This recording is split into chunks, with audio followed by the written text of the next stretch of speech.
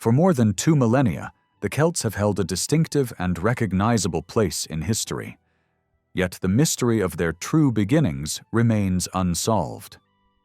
Historians still debate when, where, or how this vast cultural network first appeared, and even today, no single feature, except perhaps language, defines what it truly means to be Celtic. They emerged in prehistory as a constellation of tribes sharing similar traditions, art, beliefs, and social structures across Europe. From the Atlantic shores of Ireland and Brittany to the distant regions of Spain, Austria, and Turkey, traces of Celtic culture have endured. Their artistic expression, characterized by flowing patterns and symbolic motifs, continues to inspire modern craftsmanship. Many of their ideas, such as the emphasis on fair combat, honor, and the ideals of chivalry celebrated in Arthurian legends, became deeply woven into Western civilization. In many ways, the Celts helped shape the moral and cultural foundations of Europe. The very name Celt is itself a puzzle. Most of the ancient peoples now grouped under this term never used it to describe themselves. Roman authors like Julius Caesar spoke of the Celtae, and in southwestern Spain, tribes known as Celtici appear to have given rise to the term. The Greeks used Keltoi, their version of the same word, and these early forms show that the name should be pronounced with a hard kio sound. Other classical names, Galli in Latin and Galatai in Greek, were used interchangeably for similar peoples. The Galatians of Asia Minor, known from the Christian New Testament, were among them. The modern term Gael, used for the northern Celtic peoples, is linguistically related to Galatai. However, the word Celtic itself only gained widespread scholarly use in the 16th and 17th centuries, thanks to the studies of linguists like George Buchanan and Edward Lewid. No ancient writer ever applied it to the tribes of Britain or Ireland. Despite the uncertainty surrounding names and classifications, language remains the clearest indicator of Celtic identity. The early Celtic tongue eventually divided into 2 main branches, Goidelic, or Q-Celtic, and Brythonic, or P-Celtic. The Goidelic group gave rise to Irish Gaelic, Scots Gaelic, and Manx. Although Manx nearly vanished in the 19th century, it has since been revived, while Gaelic continues to thrive in parts of Ireland and Scotland. In regions like Galway, Kerry, and Cork, Irish remains an active language of daily life, and both nations have used modern media, radio, television, and education to keep their ancestral speech alive. The Brythonic branch includes Welsh, Cornish, and Breton, which are marked by a sound shift from K to P. For example, the Goidelic word sen, head, became pen in Brythonic, as seen in place names like Penzance, Holyhead. Likewise, the prefix mac, meaning son of, became map or mab in Welsh. Among these languages, Welsh has the strongest presence today, supported by a rich literary heritage and a growing population of speakers. Breton, though in decline, continues to be defended by cultural movements, while Cornish, once considered extinct, has experienced a spirited revival since the early 20th century. The Celtic languages encountered by Julius Caesar in Gaul were of the Brythonic type, often referred to as Gallo-Brittonic. As Rome expanded, Latin exerted great influence, especially on Brythonic dialects. Many everyday words in modern Welsh and Cornish, such as eaglewys, church, or pont, bridge, derive directly from Latin. Even the English word car ultimately comes from the ancient Celtic curris, meaning a chariot. Still, linguistic evidence, though valuable, reveals only part of the story. Words like rix, king, or peku, flock, link Celtic, Latin, and Sanskrit to common Indo-European roots, But they tell us little about how those societies actually lived or ruled. Language shows connection, not necessarily culture. To understand the Celts more fully, scholars rely on a mix of linguistic, literary, and archaeological evidence. Classical writers, Herodotus, Aristotle, Posidonius, Caesar, Cicero, Diodorus Siculus, Strabo, and others, described Celtic peoples, often portraying them as wild or barbaric. Their reports must be read with caution. Caesar and Strabo, for example, both wrote of wicker figures used for human sacrifice, yet these descriptions may owe more to imagination or repetition than fact. Archaeology suggests that such accounts were exaggerated or symbolic.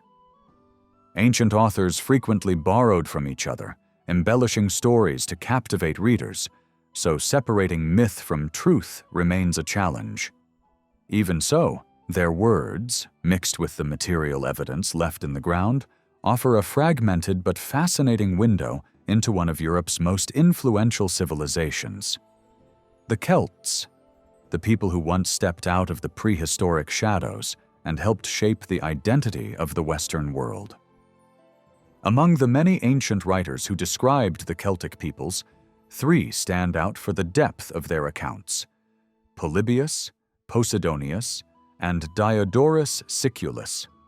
Polybius, a Greek historian and statesman born around 200 BC, offered one of the earliest detailed portrayals of the Celtic tribes of Gaul in his history of Rome's expansion. Writing around 150 BC, he chronicled the rise of Roman power from the Punic Wars to the conquest of Greece, a period that led to his own exile in Rome. Posidonius, a philosopher and teacher of Cicero, was born in Syria and lived during the 2nd and 1st centuries BC. His wide travels through the Western Mediterranean may have brought him into direct contact with Celtic communities in Gaul and Spain. Unfortunately, only fragments of his work survive, most of them preserved through quotations or paraphrases by later authors. Diodorus Siculus, a Sicilian historian writing between 60 and 30 BC, composed an ambitious world history that included vivid accounts of Britain and Gaul.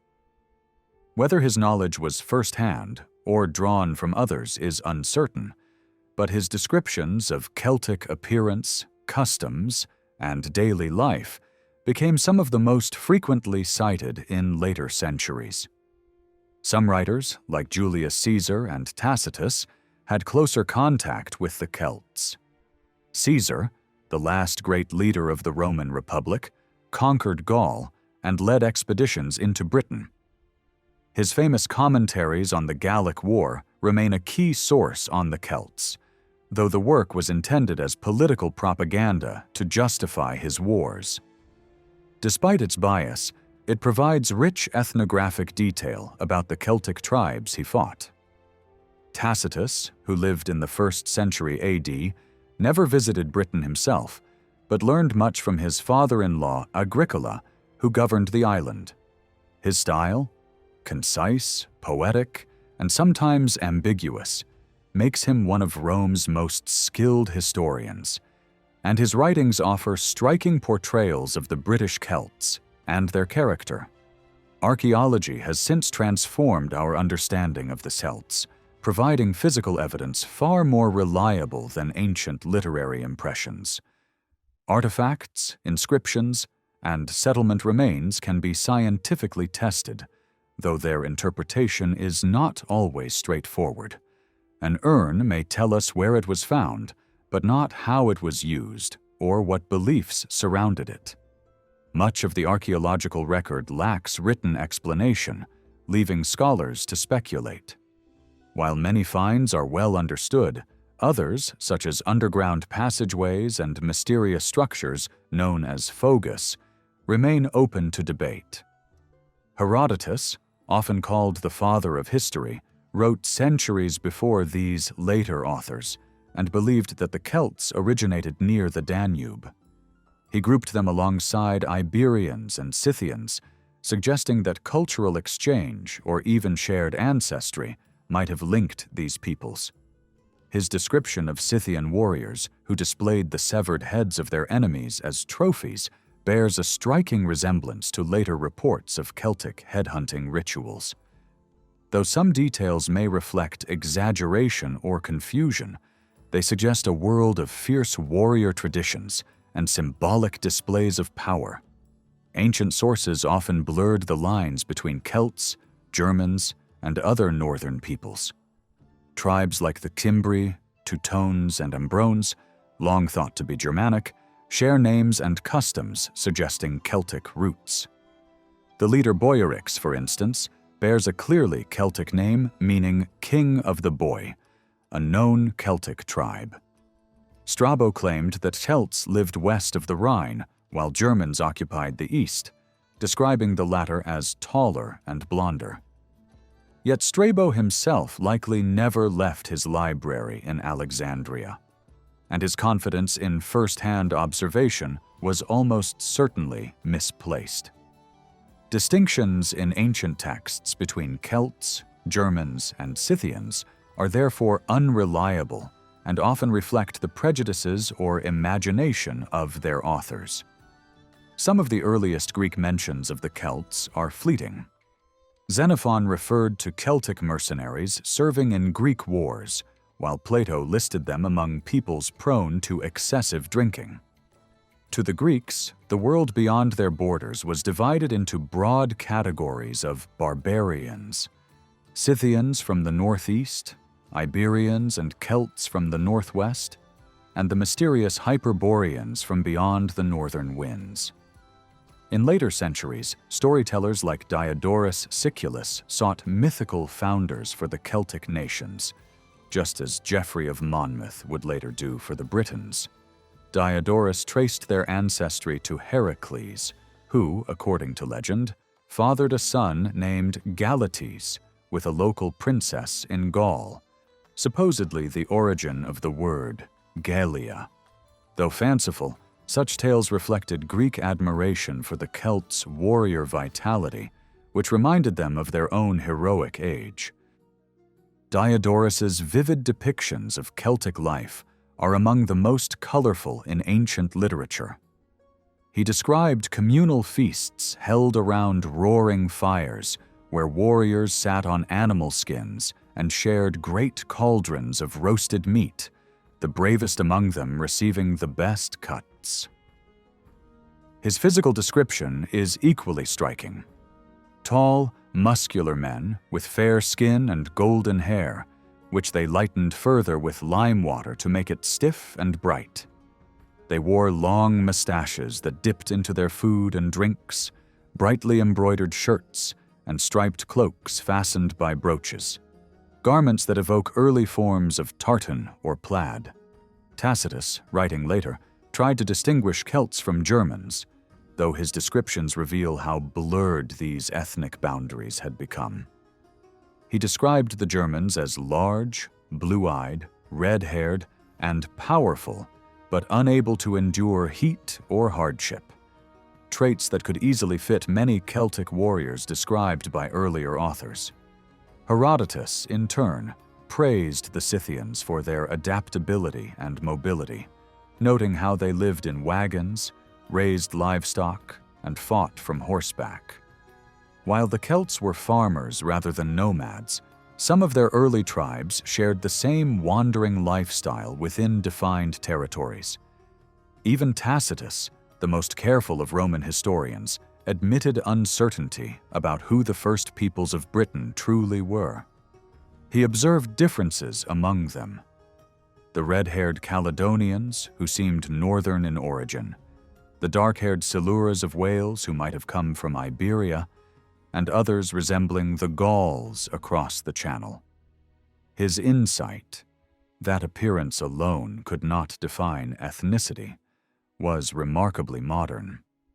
Diodorus offered another distinction, noting that Celtic speech was deep, loud, and filled with riddles and boasting.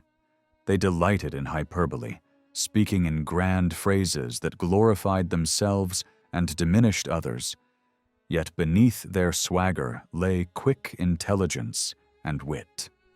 Through such glimpses, sometimes exaggerated, sometimes accurate, the ancient world recorded the image of a people both formidable and fascinating, the Celts, whose legacy continues to stir imagination even today. Ancient writers often filtered the Celts through their own ideals. Diodorus, fascinated by likenesses to Homeric heroes, even cast Celtic women in that heroic mold and ventured into sensational claims about same-sex desire among men. Strabo echoed remarks about youthful relationships in Gaul. Yet both authors wrote from within a Greek world that celebrated the male form and celebrated bonds like those praised in epic tales, which likely colored their portrayals. Roman moralists seized on stories such as Queen Cartimandua's scandalous love life to warn their own matrons about supposed barbarian excess, turning Celtic sexuality into a cautionary fable rather than a measured description. Later, Ammianus Marcellinus revived the image of the towering, bold Achaean-style warrior to describe Gauls. Tall, fair, quick to quarrel, and terrifying in their gaze. He delighted in dramatic scenes in which formidable wives waded into fights with flashing eyes and flailing arms, overwhelming groups of outsiders. He noted voices that sounded fierce, whether in anger or at ease, yet also praised the remarkable neatness he observed, claiming even the poor kept themselves clean and decently dressed. In his view, they were hardy at any age, trained by cold and labor, fearless in danger, fond of strong drink, and susceptible to drifting into stupor on potent brews. Celtic drink certainly included mead made from honey and strong barley beers, the ancestors of later barley wines. Grooming, though, mattered as much as drinking. Hair was a primary badge of beauty. Men and women wore it long, often washed with lime, dyed, braided, and stiffened with animal fats to create dramatic shapes and gleaming colors. Irish heroic tales revel in golden tresses and extravagant manes, while Roman sources paint queens like Boudica with cascades of fiery hair.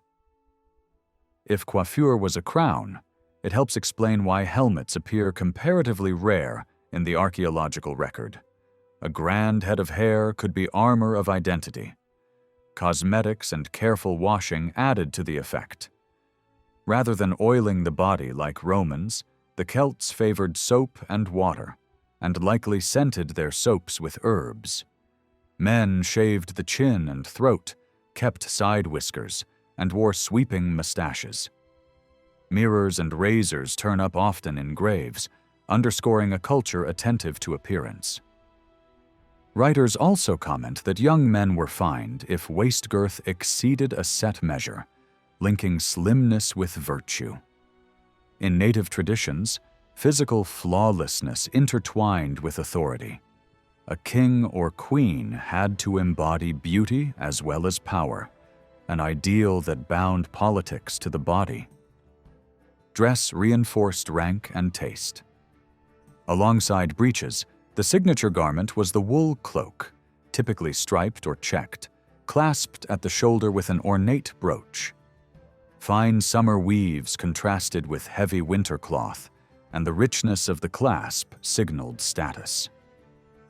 Underneath, linen tunics were belted and sometimes richly decorated.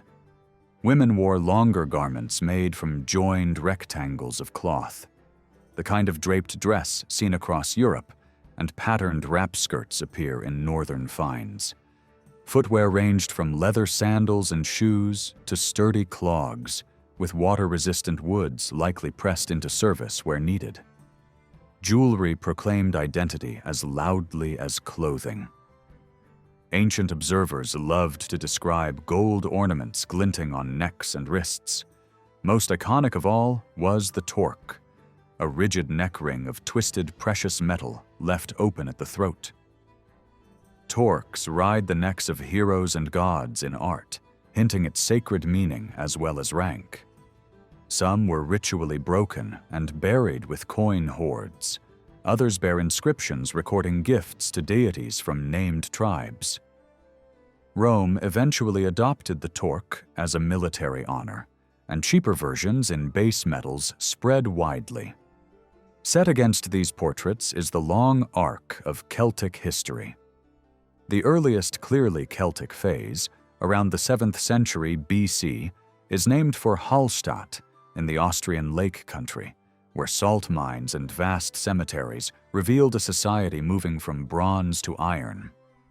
Rich burials, imported goods, and cultivated crops sketch an aristocratic world linked by trade with Mediterranean ports such as Massalia. Around the 5th century BC, a new style crystallized at La Tène near Lake Neuchâtel. Sinuous art, two-horse chariots, and intensified contacts with Etruria and the wider Mediterranean. At this very moment, Greek letters were spreading, iron was transforming old kingdoms, and new philosophies were stirring. The Celts reached the British Isles well after Britain's great stone circles were built, so the henges and barrows belong to cultures older than theirs. The first famous clash in Roman memory came with the sack linked to Clusium in the 4th century BC, later retold by Livy.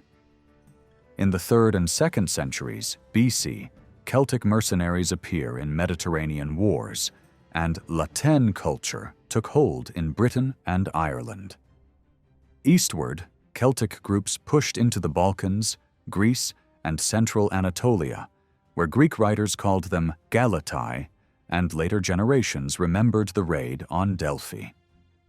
Over the following centuries, Rome absorbed these peoples, completing the conquest of Gaul in the 1st century BC. Caesar's expeditions to Britain in the mid-1st century BC began a new phase. Permanent conquest followed under Claudius in the 1st century AD, and for 4 centuries much of the Celtic world, except Ireland, lived under Roman rule, with deep cultural blending, especially in religion and language. When Roman administration withdrew from Britain in the 5th century, the island society bore as much Roman imprint as native tradition.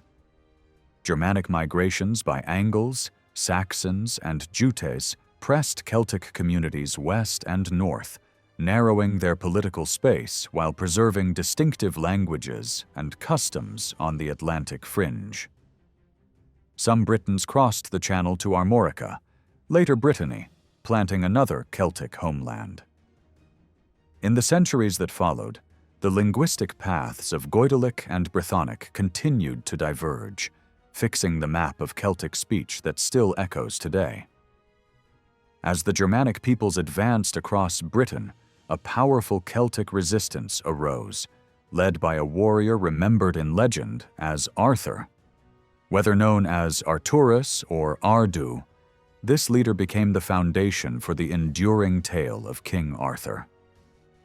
During this time, the Celtic Church preserved Christianity in Britain and Ireland, standing firm against pagan invaders who worshipped gods like Thor and Odin. Ireland, meanwhile, entered a remarkable golden age between the 6th and 8th centuries, producing great saints and scholars until northern raiders, later known as Vikings, struck its shores.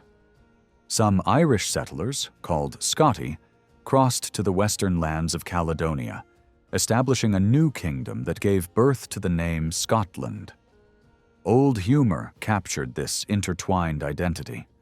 The Scots founded Ireland, and the Irish founded Scotland. Between the 12th and 14th centuries, Celtic voices began to appear in writing for the first time. These early texts, dense, poetic, and full of coded imagery, were crafted by monks who committed to parchment the oral traditions that had endured for centuries. They often mixed Christian ideas with fragments of older pagan myths, producing stories rich in symbolism and mystery. Despite their complexities, masterpieces like the Irish Táin Bó Cúailnge and the Welsh Mabinogion preserve the emotional depth and imagination of a people whose oral culture was among the richest in medieval Europe. By the late Middle Ages, Celtic independence across the Western world was steadily eroded. Wales lost its autonomy in the 13th century, while Cornwall slowly yielded to English power.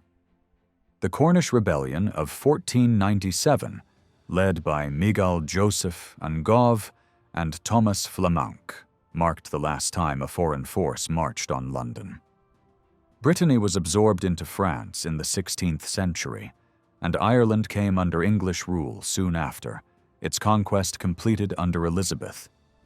The eventual union of Scotland and England in 1707 followed centuries of turmoil, and the failed uprisings of 1715 and 1745 crushed the old Highland clan system.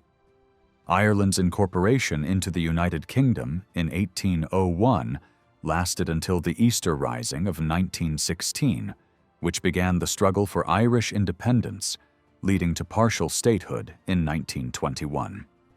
From the earliest archaeological traces around 1200 BC to the later medieval manuscripts of the 14th century, the Celts emerge as a remarkably consistent society.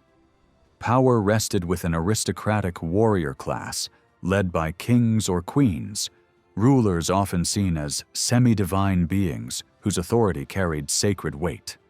In the Hallstatt period, dating from the early Iron Age, we find grand tombs filled with treasures, swords, ornaments, and four-wheeled wagons, indicating both hierarchy and wealth.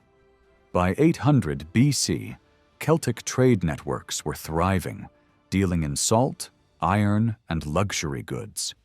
Rich burials clustered around fortified hilltops, the first signs of organized royal centers. From 600 to 475 BC, the culture spread westward into what is now France and Germany, showing growing contact with Greek traders from Massalia. Artisans from the Mediterranean may have influenced Celtic craftsmanship, as evidenced by Greek-style ornaments found in elite tombs. The burial of a noblewoman at Mont-la-Soie in France revealed gold jewelry, Etruscan vessels, and a massive bronze cauldron adorned with mythic creatures, proof of an aristocracy linked by trade and culture to the classical world. Wealth from wine imports, exchanged for northern goods such as amber, tin, salt, and honey, sustained these kingdoms. A spectacular discovery at Hochdorf in Germany, dating to around 530 BC, offered a glimpse of this splendor. The chieftain, towering over 6 feet tall, lay adorned in gold, with weapons, jewelry, and hunting tools placed for use in the afterlife. A bronze couch and a four-wheeled chariot completed the scene, while drinking horns hung on the walls, a vivid picture of the Celtic ideal of the warrior lord. After 500 BC, a new cultural phase known as La Tène began to replace Hallstatt traditions. This period saw migrations northward and across the Alps into Italy, forming the Celtic world that later clashed with Rome.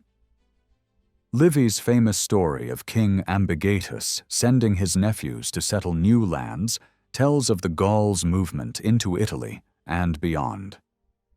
Though steeped in legend, such tales reflect genuine expansion, driven by overpopulation and ambition. The archaeological record confirms that during this transition, Celtic art reached new heights of creativity. The rigid geometric designs of earlier centuries gave way to flowing, organic patterns, leaves merging into faces, animals transforming into spirals and knots. The intricate craftsmanship of La Tène art, with its inlays of coral and glass, revealed a culture of immense refinement, far removed from the stereotype of wild barbarians. Unlike Greeks and Romans who decorated temples and cities, the Celts adorned themselves. Their artistry appeared on swords, mirrors, helmets, and brooches. personal treasures that carried status and spiritual meaning. Yet when Roman influence spread through Gaul, this brilliance dimmed. Within a generation, Celtic art succumbed to imitation of classical styles.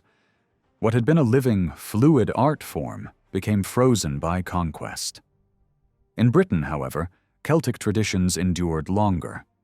By 250 BC, Latin influence had reached the islands, where local kings and warriors upheld the old order even as their continental kin fell under Roman rule. Ireland, untouched by the empire, preserved these customs well into the medieval age. At the heart of each tribe stood a ruler, a man or woman chosen not merely by bloodline, but by merit and divine favor. Legends of miraculous births, noble fosterage, and unblemished beauty echo this belief that kingship was sacred. The Celtic monarch was more than a political figure. He or she embodied the harmony of nature, courage, and right order, the living symbol of the tribe's soul. The foundation of Celtic society rested on deep personal loyalty to one's tribe, ruler, kin, and gods. These bonds formed the invisible glue that held their world together. While the Celts had an intricate set of laws, some predating even Greek and Roman codes, their political life revolved around two powerful forces: shared religious beliefs and the network of tribal allegiances that defined one's place in the world. Society was divided into three principal groups: the aristocracy, headed by kings or queens, the priestly class, led by druids, and the rest of the population. Courage and success in battle could elevate a warrior to noble status, even to rulership.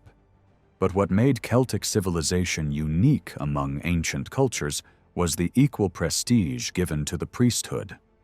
The Druids held the rank of nobility and were often as influential as monarchs themselves, presiding over legal judgments and spiritual matters alike. Accompanied by ovats, prophets and diviners, and bards who served as poets, historians, and satirists, they were central figures in both religion and governance. Some even commanded their own small bands of warriors, and kings were obliged to maintain and protect them. Within the broader society, artisans such as metalsmiths, chariot makers, and jewelers occupied a higher position among commoners, but the true mark of standing came from tribal membership. Belonging to a recognized clan granted protection and identity, no matter how humble one's means. This strong sense of kinship endured longest in the Celtic fringes of Britain and Ireland, and its echoes survive in the later clan loyalties of the Scottish Highlands, where devotion to one's lineage remained a defining trait. Another remarkable aspect of Celtic life was the respect accorded to women. In contrast to most ancient societies, Celtic women could possess land, lead armies, and even rule kingdoms. Numerous tribes were governed by queens, and women frequently fought beside men in battle. Marriage customs reflected this equality. Wealth brought into a union by the wife was matched by an equal contribution from the husband, and if one partner died, the survivor inherited the combined property. This balance of rights was tempered, however, by harsher realities. Roman observers noted that suspicion of wrongdoing could lead to severe punishment, showing that even within this progressive framework, contradictions existed.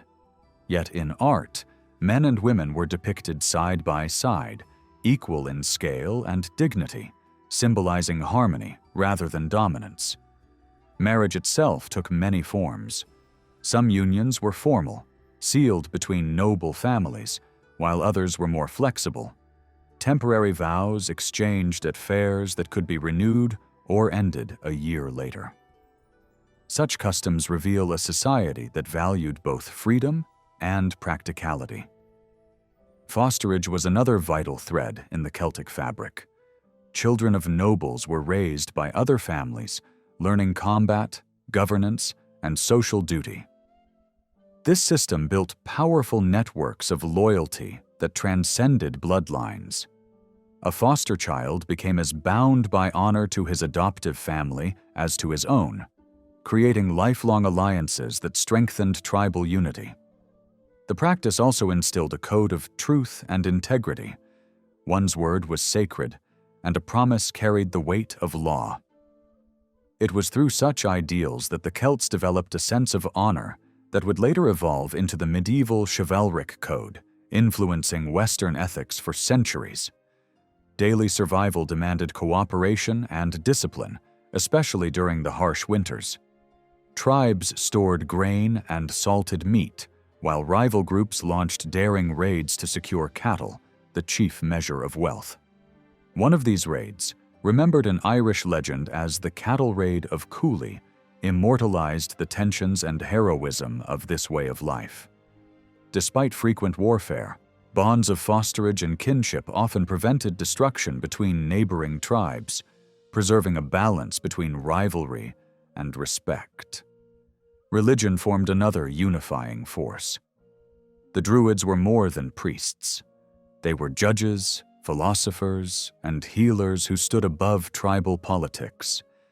Their wisdom commanded hospitality wherever they went, and their rulings carried the authority of divine law. A carefully spoken judgment was binding, and the power of words was believed to shape reality itself. Bards could bless or curse with equal force. A scathing satire, it was said, could wound the body or even cause death. Roman and Greek authors often portrayed the Celts as unruly barbarians, chaotic and undisciplined compared with Rome's order. Livy described them as brave but reckless, warriors who charged with thunderous fury but lacked endurance. Yet archaeological evidence and native law codes tell a different story. Celtic society was structured, hierarchical, and governed by clear customs. The ruler stood at the top, supported by noble families, druids, and free landowners. In Gaul, priests typically came from noble lineages, and similar systems existed in Britain and Ireland. Below them were the artisans and craftsmen whose skills sustained the tribe: metalworkers, potters, carpenters, hunters, and entertainers. At the lowest tier were slaves, a reality many later romanticists preferred to ignore, but which ancient sources confirm.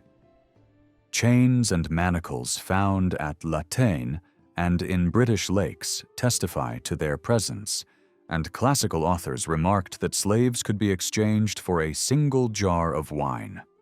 Despite its divisions, Celtic society was not stagnant. It allowed movement through bravery, talent, or patronage. The practice of clientship, where one freeman pledged loyalty to another in exchange for protection, land, or credit, created a web of mutual obligation that bound people together across classes.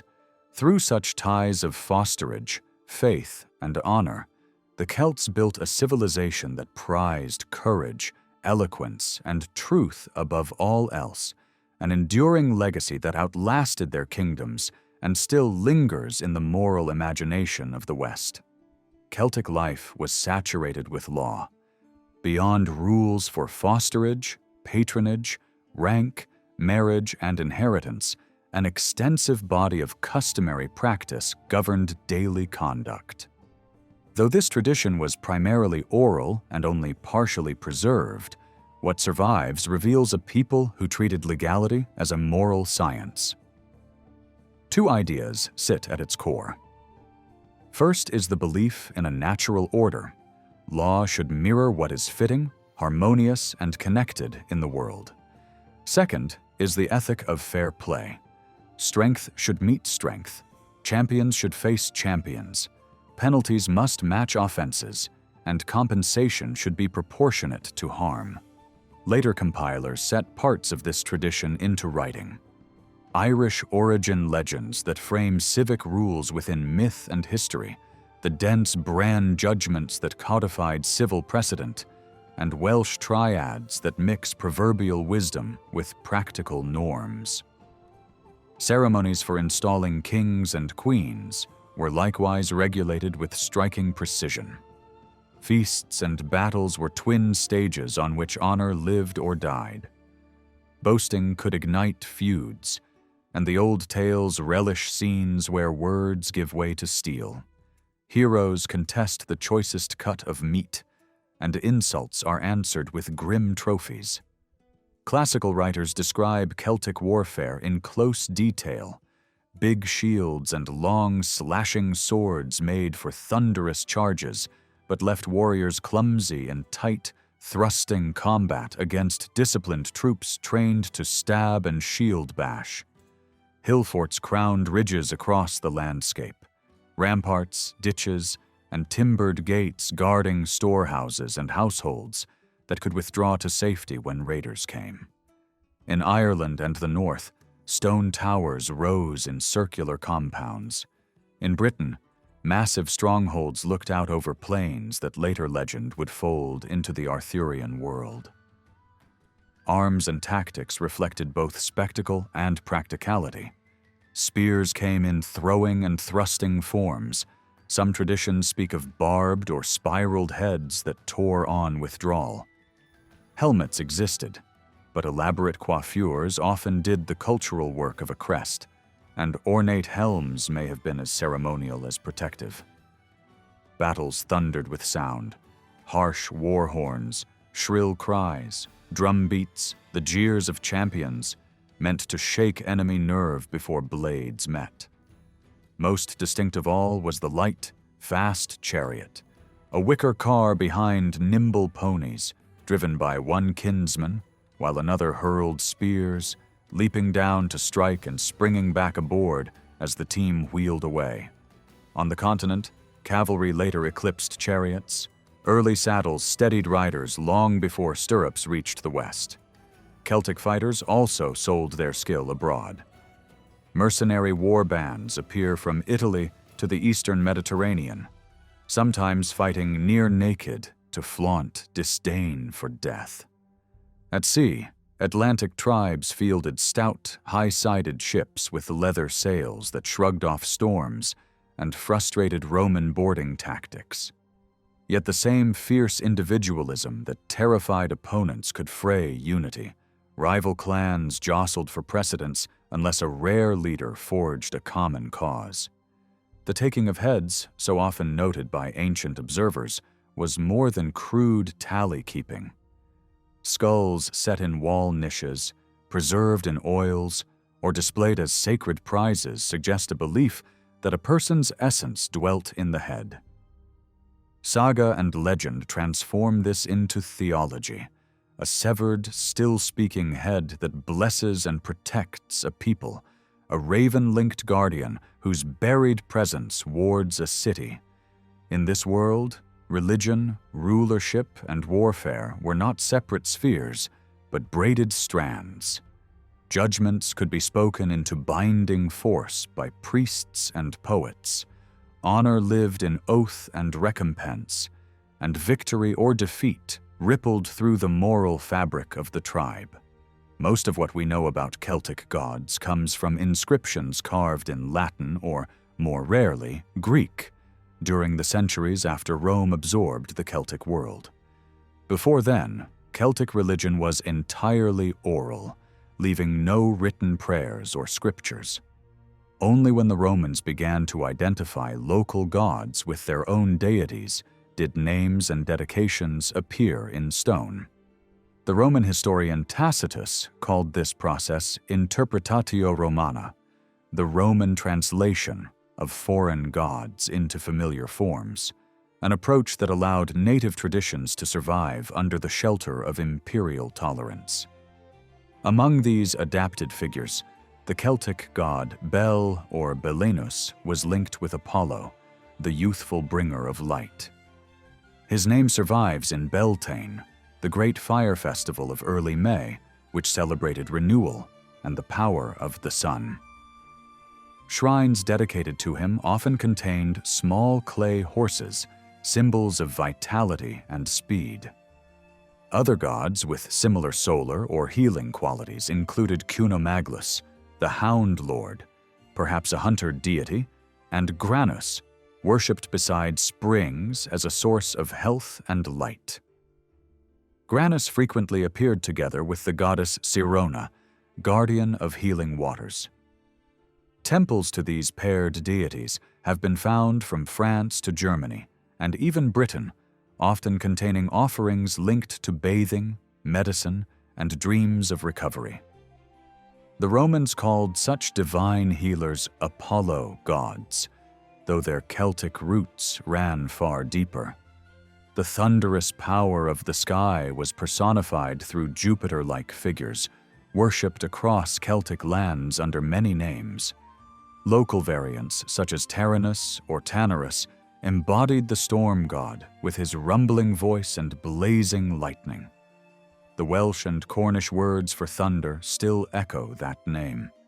Shrines to such sky fathers dotted the Pyrenees, the Alps, and the northern plains, linking mountain peaks with divine energy. Another recurring name, Mogans, meaning the Great One, appears along Hadrian's Wall in Britain and across the Rhine frontier, hinting at a god revered by soldiers and settlers alike. Altars dedicated to Viteris, or Veteres, further north, may represent a related spirit of strength and endurance, praised by both men and women for protection. Mars, the Roman god of war, found countless Celtic counterparts, each reflecting regional traditions of bravery and guardianship. Some, like Mars Belatucadrus and Mars Barex, were simple hill gods venerated by common soldiers. Others, such as Mars Camulos, once the protector of the town, later called Colchester, held tribal significance and may even echo in the legendary name Camelot. Celtic war deities were not merely destroyers. They could also heal. Mars Linus, honored by the Trevery tribe near modern Trier, combined martial vigor with the curative power of sacred waters. Mars Lucicius, the Shining One, shared this dual nature and was worshipped beside his consort, Nemetona, the goddess of sanctuaries and groves. Celtic religion was equally rich in household and agricultural gods. Sucellus, the bearded god with his long-handled hammer, symbolized strength joined with stability. His companion Nantosuelta, of the Winding Valley, carried a miniature house representing domestic peace and fertility. Together they embodied the union of work and nurture that sustained everyday life. Across Gaul and Britain, other divine figures merged with Hercules, the mighty Greek hero, forming local versions like Hercules Magusanus or Segomo, the victorious one. Mulot, whose name means mule, presided over shrines in western France, while Mars Nabelcus and Mars Oluodius blended the powers of warrior and provider, carrying symbols of abundance instead of weapons. Women, too, held divine authority on the battlefield. The Celts honored formidable goddesses of war and victory, among them Andraste, Andarta, and Brigantia. These were not passive consorts, but fierce leaders of armies, akin to Athena or Nike in the classical world. Ancient writers record that the Iceni queen Boudica called upon Andraste before leading her revolt against Rome, offering sacrifices in sacred groves. Brigantia, worshipped in northern Britain, wore wings and a crown, holding spear and shield, the very image of divine sovereignty. The goddess Boudica, bringer of victory, whose name survives in that of Boudica herself, was honored far beyond Britain, her cult spreading even to Gaul. Mercury, messenger and guide of travelers, found numerous Celtic reflections. Under names like Artaios, the bear god, perhaps ancestral to the legendary Arthur, he merged wisdom, craft, and strength. Tribes across France and Germany invoked him under different titles: Mercurius Arvernus, protector of the Central Highlands; Mercurius Sisonius, guardian of roads and trade; and Mercurius Maccus, the boar god, whose name signified courage and power. Such diversity reveals the adaptability of the Celtic pantheon. Each valley, river, and tribe had its own divine patrons, yet all shared a reverence for vitality, nature, and the mysterious harmony between the seen and unseen worlds. Through these surviving names and images, carved in stone but born of song and memory, we glimpsed a religion that blended earth and sky, life and death, ferocity and beauty. The Roman Empire may have renamed the Celtic gods, but it could not erase them. Their echoes still linger in festivals, landscapes, and legends that continue to shape Europe's cultural soul. Although most of the surviving names of Celtic deities come from Latin inscriptions carved during Roman rule, many of these gods and goddesses belong entirely to the older, native Celtic world and have no real equivalents in classical mythology. Among the most distinctive of these are the mother goddesses, figures of fertility, abundance, and protection, often depicted in triplicate. Statues and carvings found across Europe show these divine mothers holding baskets of fruit or cradling infants, emblems of nourishment and renewal. Inscriptions to Alowina and Aveta in Germany portray them as givers of life and guardians of families. Other mother figures, such as Kaiva and Kuda, were honored with temples, altars, and votive gifts, sometimes accompanied by mysterious hooded companions called Geni Cuculati, spirits of fertility and protection, symbolizing the unseen powers that worked alongside the maternal divine. The triple goddess stood at the very heart of this sacred tradition, representing youth, maturity, and age, the maiden, the mother, and the crone. She was venerated throughout Celtic lands under countless names, often recorded as matres or matronae. These triads of deities were connected with healing springs, harvests, and domestic harmony. In Roman times, her cult spread widely. Hundreds of altars dedicated to the Matronae Vacalinae have been found in Germany, erected by legionaries who carried Celtic faith deep into the empire. Other local forms, such as the Matres Domesticae in Britain or the Matres Nemausicae in Gaul, show how she evolved from a tribal mother into a universal symbol of fertility and protection. Her presence even reached the famous healing temple at Bath, where she shared sacred space with Sulis Minerva. Celtic religion also celebrated divine pairs, male and female deities united in balance and creation. Ancamna stood beside Mars Lenus, the healing god of the Trevery. Bergusia and Ucuetus protected craftsmen and smiths in Alesia, and Rosmerta, the great provider, was often shown with Mercury, the god of trade and abundance. She was depicted offering coins or stirring a cauldron of plenty, a serpent resting at her side as a symbol of life's endless renewal. The wild world, too, had its gods. Forests, hills, and groves were sacred domains inhabited by spirits like Abnoba of the Black Forest and Nemetona, whose name evokes the holiness of the wooded sanctuary. Male counterparts such as Calirius, king of the Hazelwood, or Silvanus Cocidius, were worshipped as hunters and guardians of animals. Images found near Hadrian's Wall show them with stags and dogs, bow in hand, presiding over the forest's mysteries. The beach god Phagus, honored in the Pyrenees, and Contrabis, the one among the people, remind us that even trees carried divine presence in Celtic belief. Every species had its virtue. The oak stood for strength, the hazel for wisdom, the willow for healing, and the alder for endurance and craftsmanship. Celtic faith was filled with sacred animals, each one a bearer of power or wisdom. Arduina, the fierce huntress of the Ardennes, rode upon a boar, while Baco and Torc Traeth embodied the wild strength of that same beast in myth and ritual.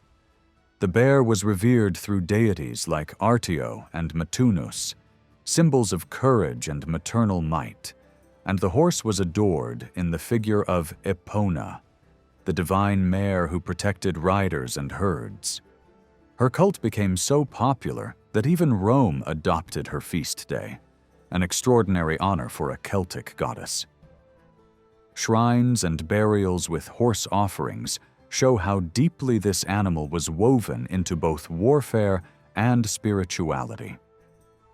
Celtic mythology also joined creatures into hybrid forms that fused strength and mystery. One such being, Tarvostrigoranus, the bull with 3 cranes, appears in stone carvings alongside sacred trees and companion gods, expressing harmony between sky, earth, and water. The most powerful of all forest gods was Cernunnos, the Horned One, guardian of nature's cycles. Often shown with stag antlers and a serpent in his hand, he symbolized vitality, abundance, and the link between the mortal and divine realms. His image, immortalized on the Gundestrup cauldron, stands as one of the most iconic emblems of Celtic spirituality. Animals, too, carried prophetic and sacred meanings. Certain birds and beasts were never eaten, as they were believed to embody divine essence. The hare and the goose were protected creatures, and before battles, warriors might release a hare to divine the will of the gods. Bulls were ritually sacrificed as part of ancient fertility rites, while salmon, though rarely depicted, represented wisdom, feeding on the hazelnuts that fell into sacred rivers. In Irish legend, the salmon of knowledge gained infinite understanding from these nuts, linking animal instinct with divine insight. The skies themselves were alive with omens. Swans, symbols of the otherworld, appeared in countless Celtic tales, transforming between human and spirit form. Ravens and crows followed warriors to battle, serving as messengers of the war goddesses Macha and the Morrigan.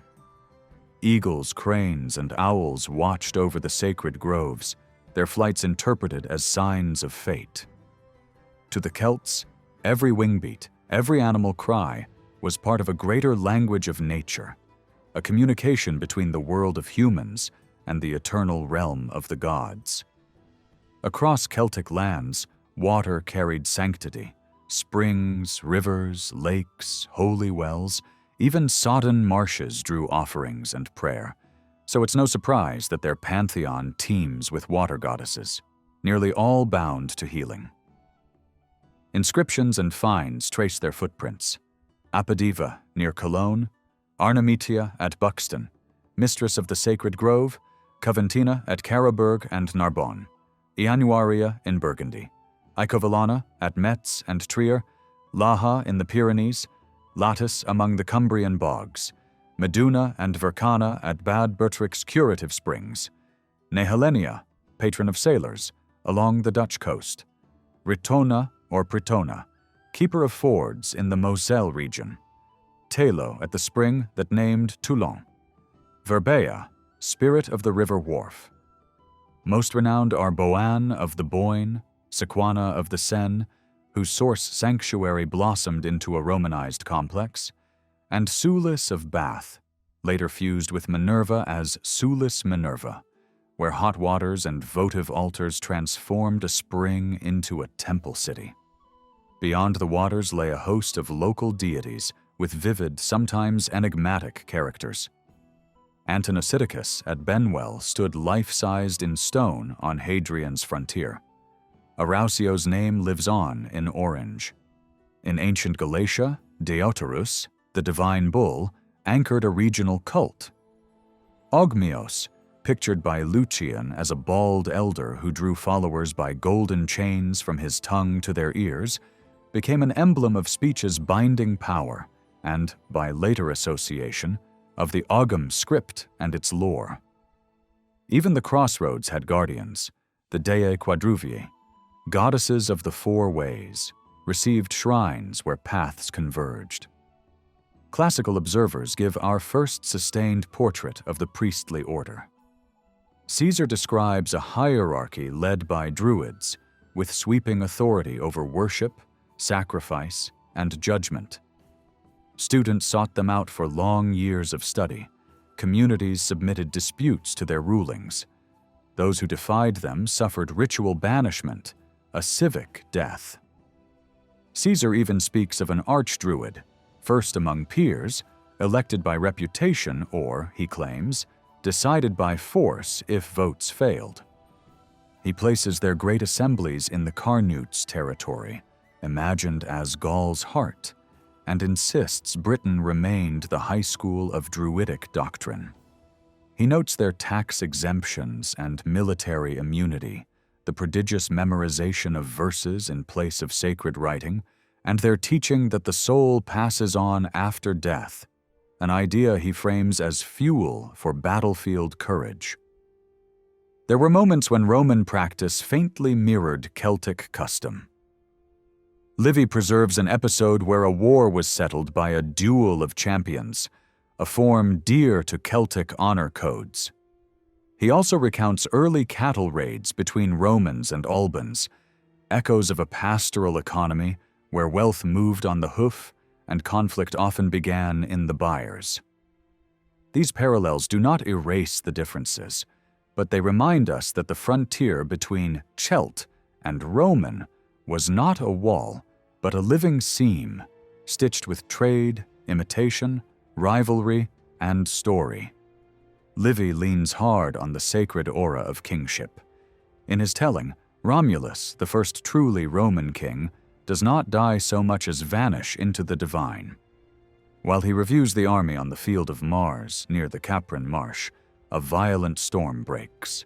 Thunder rolls, a dense cloud drops over the ranks, and when it lifts, Romulus is gone. From that moment, Rome treats him as taken up among the gods who had endorsed his rule.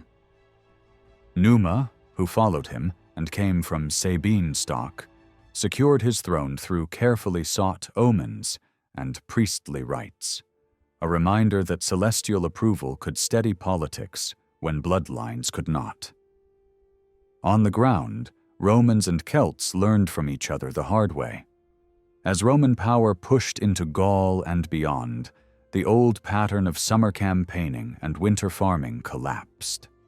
Legions began to build permanent winter quarters, living season after season on Celtic frontiers. Prolonged contact bred imitation. The Romans admired the speed and shock of the Celtic two-pony chariot and borrowed it in adapted form, calling it the currus, a word that ultimately gave English its car. The Celts, seeing how lethal the short Roman sword could be at close quarters, adjusted their fighting. When long, slashing blades grew dangerous to face, Rome fielded the pilum, a heavy, thrusting spear distinct from the throwing javelin. Battlefields rang with different horns, the Celts with their long, braying war trumpets, the Romans with the shorter cornu, a tool for signals as much as for terror. Standards declared loyalties at a glance. Celtic banners flaunted boars, stags, and bulls, while Rome rallied around the eagle and, in earlier days, other beast crests, including a dragon device borne by a Draconarius. Even under the universal eagle, each legion prized its own totems, often tied to auspicious dates and sky signs in its history. Celtic pressure on Italy began with swift incursions into the Po plain. Those raids proved so successful that the northern lowlands took a new name, Gaul on this side of the Alps. The lands beyond remained Gaul beyond the Alps until Caesar remade them. In 390 BC, the the Senones destroyed the Etruscan town of Clusium. Rome struck back, met them on the Allia, and lost disastrously. The Gallic host marched into Rome and sacked it. Later, writers embroidered the defense of the capital with patriotic heroics, but the strategic outcome was plain. It took Rome decades to recover its nerve. The invaders were bought off, and legend has King Brennus tipping his sword onto the ransom scale with the bitter cry, "Woe to the conquered." From then on, Roman prose speaks often of the Gallic terror, a memory that colored every later portrait of Celtic foes. Livy's scene painting captures Rome's shock. He describes a green army blundering into battle while the Gauls advanced with wild songs and clashing cries, commanders unprepared, lines breaking, soldiers scattering. The victors piled the dead men's arms into trophy mounds, as was their habit, and pressed to the city's gates, where their howls and chants carried over the walls like wolves at a fold. Celtic settlements spread across northern Italy. The Insubres made Mediolanum their stronghold. The Cenomani held Brixia, the Boii Felsina, while Senones and Lingones pushed farther south and led the sack of Rome. A century after a first treaty, Roman colonists seized Senonian land. In 225 BC at Telamon, Rome struck back with finality, cutting down tens of thousands and taking thousands more. The Insubres, Boii, Taurici, and bands of hired Gaisate took the brunt. Vengeance, long delayed, had arrived.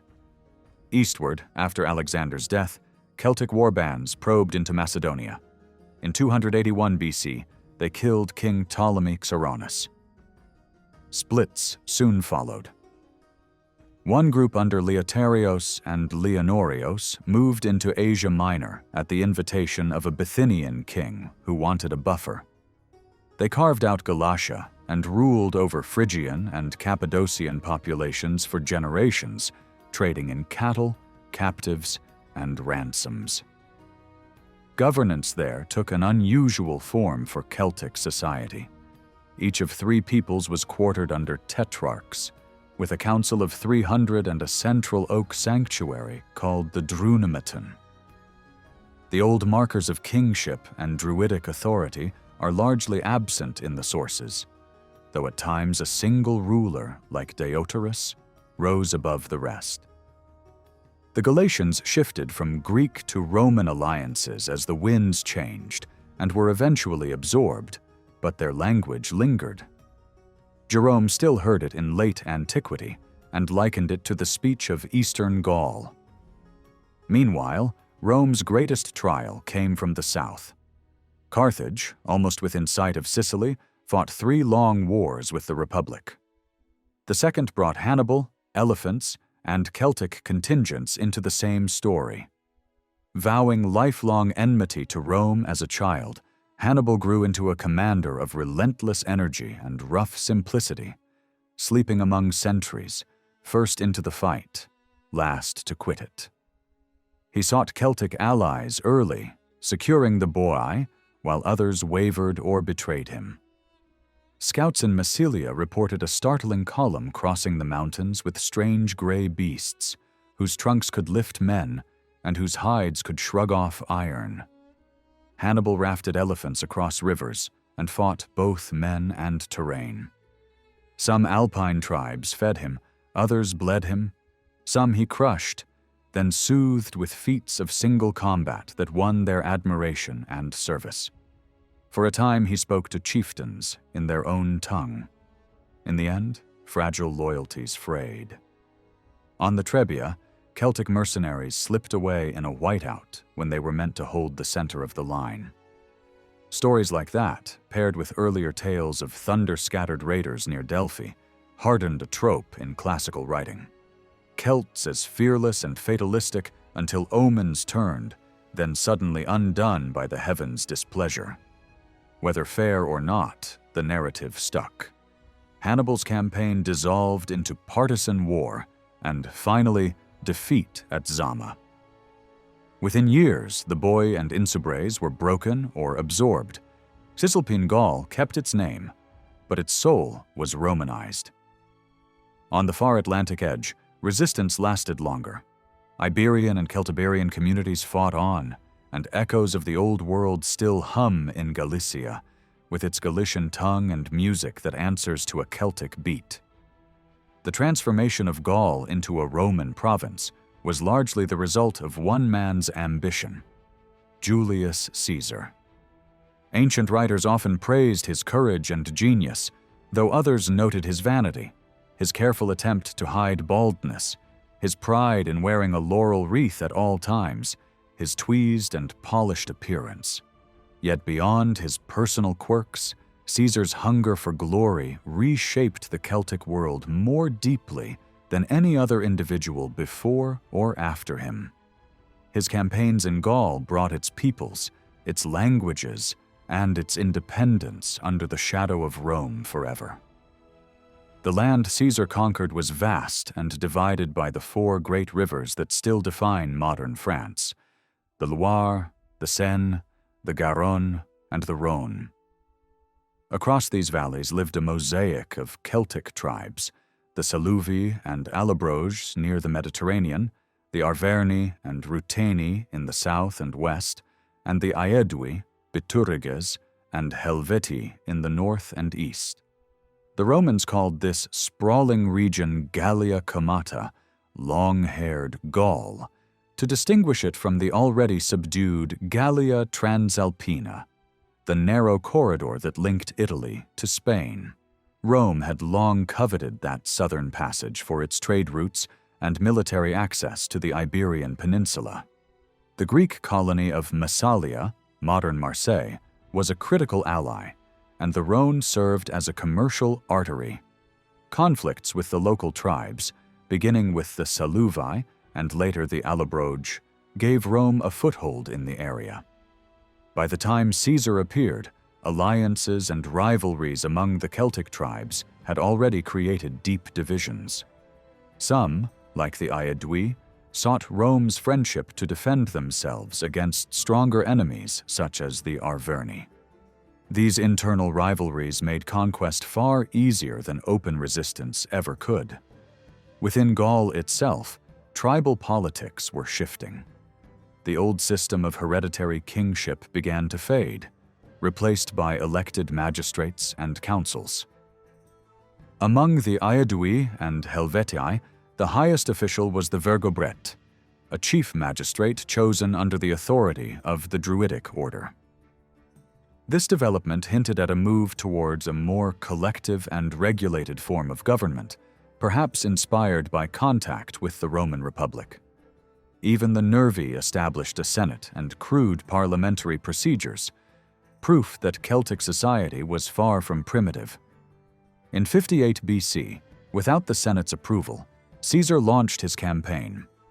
His justification, that the Helvetii threatened Rome's allies, was flimsy but effective. His armies advanced swiftly, crushing resistance. According to his own reports, hundreds of thousands perished. Even Germanic allies of Rome, such as Ariovistus, were destroyed when Caesar found their presence inconvenient. His conquests were as ruthless as they were efficient. Like many conquerors since, Caesar claimed to bring order and civilization, though his motives were personal ambition and political power. By 55 BC, most of Gaul lay under Roman control. Entire tribes, like the Nervi and Eburones, were nearly wiped out. Caesar praised their bravery in defeat, but his mercy was self-serving. He allowed some survivors to return to their lands, not out of compassion, but to prevent new tribes from seizing the empty territories. Rome's new subjects paid heavy tribute and lived under strict Roman authority. The Aedui and other collaborators were rewarded, while the rest endured a slow erosion of their culture and independence. Despite occasional revolts, the Romanization of Gaul advanced rapidly. Celtic leaders adopted Latin dress, Roman customs, and the toga in place of the plaid. Towns flourished under Roman architecture, trade networks expanded, and temples to Roman gods replaced Druidic groves. After Caesar's death in 44 BC, his transformation of Gaul remained irreversible. The land was divided into new provinces: Aquitania in the south, Lugdunensis around modern Lyons, Narbonensis along the Mediterranean corridor, Belgica to the north, and the two Germanias stretching to the Rhine. Rebellions flared from time to time. The most famous was that of Vercingetorix in 52 BC, the last great stand of Celtic unity, but even later uprisings, such as those led by Julius Florus, Julius Sacrovir, and Julius Vindex, were already Roman in character. Their leaders bore Roman names and fought for political grievances, not for the restoration of Celtic freedom. Within a single century, Gaul's transformation was complete. Once, Celtic culture had stretched from the shores of Ireland to the plains of Galatia in Asia Minor. Now, its strongholds had fallen silent beneath Roman stone. Only in the mist-covered islands beyond the northern sea, Britain and Ireland, did the old Celtic spirit still survive. Far from the reach of Caesar's legions, the earliest people in Britain were not Celts. Beyond that, the picture is hazy. Graves hint at hunters, farmers, and steady advances in metalwork, much like those on the continent. But there's no distinct cultural signature as with, say, Egypt. What we do have are striking ritual landscapes: barrows and quoits, long rows of stones, timber causeways like the remarkable alignment at Flag Fen in the Fens, and the great complexes at Stonehenge, Avebury, and Silbury Hill. These sanctuaries were later reused by Celts, but they weren't built by them. There's also a whisper of very early tin working in Cornwall's streams around 2500 BC, perhaps feeding the age-old myth of a fog-bound northern land of the Hyperboreans. When the Celts arrived is uncertain. Latin art and craft appear after 250 BC, clear proof of either settlement or intense contact with Belgic groups in Gaul.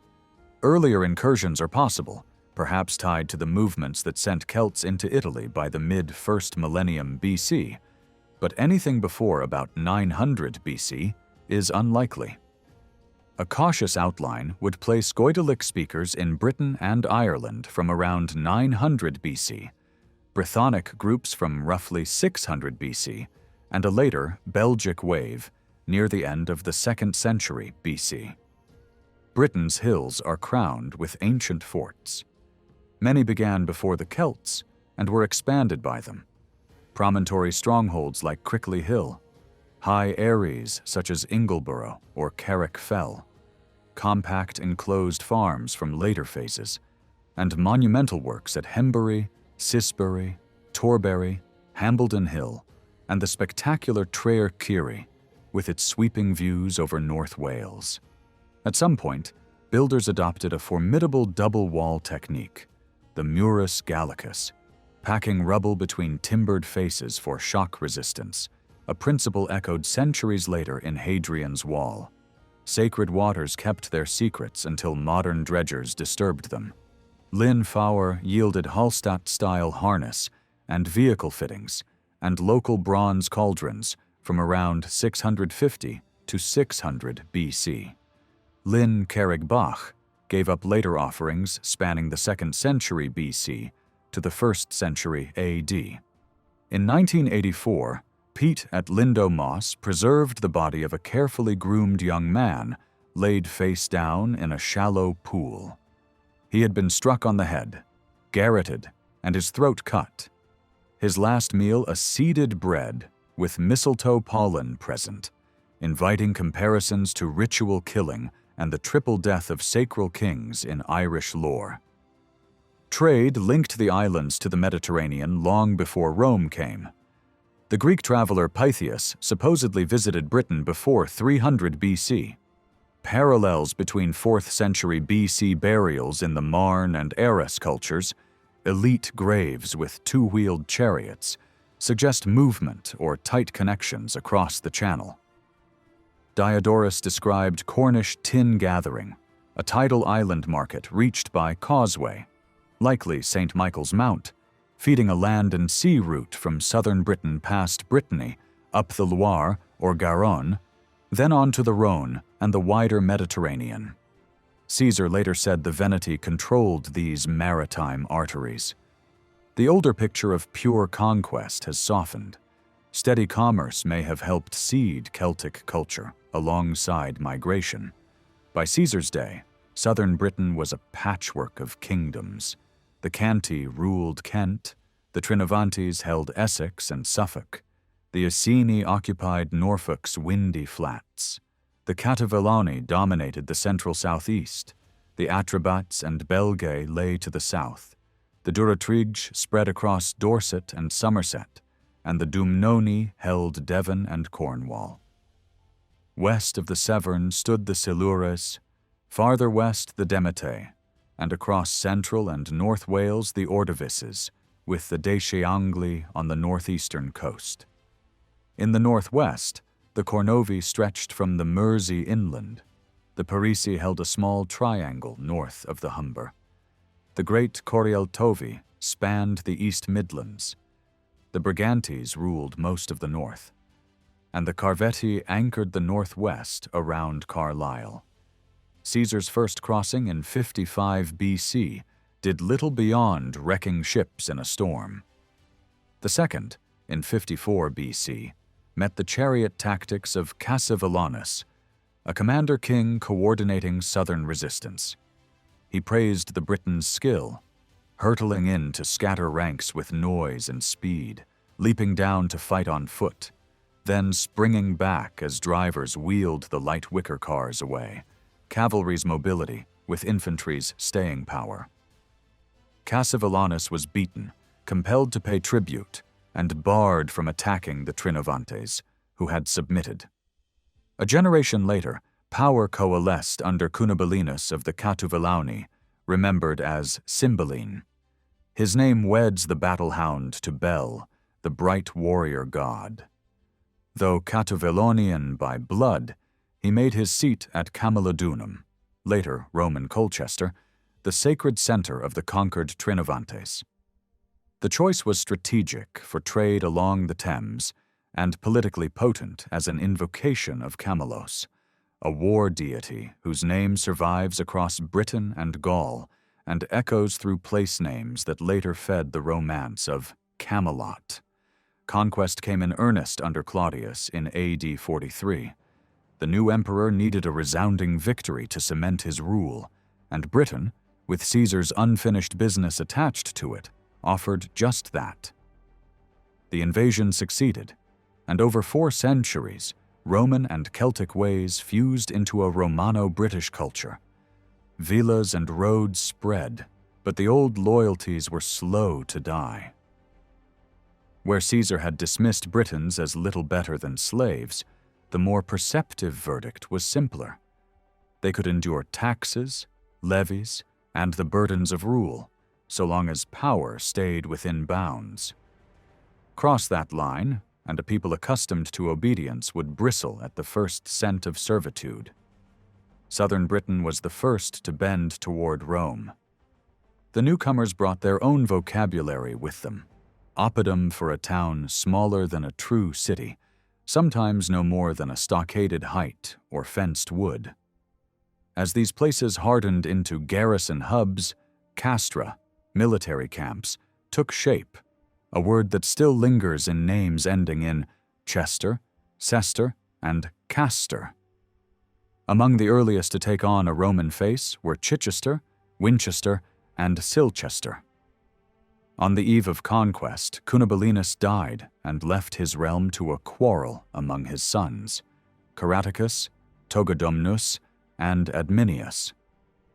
Adminius bolted to the imperial court, where Caligula theatrically proclaimed him king of Britain, though no legion yet held the island. After Claudius's invasion, this habit of appointing client monarchs hardened into policy. So ingrained was native loyalty to royal lineages that when the fleet commander Carausius tried to seize the islands during Diocletian's partition of the empire, he styled himself King of Britain to claim that allegiance. The first occupation forces, Tuus Augusta, Naintu Hispana, Fortuntus Gemina, and Dectiex Valeria, arrived with a motley of auxiliaries from across Europe. Aulus Plautius, the first consular governor, was a capable soldier but a harsh, clumsy administrator. His successor, Ostorius Scapula, pressed hard against the Silures, drove Caratacus north to seek shelter among the Brigantes, and at length secured his capture. Within a decade, some native rulers were already courting Rome. Cogidubnus became the prototype client, rewarded with titles and an official role in the province. An inscription from Chichester names him as Tiberius Claudius Cogidubnus, king and imperial legate in Britain, a Romanized gloss on a name likely born as Blackhead. Adoption of imperial nomen must have sounded absurd to unassimilated Britons, yet it spread alongside royal coin portraits. Native and client kings, among them Cunobelinus, Commius, Tincommius, Tassiovanus, and Verica, had money struck in their names. The pre-conquest sacred site at Wanborough yielded heaps of such coins beneath Roman layers, proof that the sanctuary mattered long before legionaries raised altars there. Commius himself was a Gaul of the Atrebates, who had cousins across the Channel. He once ferried cavalry to aid Caesar's second crossing and cut down Britons in Rome's name, yet later fled to Britain, rebuilt his standing, and likely founded the sanctuary on Hayling Island that blossomed under Roman rule. After Scapula came Didius Gallus and Veranius, neither memorable. Suetonius Paulinus, tougher and shrewder, extended the frontier, and in 61 led a ruthless strike against the Druidic stronghold on Anglesey. Why he chose extermination over Rome's usual policy of co-opting cults remains unclear. The same year, Boudica of the Iceni ignited a revolt that burned Camulodunum, Verulamium, and Londinium to the ground before Paulinus broke it. He was then replaced by the diplomat Petronius Turpilianus, followed by Trebellius Maximus and Vettius Bolanus. By 71, the south lay quiet. Under Vespasian, Petilius Cerealis battered the Brigantes, Julius Frontinus harried the Silures. In 78, Agricola took the governorship. His son-in-law Tacitus preserves the arc of that campaign season by season, as Caratacus's resistance faded, client queens bargained, and garrisons crept north and west. The far southwest fell quickly and stayed marginal. Traces of Rome there are few. Wales fought harder. Anglesey's priestly center was put to the sword. The north remained the hardest theater, eventually fenced with stone and turf. Hadrian ordered a barrier spanning coast to coast, roughly 73 miles of wall, 8 feet thick, at least 15 to the rampart walk, with a parapet above, a broad ditch northward, a rear entrenchment, and mile castles garrisoned by squads of 50. A generation later, the Antonine Wall, turf over stone between Forth and Clyde, pushed the line north, but proved short-lived and was soon abandoned. Legions settled into a chain: 20 Valeria at Camulodunum, 9 Hispana in the north and later at Lincoln, 14 Gemina in the Midlands, 2 Augusta regrouped at Exeter. At one point, Nero weighed abandoning Britain altogether. Merchants sensed the wind change. Seneca called in loans to tribal rulers, panic rippled through the province, and discontent fed revolt. In the longer struggle, Agricola briefly reached deep into Caledonia and won at Mons Gropius, where the plain ran red and the forests echoed with ambush and counter-ambush before the Britons scattered into pathless wilds, and the weary pursuit fell away at nightfall. He toyed with the idea of subduing Hibernia as well, judging a single legion and stout auxiliaries sufficient. But neither Ireland nor Scotland ever became provinces. Power itself shifted meanings under occupation. Tacitus contrasts older kings with later chiefs, implying that sacred kingship had already begun to splinter into faction when Rome arrived. Religions braided together. Celtic deities took Roman surnames and shared altars. Mithras found followers among the troops, with underground rites that would have felt at home beside springs and sacred pools. Two chalk giants mark the early Romano-British landscape. The coursing white horse at Uffington, twin in style to bronze horses and coinage from Atrebatic country, and the club-bearing figure at Terne Abbas, a raw emblem of generative force once ringed with maypoles and village dances. Sanctuaries flourished.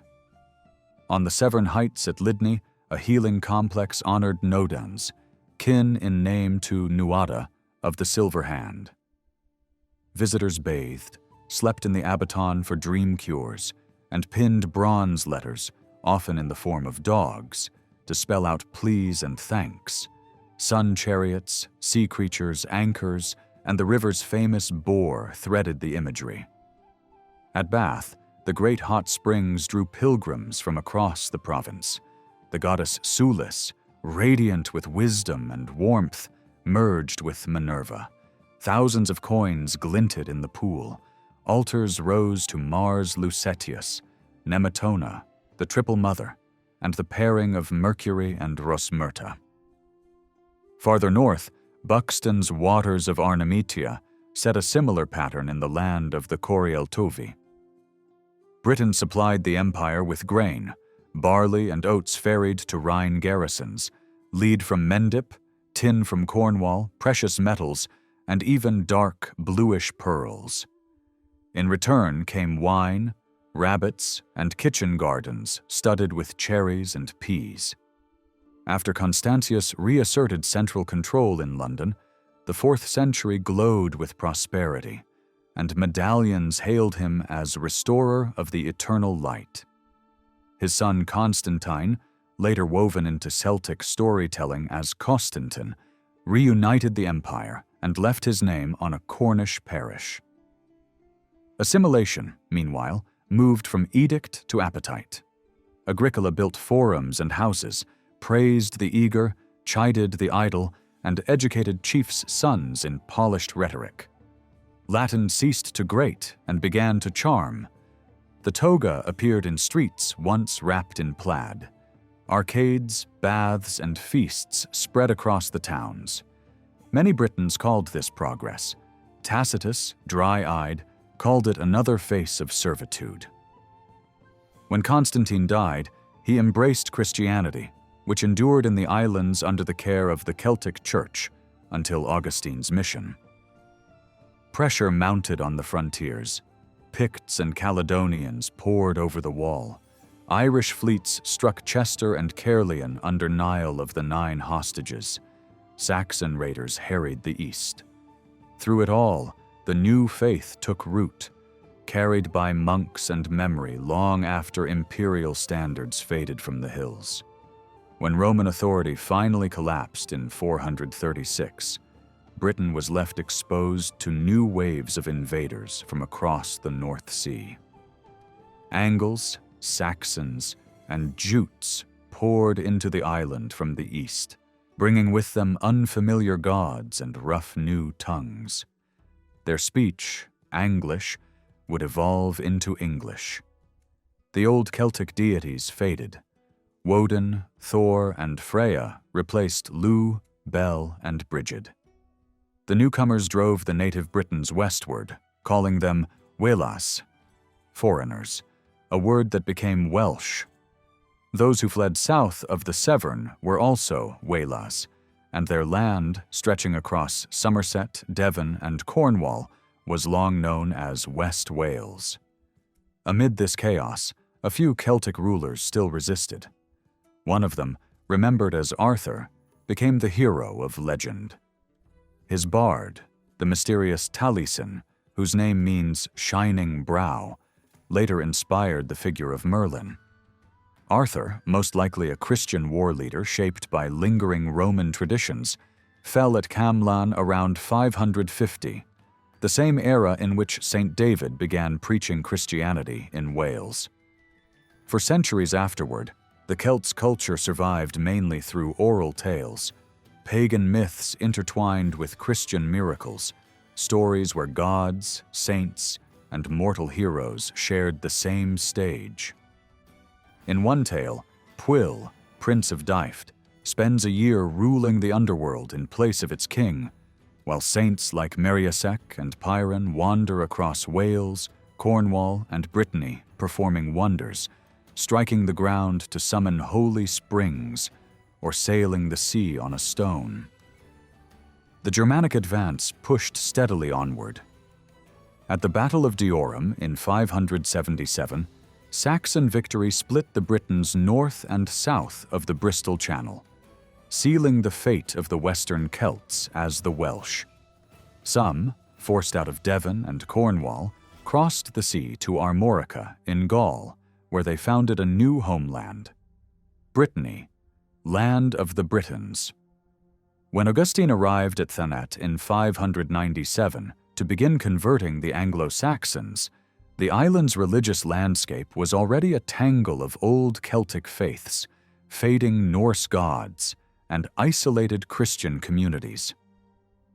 The Celtic Church, long independent, resisted the tightening control of Rome during the 7th and 8th centuries, clashing with missionaries and Roman-appointed bishops. Yet monasteries multiplied across the land. Peterborough, Whitby, Ripon, Ely, Lichfield, Hereford, Gloucester, Winchester, and Wells rose within a single generation. By the 9th century, Saxon power dominated the map. King Egbert of Wessex subdued Mercia at Ellendun in 825 and was hailed 3 years later as overlord of England. When Cornish kings, aided by Danish warriors, rebelled in 835, he crushed them, a final echo of Celtic independence in a land now bound under Saxon rule. The Norman conquest of 1066 completed the transformation. Old English merged with Norman French, reshaping the language and leaving traces of class and conquest. Peasants tended cows, sheep, and pigs, while nobles dined on beef, mutton, and pork. As England's speech evolved, Celtic tongues retreated westward to the mountains and peninsulas of the Atlantic fringe. Cumbria lost its native voice entirely. Cornwall held out in language and spirit, but slowly yielded, its speech shrinking to the remote western moors. Welsh endured, fortified by a printed Bible that helped preserve its identity. Ireland and Scotland, though deeply entangled with their English neighbors, never lost their sense of separate nationhood. The Celts, scattered but unbroken, carried their ancient spirit into the edges of the Western world. Ireland takes its name from the goddess Eriu, one of the divine figures of Celtic myth. According to the medieval Book of Invasions, the island's history began with a series of arrivals by mysterious peoples: the Cessair, the Partholons, the Nemedians, the Fir Bolg, the Tuatha De Danann, and finally the Milesians, who were said to be the ancestors of the Irish themselves. When the Milesians conquered the island, Eriu and her sisters Banba and Fodla each asked that the land bear her name. But it was Eriu's that endured. In return, she promised the newcomers eternal rule over Ireland. The defeated Tuatha De Danann withdrew into the hidden places of the world, beneath hills, lakes, and mounds, where, it was said, they still lived as the unseen Aossi, the fairy folk. Many of Ireland's ancient towns were also thought to take their names from goddesses. Tara, the seat of the High Kings, was linked with the goddess Ti. Tailtew, the site of ancient games, with a deity of the same name. and Emain Macha, capital of Ulster, with the war goddess Macha. Ireland's mythology is rich with powerful women, and its landscape reflects their lingering presence. Eriu herself was a sun goddess, joined to the god Mac Grain, the son of the sun, and every mortal king was regarded as her consort for the span of his reign. His rule was a sacred marriage between man, land, and divinity, a bond believed to ensure the fertility of fields and people alike. This fusion of spirituality and kingship gave Ireland its deep sense of the mystical, a conviction that the eternal lies just beyond the visible world. From that belief sprang the legend of Tir na Nog, the land of youth, said to shimmer beyond the western sea. Such spirituality never vanished from Ireland's spirit. Even in later Christian centuries, faith remained intense, transformed perhaps, but not replaced. The divine once expressed through Danu, Brigid, and the Dagda now flowed through saints and abbots. The idea that sacred power could pass between realms endured as well. In Irish tradition, the barriers between this world and the other world were thin, easily crossed by visionaries, kings, and poets alike. This outlook blurred the line between myth and history, so that legendary kings and real rulers often merged in the memory. The island of Innisfallen, on the lakes near Killarney, carries one such echo of that belief. There, legend tells of an abbot who followed a bird's song around the island for what seemed a single day, only to return centuries later, unchanged. To the monks, he had stepped through time, tasting eternity. Stories like these fill Ireland's countryside, binding the modern land to its mythic past. Places such as Tara or Navan Fort still radiate that invisible power, reminders that ancient and modern Ireland remain intertwined. Archaeology, however, paints a different picture from the medieval chronicles. The supposed waves of invasion are not supported by evidence of distinct settlements. The artifacts suggest a gradual evolution from the Bronze Age into the Iron Age, influenced by continental Hallstatt and Latin styles, rather than sudden conquests. Some objects, like the golden torque from Clonmacnoise, were likely imported, but the broader culture grew organically.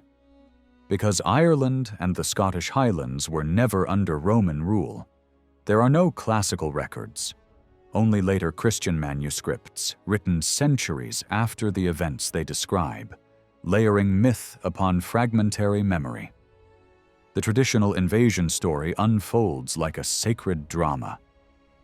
The Cessair were said to be divine women led by a descendant of Noah, whose consort Fintan survived the flood by transforming into animals. The Partholons came next, restoring fertility to the land but perishing in a plague. Then came Nemed and his followers, whose name echoes the sacred groves of the Druids. After them, the Firbolg held Ireland until the arrival of the Tuatha Dé Danann, magical beings who brought with them 4 treasures: a prophetic stone that cried out for true kings, Lug's spear of victory, Nuada's unstoppable sword, and the Dagda's cauldron of endless plenty. They descended upon Ireland hidden in storm clouds, darkening the skies for days. The Tuatha Dé Danann became the gods of Ireland: Danu, Lugh, Nuada of the Silver Hand, the Dagda, Brigid, Manannán mac Lir, and the battle goddess Morrigan among them. They fought the monstrous Fomorians, sea-born giants with twisted limbs and single glaring eyes, until the final invaders, the Milesians, arrived from Spain. Led by Mil Espain, they defeated the Tuatha and took the island as their own.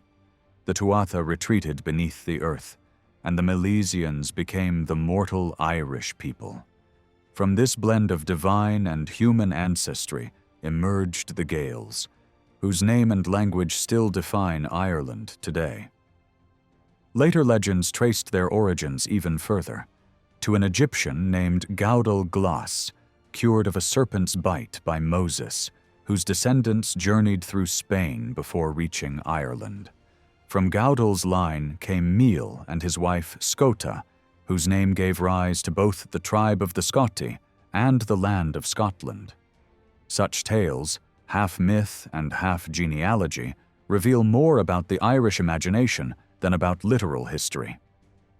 Modern science reminds us that Celtic is a culture, not a race.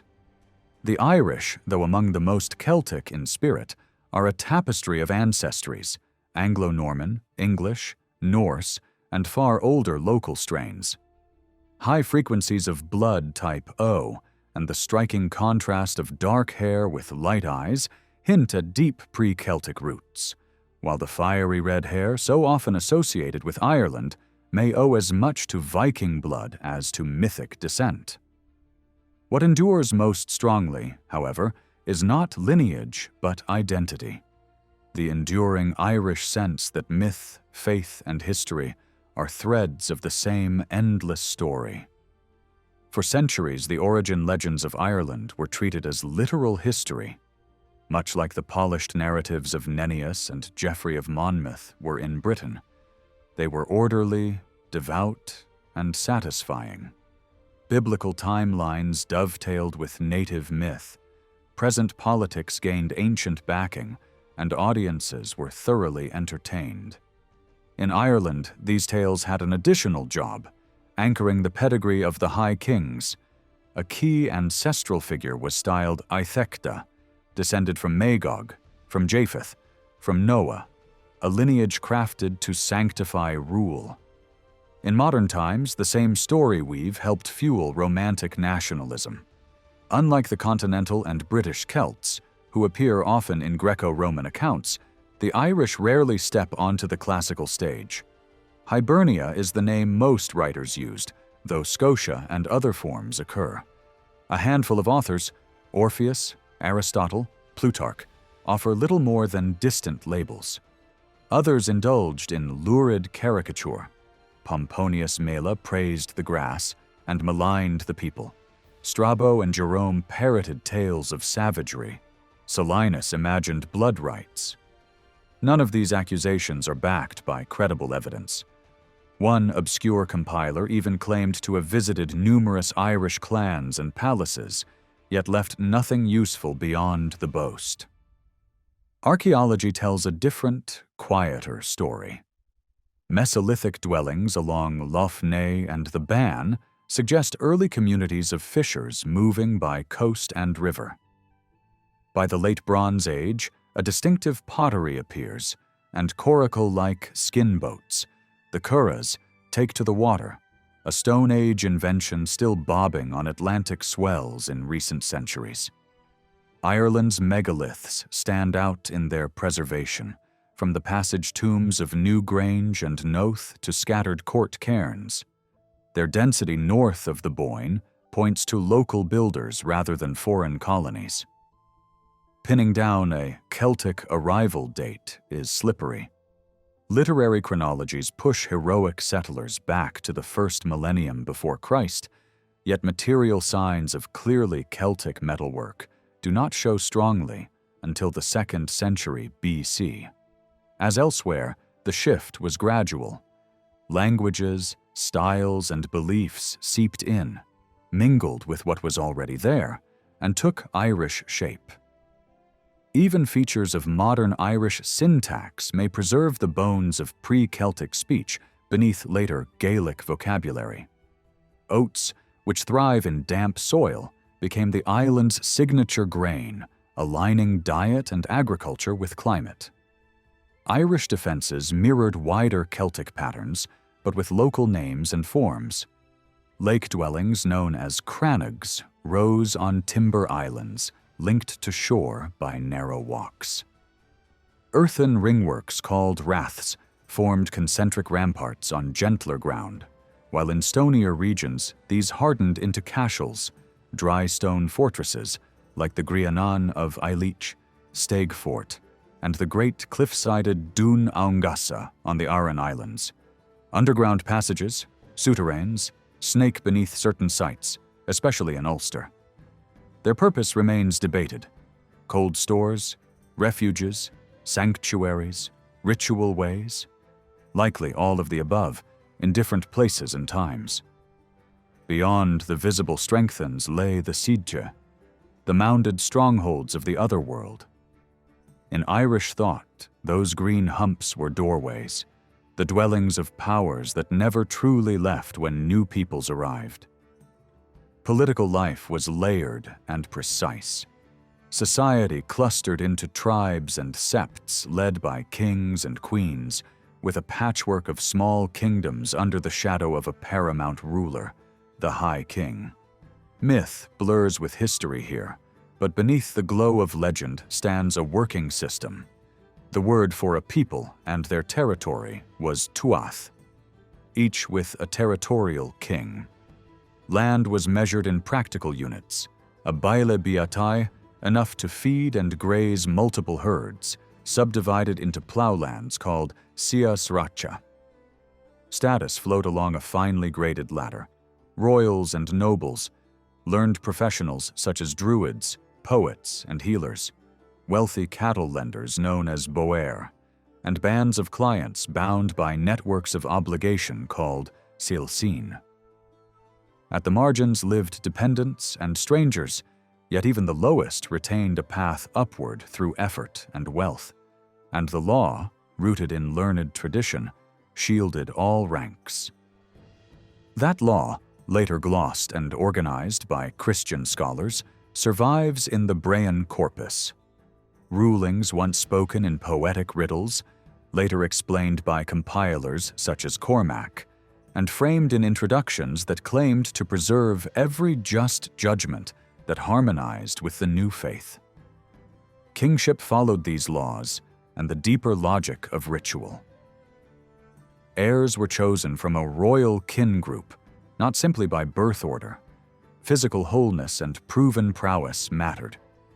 Druidic discernment, visions, ordeals, signs could tip the scales, and succession struggles were frequent enough that the practice of naming a designated heir, the Tanist, arose to steady the line. Tribute moved down the chain of overlords and clients as cattle, cloaks, ornaments, and blades. Feasting and hospitality cemented bonds. Guests bathed in scented water. Musicians played. Storytellers, seanchaitha, recited genealogies and hero tales. And serious matters might be decided over a board game of ficheol. Tara, sacred seat of high kingship, stands at the heart of this imagined and enacted order. Ritual there was steeped in symbolism, a visionary bull sleep by which a druid sought the image of the rightful king, and the famed stone of Fall, said to cry out beneath the true sovereign's hand. Emain Macha, near Armagh, anchored the Ulster cycle, home to Conchobar MacNessa and the fierce exploits of Cu Chulainn in the Tyne Bo Cuailnge, its very name recalling the goddess Macha and her fatal race. Ireland's deepest fault line, meanwhile, is older than modern politics. The legends divide the island between north and south in the aftermath of the Milesian conquest, when rival brothers split authority. Over time, this became a symbolic map. The north as the home of rhetoric and learning, the south as the realm of music and art. Later tradition named the northern half the half of Conn, and the south the half of Moog, with the long ridge of Esker Riada running from Galway Bay to Dublin as a natural divider. Another layer defines the island as the 5/5, Ulster, Connacht, Leinster, Munster, and the central realm of Meath, an old arrangement still audible in modern Irish. The word for province, cuig, literally means a fifth, a linguistic relic of a political landscape that binds myth, law, and land into a single, enduring idea. Early Irish literature preserves a remarkable genre called the Dinseanchas, often rendered poems of place, or geographical poems. These works do much more than point out hills and rivers. They braid landscape with memory, telling how features of the land gained their names, their sacred charge, and their role in history. Composed in strict, song-like patterns, short stanzas with tight rhyme and a fixed syllable count, they turn coastlines, headlands, plains, and forts into living archives. A typical piece might praise a promontory not only for the tides that strike it, but for the tides of warriors, horses, and hounds that once surged across it in legend. Taken together, the Dinsianchas sketch a personality for each of Ireland's ancient provinces. Connaught in the west is the hearth of learning, home to gifted judges, poets, and wonder-workers. Its people are celebrated for eloquence and fair dealing. Ulster to the north stands for fierce courage, swagger, rivalry, and the proud temper of battle. Its queens and goddesses are never far from war and death. Leinster in the east figures as the province of prosperity and welcome, a doorway for costly imports, and famed for noble speech and striking beauty. Munster in the south is the country of music and craft, of harpers, expert chess players, and accomplished horsemen. Its fairs are said to outshine all others. Meath in the center embodies stewardship and kingship, for here stands Tara, the ceremonial seat of the High King, ringed by the vast earthwork known as the Wrath of the Kings. Ireland's great story cycles map neatly onto this old geography. The Ulster tales, crowned by the deeds of Cú Chulainn, revolve around clashes between Ulster and Connaught. The myths of the Tuatha De Danann often unfold in Connaught, where that divine people are said to have first descended from the clouds. The Fenian lore of Fionn mac Cumhail belongs chiefly to Munster. Even personal names echo across the sea. Fionn, meaning fair or white, mirrors the Brythonic Gwyn, still enshrined in English place names that begin with Wyn. Beyond Tara, several royal centres shaped the island's political map. Emen Macha, near Armagh, anchored Ulster's kings. Dun Ailinn in Kildare served Leinster. At Rathcrogan in Roscommon, the kings of Connaught held court beside a revered entrance to the otherworld, and for generations the site hosted great fairs and druidic assemblies. Over time, the ancient provinces were divided into counties. Ulster includes Antrim, Armagh, Down, Fermanagh, Derry, and Tyrone. Leinster holds Carlow, Cavan, Monaghan, Lowis, Offaly, Dublin, Kildare, Kilkenny, Longford, Louth, Meath, Westmeath, Wexford, and Wicklow. Munster encompasses Clare, Cork, Kerry, Limerick, Tipperary, and Waterford. Connaught comprises Donegal, Galway, Leitrim, Mayo, Roscommon, and Sligo. From the late 3rd century, Irish raiders repeatedly struck Britain. Latin writers called them Scotti, not a clan name, but a label meaning plunderers. The word lives on in modern Irish in terms tied to reckoning and compensation, the root of the phrase scot-free. Among these leaders, Niall of the Nine Hostages stands out as one of the first clearly historical kings. His power base lay at Tara. His descendants, the Uí Né, dominated north and south, while launching forays onto the British mainland. We can date his attacks on Chester and Caerleon to the late 4th century, and his death to a sea battle early in the 5th. Names tangled as peoples moved. The old Gaelic name for Scotland was Alba. At times, Albion drifted to mean England. For centuries, some writers still used Scotia for Ireland, and Irish scholars abroad could be styled Scots while meaning Irishmen. Only in the High Middle Ages did the word Scot settle onto the people of what we now call Scotland. Irish settlement in western Scotland coalesced into Dalriata, a realm straddling Antrim and Argyll, whose founders were said to have sailed from Munster through the channel of Sruth na Mawile. The kingdom's lineage is credited with giving rise to major Highland kindreds. In the 6th century, Dalriata in Scotland asserted independence, sharing the land uneasily with the Picts. A century and a half later, Kenneth MacAlpin forged a new kingship over most of the country. Thereafter, the land came to be called Scotia Minor, while Ireland retained, for a time, the title Scotia Major, until habit and history fixed Scotland alone as Scotia. Amid these tides of war and migration, a Romano-British youth named Magonus was seized by Irish raiders near Carlisle and sold into bondage. After 6 years, he escaped to Gaul, returned to Britain, entered holy orders, and later took the Roman name Patricius. Around the mid-5th century, he crossed back to Ireland as a bishop, establishing his seat at Armagh within walking distance of Emain Macha. Remembered now as St. Patrick, he helped set in motion a monastic flowering that remade the island. Within 2 centuries, Ireland had become one of Christendom's great beacons. The Irish Church grew in a distinctively Celtic way, centered on monasteries rather than diocesan structures. Places like Clonmacnoise and Glendalough drew students and pilgrims from across Europe at a time many later called dark. Writers describe Ireland's hospitality to foreign learners, food, books, and instruction offered freely. From these houses, scholars and missionaries traveled far, bearing learning and faith.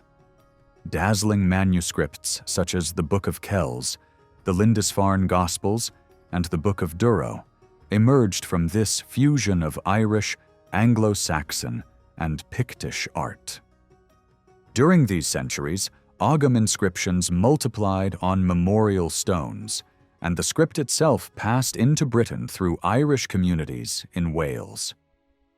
The old belief in the force of rightly spoken words, truth set against the world, infused both law and learning, and the god of eloquence in earlier myth became the personified patron of the very alphabet. The calm did not last. Viking longships burned Lindisfarne at the close of the 8th century, and within 2 years their prows cut into Dublin Bay. Settlements soon lined the Shannon, and a new era began, reshaping Irish life. After the Norse came the Anglo-Normans, then the English crown's power, and with each wave more changes, more entanglements, and the long, painful strands that lead toward the island's later religious and political divisions. Vercingetorix and Vortigern were Celtic rulers who gambled on politics and steel alike. They lived centuries apart and faced very different enemies, yet both tried to steer their peoples through storms by mixing audacity with calculation. Vercingetorix struggled against Julius Caesar and met his fate at Alesia in 52 BC. Vortigern tangled with Saxon war leaders such as Hengist and Horsa in the 5th century. Each man first treated rivals as partners, only to discover those partnerships could turn on a blade. Long before the historical and legendary Arthurs reshaped Britain's imagination, these two figures modeled a distinctly Celtic style of kingship: personal bravery, battlefield prowess, elaborate intrigue, fierce honor, and ambition that reached past the horizon. In France, Vercingetorix still embodies defiant nationhood. Vortigern, deft and controversial, remains half-wrapped in myth. Different men, different aims, same archetype of the warrior king. Born among the Arverni of central Gaul, Vercingetorix was the son of Celtillus, a man executed by his own nobles for reaching too high. Caesar had judged the Arverni subdued and complacent. He misread the moment. Vercingetorix rallied followers with commanding speech and ruled with iron severity. keeping hesitant allies in line through grim punishment. By 52, BC Caesar's arm had stretched over most of Gaul, yet the massive central simmered. News from Rome of political chaos and the winter barrier of the Cevennes convinced many tribes the time had come. Nobles met in deep woods to whisper of liberty and of a single war leader. Vercingetorix emerged with a title no Gaul had worn before: King over Gaul. One by one, powerful peoples joined him, from the Arverni to the Parisii, Santoni, and Aquitani. Caesar shattered the assumption that winter would pin him south. Soldiers hacked snow from mountain paths and hustled their commander across the Cevennes into Arvernian lands, while the tribes still thought themselves safe behind nature's wall. Swift cavalry raids announced his return. Vercingetorix struck back by targeting Rome's clients. He moved first against the Bituriges. Their overlords, the Aedui, marched to help, and then turned back at the Loire, pleading doubt and danger. The Bituriges promptly switched sides. Gaul now divided and redivided as chieftains weighed rich treaties against bitter memories of tribute and hostages. Everyone sensed the year would decide everything. Either Rome's grip would choke the country, or the whole land would breathe free. The war that followed hinged less on set-piece clashes than on supplies and fortifications. Vercingetorix ordered towns burned, bridges cut, storehouses emptied, anything to starve the legions. The scale and coordination were astonishing for a society rooted in local loyalties. Messengers flew, scouts kept watch, and whole tribes took orders from leaders not their own. In siegecraft, the Gauls proved inventive and quick to learn. They snared Roman wall hooks with ropes and winches, collapsed terraces by tunneling, and countermined the galleries beneath their walls with sharpened stakes, boiling pitch, and crushing stones. At Avaricum, Vercingetorix positioned cavalry on heights above marshy ground to tempt Caesar into a trap. When the Roman withdrew rather than blunder forward, some Gallic nobles accused their king of scheming for power with Caesar's help. He outtalked the charge and held the coalition together. The Romans eventually took Avaricum and butchered its people, yet the catastrophe oddly strengthened Vercingetorix. He had urged the town's destruction in advance as part of the Scorched Earth plan. The defeat looked like proof that his hard counsel had been right. His stature swelled from gifted commander to chosen leader. The divine favor that Celtic kings claimed seemed to shine from him, and men accepted unheard-of tasks, building siege works, marching under foreign chieftains, setting aside clan pride for a national cause. Caesar then attacked Gergovia in Arvernian country. Fate and politics tilted against him. Among the Aedui, Rome's staunchest allies, a vicious dispute over the chief magistracy broke open. Caesar stepped in, declared one contender ineligible by Aeduan law, and installed the other. Within weeks, the man he had favored took gold from the Arverni and pushed the Aedui to break with Rome. Caesar suddenly stood isolated in hostile country, cut off from his lieutenant Labienus and starved of supplies. Vercingetorix moved to finish him. He seized Novia Dunum on the Loire, where Caesar had parked hostages, grain, coin, and baggage. The garrison and merchants were slaughtered, captives sent inland, treasure seized, grain burned or dumped into the river, and the town set alight rather than left for Roman use. Caesar swallowed the humiliation and refused retreat. He drove his men across the flood-swollen Loire, wading with weapons held high while cavalry fought the current upstream. He clawed his way north to reunite with Labienus and summoned German horse to stiffen his cavalry. Sensing weakness, Vercingetorix attacked again and miscalculated. The reinforced Roman lines held. The new cavalry cut deep. Forced back, the Gallic king withdrew into the hilltop stronghold of Alesia. Caesar answered with engineering on a monumental scale, ringing the heights with inner and outer lines bristling with towers, ditches, palisades, stakes, and pits. 13 miles of earth and timber turned Alesia into a trap for those within and a barrier to those coming to the rescue. It unfolded as a textbook encirclement. Hunger tightened its grip on the garrison, despite Vercingetorix's careful rationing of grain and livestock, and the death penalty for hoarding. Even so, he slipped messengers through the Roman works to summon every tribe in Gaul. Caesar understood the stakes. If the relief broke through, Rome would likely fall back to the southern province. Ancient figures are almost certainly inflated, but even trimmed, the relief host was immense. The largest Celtic army ever gathered. Peoples from across Gaul answered. The Aedui with their clients, the Arverni with their allies from the central highlands, the seafaring Armorican communities, great river tribes like the Sequani, Senones, and Carnutes, and many more from the north and east. Caesar claims he faced barely 50,000 legionaries against 250,000 Gauls. Exaggeration or not, the scale was unprecedented. Yet the one leader who could make so many nations move as one was trapped inside Alesia.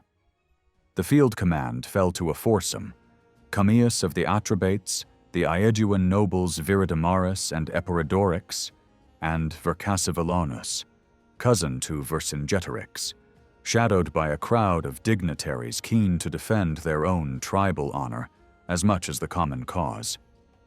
Without a single commanding voice, coordination frayed. Daring assaults hammered the Roman rings, one night attack nearly bursting through as trumpets blared from the hill fort and missiles rained from the Roman towers. But the entanglements, pitfalls, and layered ramparts bled the impetus from each charge. Reserve cohorts, held well back, moved where the line bowed. By dawn, the outer army had not broken the shackles, and the garrison, delayed by filling ditches and hauling devices to the walls, fell back when word came that the attempt had failed. Fresh sorties followed, brave and costly. When Sedulus of the Lemovices fell and Vercassivellaunus was taken, resolve dissolved. The relief force scattered homeward. Vercingetorix yielded the next day. What followed was grim.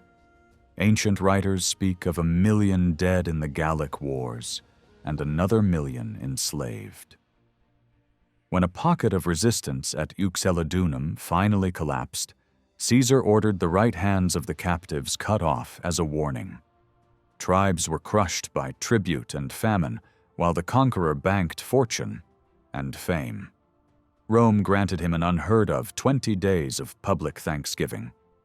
Vercingetorix was kept alive in a Roman cell for 6 years, useful as a living symbol of futility, then paraded in chains in Caesar's triumph of 46 BC and killed at its end. Centuries later, France still argued over Alesia's exact site. Excavations at Alise-Saint-Reine revealed ditches, entrenchments, weapons, and mass remains that match the siege, and the modest town today wears the memory with quiet pride. Vortigern belongs to a later, murkier age, where chronicle blends with legend. In myth, he is the usurper who topples a monastic king, only to be driven out by Aurelius Ambrosius, and later eclipsed by Uther Pendragon, father of Arthur. The stories multiply. A doomed tower beneath Snowdon that collapses each night. A fatherless boy named Emrys, who reveals a pool beneath the foundations. 2 dragons, white and red, rising to fight. The red ultimately prevailing as a bear from Cornwall seals the victory. The symbols are plain enough. Saxon intruders pitted against native Britons, the red dragon of the Britons gaining its long afterlife in Welsh heraldry. the bear pointing toward Arthur. Strip away the marvels, and a harder outline remains. Vortigern appears to have ruled over a coalition in southern Britain as Rome's authority faded. Picts and Irish raiders pressed from the north and west. Seeking muscle, he struck a bargain with the newcomers led by Hengist and Horsa, granting land in exchange for service. The newcomers landed in Kent and Thanet, and soon fought their hosts. Battles followed, Horsa died, Kent hardened into a Jutish realm, and the long westward squeeze of the Britons began. The annals remember treacherous parley turned massacre, the so-called Night of the Long Knives, and Vortigern's flight toward the mountains. Later writers place his end in a burning tower or a lonely valley on the Line Peninsula. Meanwhile, Ambrosius emerges in sober texts as the Roman-British captain who rallied survivors and won early victories, opening the path to Uther and then to Arthur, who is first described not as king, but as war leader. Set beside each other, the two rulers look like opposites: Vercingetorix, the heroic resister; Vortigern, the failed fixer who invited wolves through the gate. Reality is more tangled. Both aimed beyond the tribe toward something like a nation, a rarity in the Celtic world. Both learned from Rome, Vercingetorix in logistics, siegecraft, and coalition politics, Vortigern in the arts of state, negotiation, and using foreign auxiliaries. Both showed the classic traits of Celtic kingship: fierce pride, personal courage, stern discipline, a sense of destiny, and both met the familiar Celtic ending of a grand effort that falls short. One endures as a martyr of independence, the other as a cautionary tale. Their different worlds largely explain their different fates. Their shared reach for unity shows how alike they really were. Unlike Vercingetorix and Vortigern, Cartimandua and Boudica stood on the same historical stage, which makes setting them side by side much simpler. The recurring motifs are familiar: pledges kept and broken, high-minded defiance, and cold-blooded pragmatism. It is tempting to cast Boudica as the uncompromising fighter and Cartimandua as the smooth negotiator. Yet the urge to label one heroine and the other traitor rarely survives close inspection. The most striking fact, before anything else, is that both were women commanding nations in an age when such authority still startled outsiders. Women held unusual standing in early Celtic society. Apart from small Pythagorean enclaves that allowed women to teach, the ancient world offered few comparable examples. Classical writers describe Celtic women mediating disputes and delivering judgments. Marriage was entered by choice, property was shared, and inheritance could pass in full to the surviving partner. We know from the Iceni that a king could leave lands and rights directly to his daughters.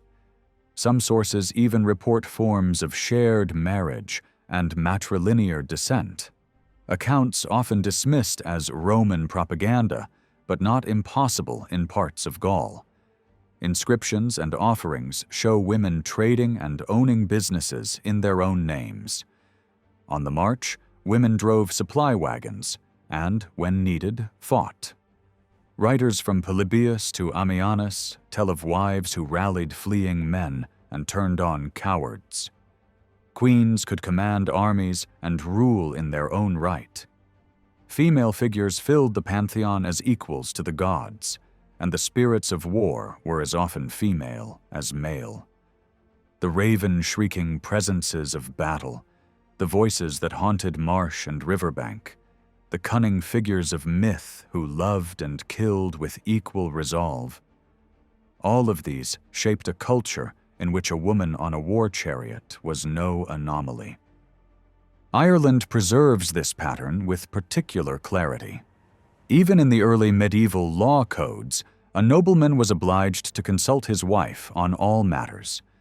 Marriage was a contract, not ownership. Women could sue and be sued, and they kept their marriage property upon separation, with additional compensation due. A daughter could inherit if there was no son, with the understanding that the household still owed military service, whether by a hired champion or by the woman herself, if she chose to fight. Christianity gradually narrowed these freedoms. In the first generations after Patrick, women still studied in monastic schools and rose to prominence as poets and scholars.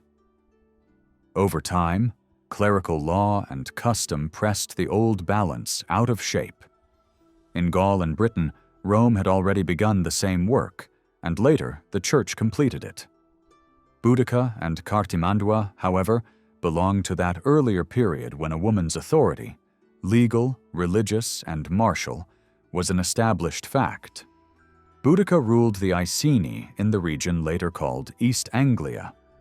Her name, drawn from the Celtic word for victory, echoes the destiny she tried to claim.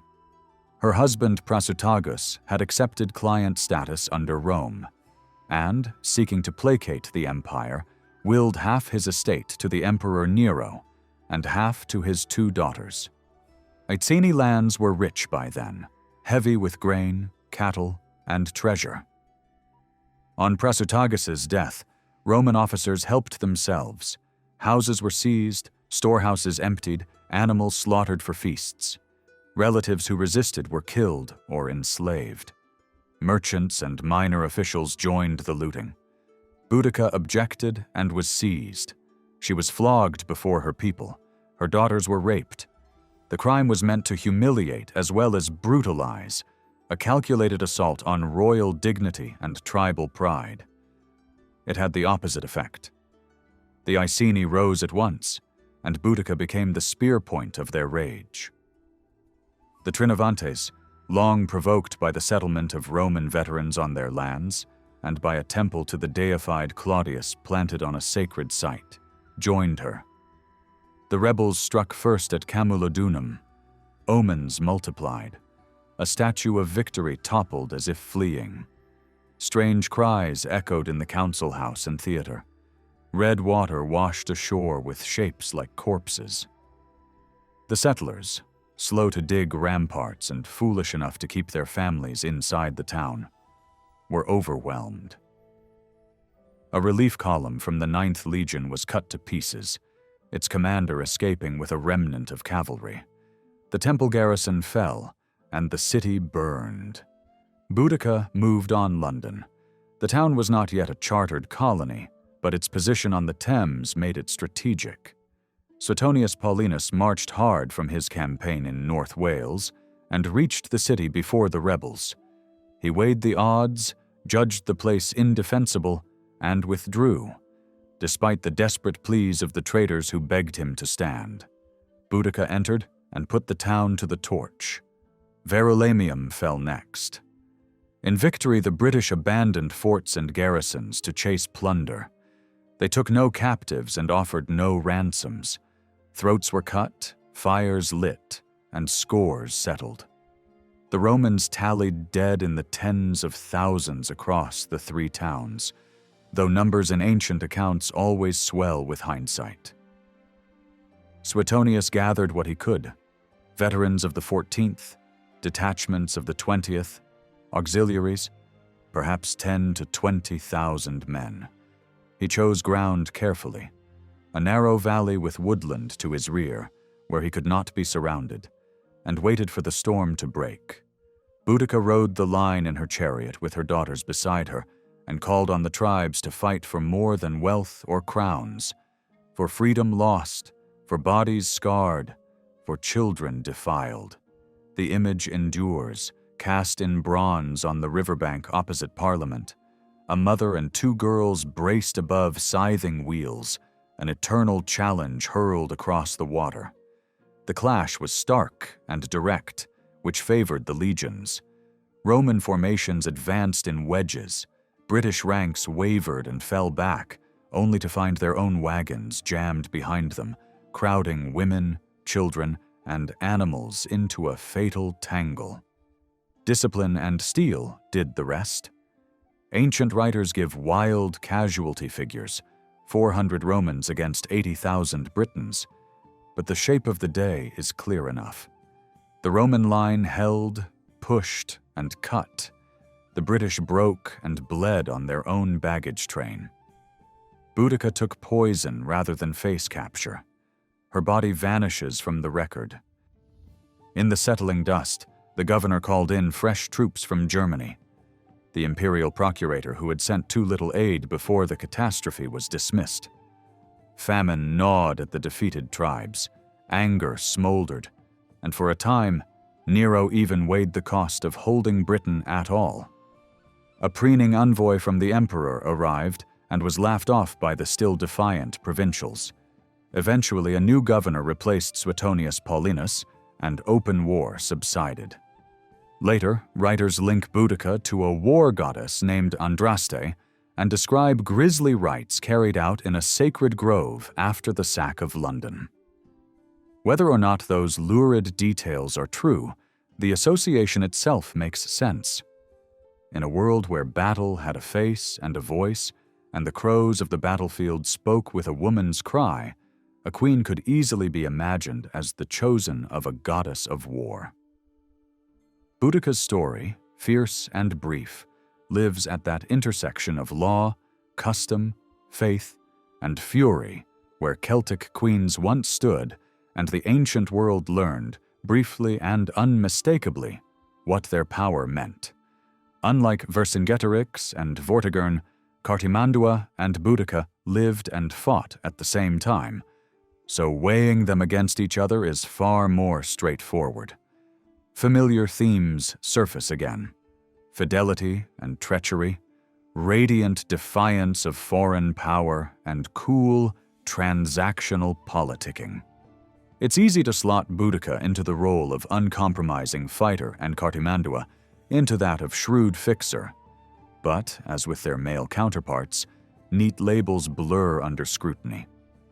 Before anything else, the striking fact is this: both of these towering war leaders were women, which mattered enormously in the ancient world. Women stood unusually high in early Celtic life. Classical writers describe them brokering disputes and handing down judgments. Marriages were chosen rather than imposed, goods were jointly held, and an entire estate could pass to a surviving spouse.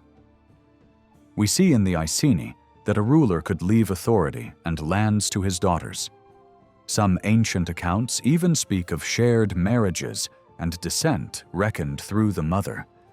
Roman authors relayed these with a scandalized air, but they may not have been wholly fanciful in parts of Gaul. Dedications from sanctuaries show women owning businesses in their own right. On campaign, women drove the baggage trains and, when needed, took the field. Sources from Polybius to Ammianus tell of wives who rallied fugitives and struck down cowards. Queens could rule and command. Goddesses filled the pantheon beside the gods, and the presence that hovered over battle was as often imagined with a woman's voice as a man's. In a culture like this, a queen standing in a chariot with spear and shield was not a marvel, but a natural sight. Ireland preserves this picture with particular force. Early law required a nobleman to consult his wife on all matters. Marriage was a contract, not ownership. Women could bring suit and keep their marriage property at parting, with additional damages due. If there was no son, a daughter could inherit, provided the household still met its military duty by champion, or, if she chose, by the woman herself. Christianity slowly thinned these freedoms. In the first generations after Patrick, women still studied at monastic schools and became renowned poets and scholars. Over time, church rules and custom compressed the old balance. In Gaul and Britain, Rome had already begun that shift, and later the church finished it. Yet Boudica and Cartimandua belong to an earlier moment, when a woman's legal, spiritual, and military authority was a settled fact. Boudica ruled the Iceni in the region later known as East Anglia. Her name, drawn from the Celtic root for victory, reads like a prophecy. Her husband, Prasutagus, had accepted client status under Rome and tried to keep the peace by willing half his estate to Nero and half to his 2 daughters. Iceni lands were rich by then with grain, cattle, and treasure. On his death, Roman officers helped themselves. Farms were seized, storehouses emptied, animals slaughtered. Kinsmen who resisted were killed or enslaved. Lesser Roman officials and traders joined the plunder. Boudica protested and was seized. She was flogged before her people. Her daughters were raped. It was meant to degrade as well as destroy. It had the opposite effect. The Iceni rose, and their queen became the blade of their anger. The Trinovantes joined them, chafing at a veteran colony planted on their lands and a temple to the deified Claudius forced onto a sacred site. The rebels struck first at Camulodunum. Omens multiplied. A victory statue toppled as if fleeing, strange cries echoed in the council house and theater, and blood-red water washed ashore with shapes like the dead. The settlers, slow to entrench and foolish enough to shelter families inside the town, were overrun. A relief column from the 9th was smashed, its commander escaping with a handful of horse. The temple garrison fell, and the city burned. Boudica turned to London. The town, though small, controlled the Thames. The governor, Suetonius Paulinus, raced from North Wales and arrived before the rebels. He weighed the odds, judged the place untenable, and pulled out despite merchants begging him to stay. Boudica entered and set it ablaze. Verulamium fell next. In triumph, the British abandoned strongpoints to chase loot, took no captives, and exacted vengeance without bargaining. The Romans counted the dead in tens of thousands across the 3 towns, though numbers in ancient texts grow with retelling. Suetonius gathered what he could: veterans of the 14th, parts of the 20th, auxiliaries, and sought ground that would blunt numbers, a narrow valley with woods behind to prevent encirclement. Boudica rode the line in her chariot with her daughters beside her, and called the tribes to fight for more than crowns or spoils, for freedom lost, for bodies scarred, for children wronged.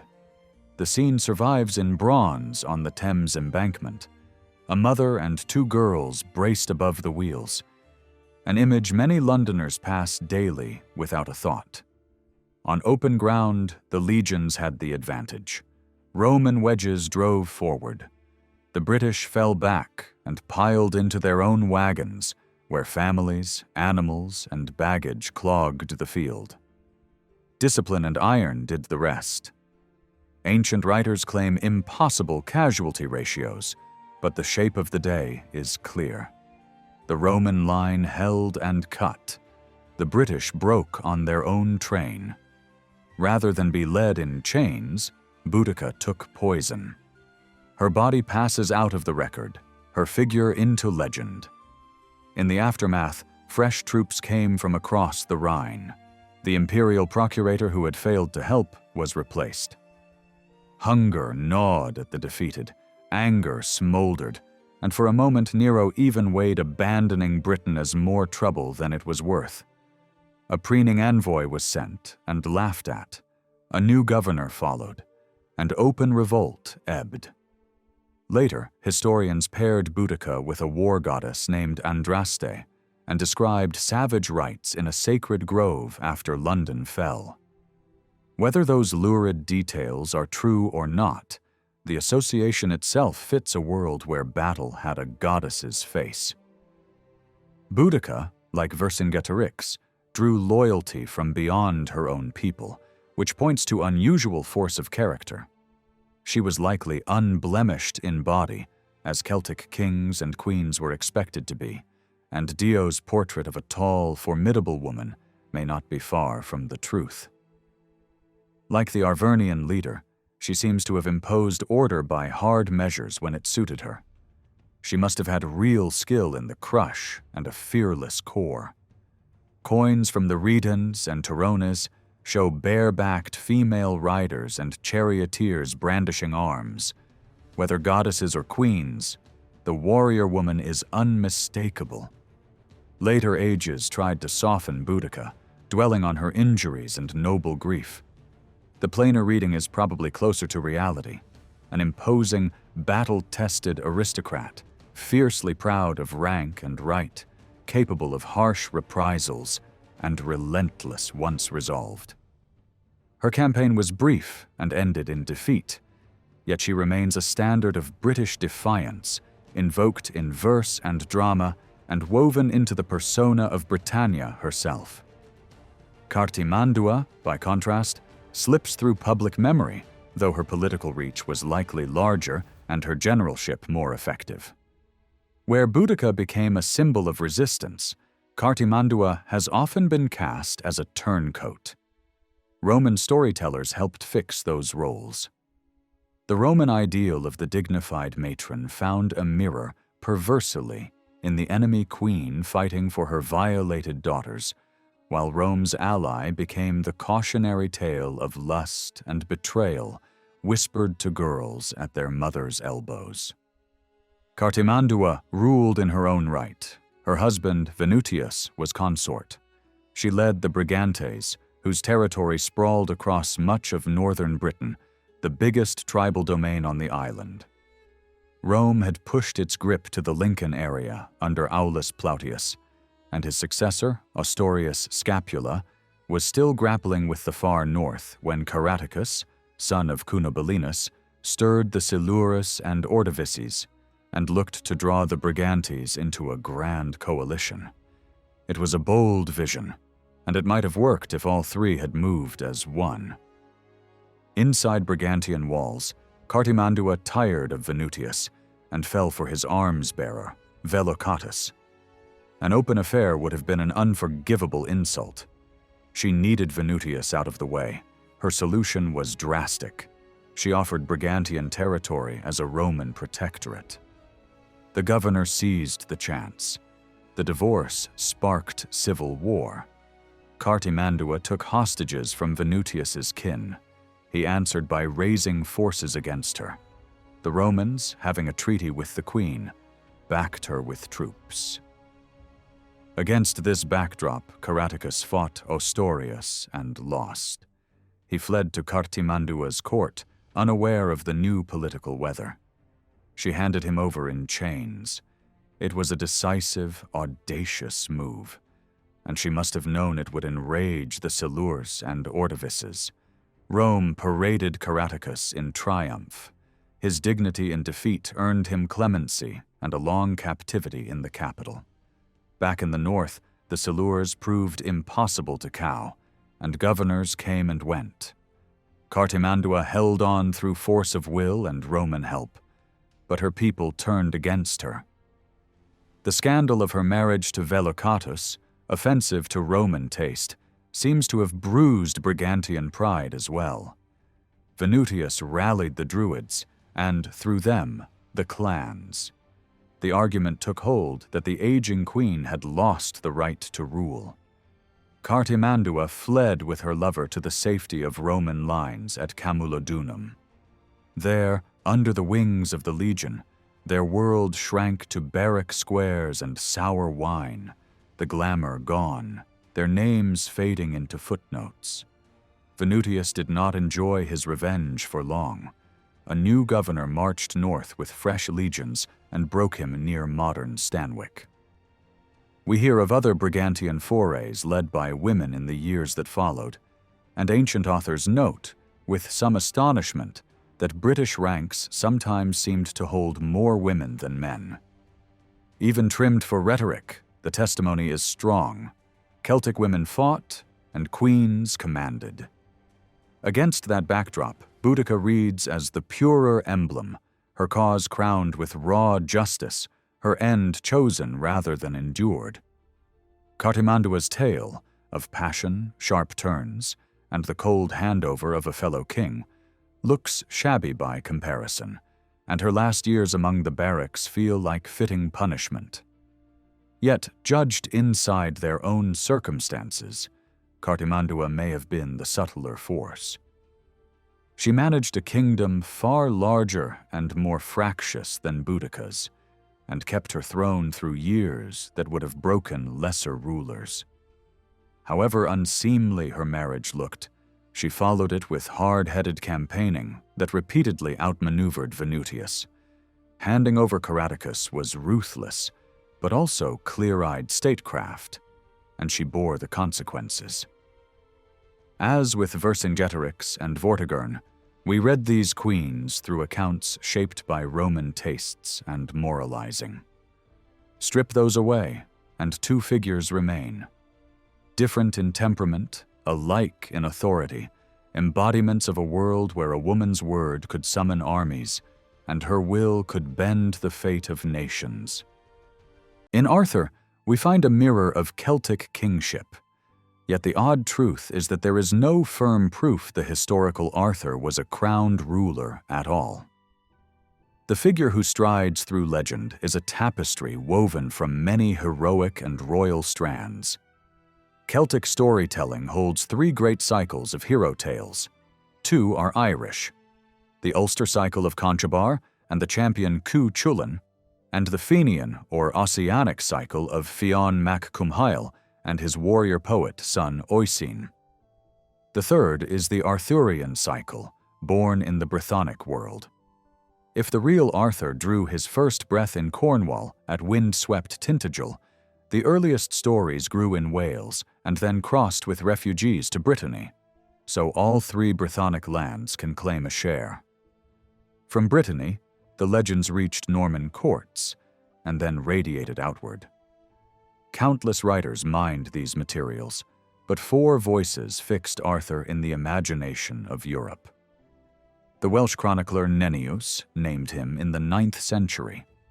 In the 12th, Geoffrey of Monmouth blended history and marvels into a runaway bestseller that set the stage. Soon after, Chrétien de Troyes in Champagne carried the tales into French romance, launching the Grail tradition. Centuries later, Sir Thomas Malory shaped the sprawling cycle into a single great English book, Le Morte d'Arthur, published by William Caxton in 1485. By Malory's time, the saga had swollen into a vast web of episodes and characters, what later ages called the Matter of Britain. Even people who never cracked the old books know the names Lancelot and Guinevere, the Lady of the Lake, the Sword in the Stone. To make sense of the themes that matter, it helps to sketch the story's main arc. Arthur is fathered by Uther Pendragon, warlord of Britain. At odds with the Cornish Duke Gorlois, Uther takes the Duke's stronghold and, through Merlin's arts, comes to the bed of Gorlois's widow Igraine, begetting Arthur. Igraine's daughter Morgan grows into a formidable enchantress, later known as Morgan Le Fay. Merlin spirits the newborn away to be raised in secrecy by Sir Ector, alongside Ector's son, Kay, who will become Arthur's sharp-tongued but steadfast seneschal. After Uther dies, Britain fractures. At Christmas in London, the Archbishop gathers the nobles at Merlin's urging. A sword stands fixed in an anvil on a stone, its golden inscription promising the crown to whoever draws it free. In a scramble to fetch a weapon for Kay, the foster son Arthur idly pulls the blade and does what no lord can repeat. Merlin names him rightful ruler, and the realm bows. In youth, Arthur commits a sin that will return to destroy him, lying with his aunt Margause and fathering Modred. He later weds Guinevere, daughter of King Leodegrance, who brings as dowry a round table that will embody the ideal of equality among Arthur's chosen. Camelot becomes the heart of his court. After the wedding, Merlin falls captive to the charms of a young sorceress, Nineveh, and vanishes into enchantment beneath the Cornish cliffs. Margaux marries King Lot of Orkney, a rebel against Arthur. Their sons Gawain, Agravain, Gaheris, and Gareth will one day sit at the Round Table. Lot is killed by King Pellinore, ally to Arthur and tireless hunter of the questing beast, and Gawain takes vengeance on Pellinore.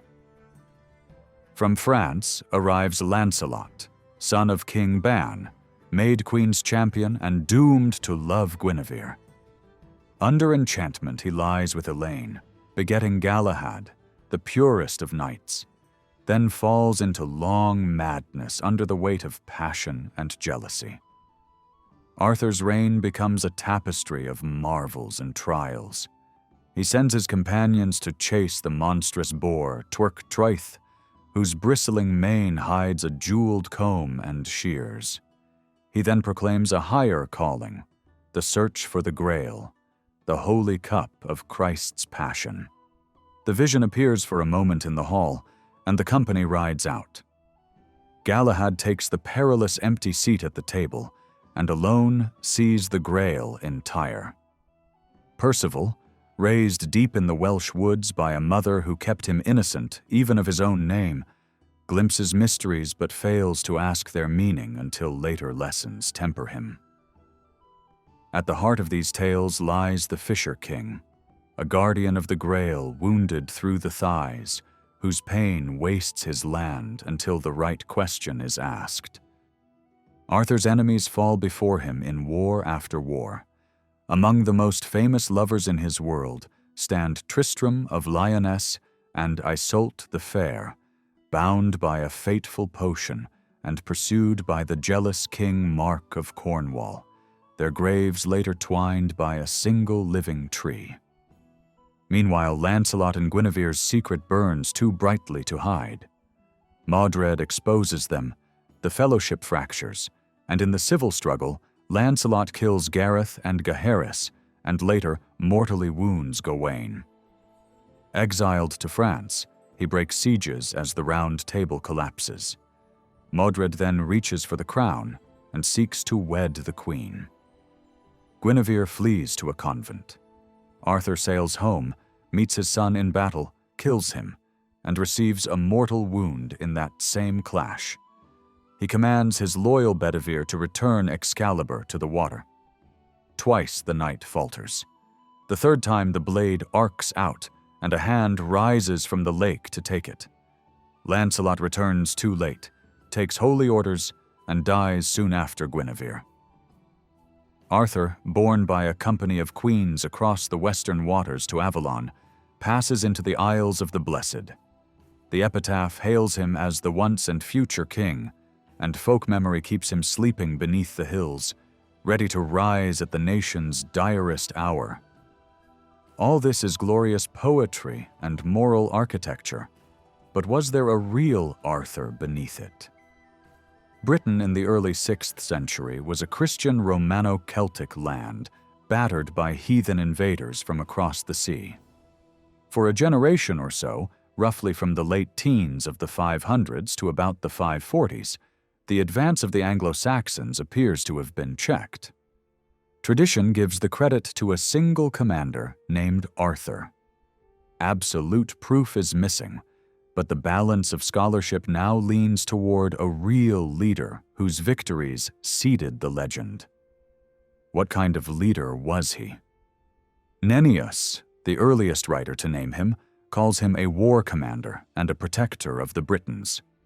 Those titles can mean many things, from battlefield captain to national guardian, but both point to a role above tribal rank. Skeptics note that no tribe is attached to his name, and that the battle list scattered across Britain looks more like folklore than a campaign map.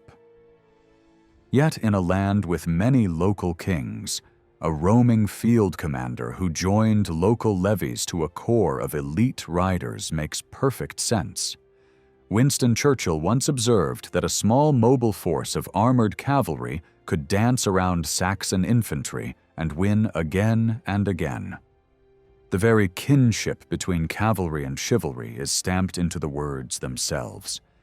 Nennius names 12 battles, the first at the mouth of a river called Glein, 4 along a river called Dubglas in a district named Linuis, another by a river named Bassas, 1 in the Caledonian Wood, 1 at a fort called Guinon, 1 in the city of the Legion, which later ages identify with Caerleon on the Usk, another on the banks of the Tribruit, 1 on a hill called Agned, the last most famous on Mount Baden, where, so the tale runs, hundreds fell in a single charge. Scholars have argued for modern sites from Lincolnshire to Scotland, from Bath and Badbury to Dorset Hillforts. Gildas places Baden in the year of his birth around 517, and Camlan, the fatal clash with Modred, is often dated about 538. Between those points stretches a span of peace long enough to glow in memory as a golden age. Names themselves muddy the water. Arthur likely comes from a Latin form related to the word for bear, while a Brythonic war god known as Bran bore the epithet Ardu, the Dark One, a likeness of sound that may have drawn divine attributes toward a human champion. Before the 6th century, no native Briton is recorded with the name Arthur. By its end, it is everywhere, even among princes in Argyll. That pattern hints at one towering original whose fame made the name desirable. If any place on the map looks like Camelot stripped of glamour and reduced to earth and timber, it is South Cadbury in Somerset. The hill rises above the levels west of Glastonbury. 4 massive ramparts ring a summit large enough for a royal hall. Excavations have revealed occupation from pre-Roman days through the Roman period and on into the 6th century, with signs of major fortification exactly in Arthur's supposed time. If not his work, then the work of someone very much like him. Geoffrey of Monmouth's sweeping history of the kings of Britain gave later storytellers vivid scenes and bold claims. He loves precise march orders and genealogies that often dissolve under scrutiny. He insists he had an old British book in his hands and drew on a wide reading of Latin authors. However fanciful his showpieces, odd shafts of light keep piercing the fog. He insists, for instance, that mighty stones were hauled from far away to build a great ring on Salisbury Plain. Modern archaeology has shown that Stonehenge's inner bluestones did indeed travel over land and sea from the mountains of Western Britain. In the end, that is how Arthur's world often feels, a long bridge of song thrown between islands of fact, with enough of the piers still standing to make us believe someone once truly marched across.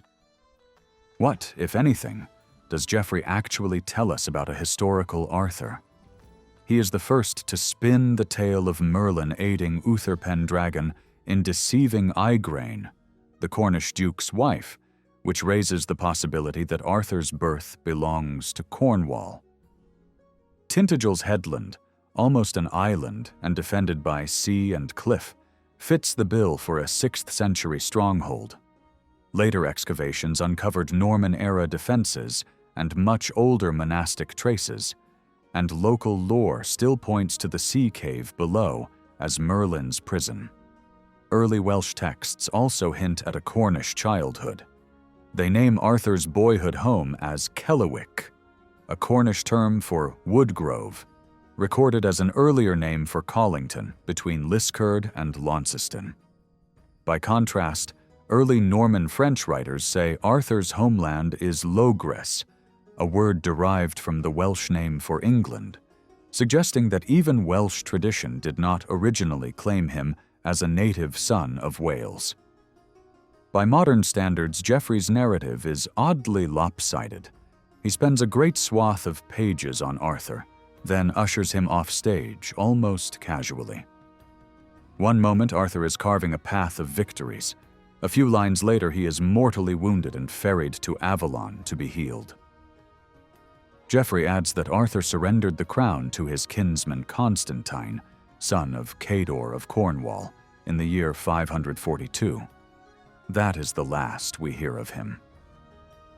The name Constantine was common among rulers, prized since the emperor who adopted the Chi-Rho after a vision of a flaming cross. In the Brythonic world, the name carried the weight of fidelity to the Christian faith. Cornwall still has a parish called Constantine. Even if Geoffrey embroidered the scene of a dying Arthur naming a successor, the detail aligns with other clues that Arthur was a Christian commander. Gildas, quoted by Nennius, says that at Badon Arthur carried the cross of our Lord for 3 days and nights.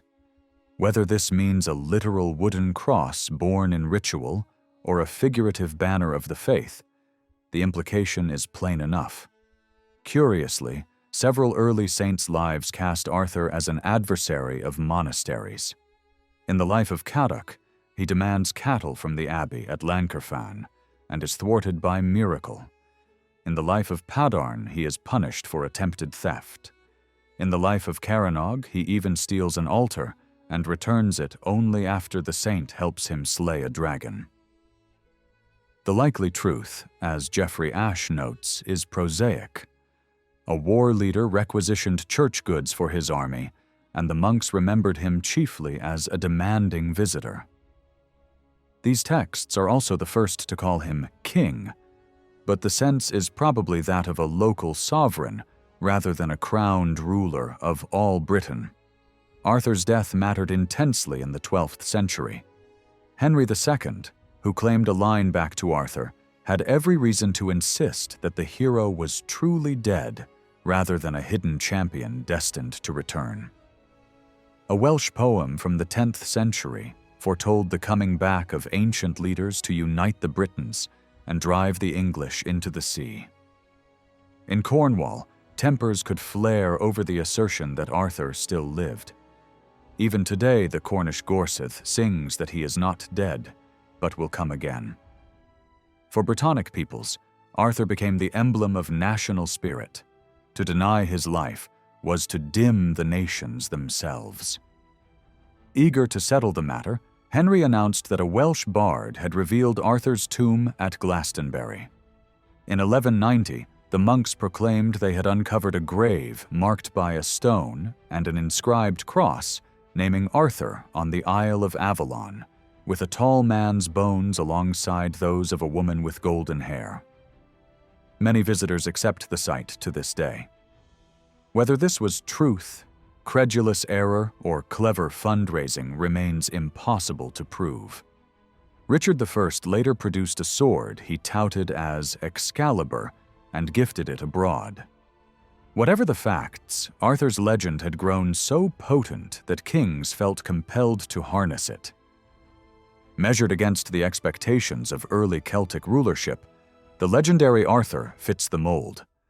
Unblemished body, imposing stature, mastery in war, fearless courage, a gift for right speech and straight dealing, reverence for natural law, a fierce sense of honor, and refinement in noble arts from strategy to formal games. To these traits, the story adds Roman virtues of statecraft, mobile tactics, and cavalry command, and, in its Christianized form, devotion, resistance to heathenism, compassion and humility, reverence for mothers and for women of every station, and loyalty to a higher cause even at great personal cost. Folded together, these strands produce the medieval ideal of chivalry. Yet the moral core remains recognizably Celtic. Much in the cycle reaches back to older tales. Arthur's hunt of Turk Trwyth echoes Irish stories of a king turned into a boar. Arthur and Finn both meet giants, underworld lords, and shapeshifters. The famous English poem about Gawain and the Green Knight stands beside Irish beheading games rooted in head-taking cults. Tristan and Isolde's fate mirrors the pursuit of Diomed and Graun. Some elements are more elusive. Morgan Le Fay's name looks not to the Irish battle queen, but to the sea and birth, and medieval writers often call her a goddess presiding over a blessed apple isle, one of many echoes of Celtic goddesses, rather than a single fixed original. Again and again the stories circle Celtic laws of hospitality and fair dealing. Guests are promised meat for their hounds, corn for their horses, rich cuts and overflowing cups, a bed and song. Many of Arthur's companions wear the names of gods recast as heroes, such as Mabon, son of Modron, Manawydan, son of Lir, and Lugh of the Long Hand under a Welsh guise. The bright islands and glass castles belong to a world where youth never fades and feasts never end, the Brythonic Avalon and the Goidelic land of the ever-young. In one Welsh poem, Arthur sails in his ship to seize a cauldron wrought with pearls and stoked by 9 maidens' breath, a vessel that refuses to cook for cowards. However much later poets draped the Grail in Christian glory, beneath it lies the pagan vessel of plenty. The other world in Celtic thought is near at hand, endlessly alluring and therefore perilous. Heroes slip into forests, islands, and crystal halls, wrestle with marvels, and return changed. Time stops there. Death does not rule. The hero's strength is to cross that threshold and come back. The deeper root is shamanic, the holy traveler who descends, intercedes, and returns. In such a world, unusual births mark unusual destiny. Celtic tales teem with children conceived in rape, deception, or divine embrace, then fostered away so their power can ripen.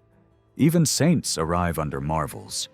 Arthur's birth through Uther's deception of Igraine follows the same pattern. For Celts, such beginnings unlock the fierce energy a true champion needs to do what ordinary lives cannot. Medieval scribes who set the Arthurian tales down on vellum struggled with their pagan frankness about sex.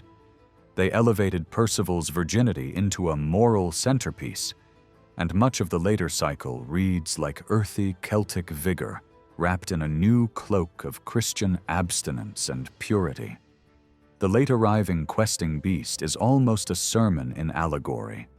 A princess tempts her brother, the devil sires her child, hounds devour the brother, and the princess bears a chimera stitched from many beasts, its belly forever echoing with the yelps of the pack.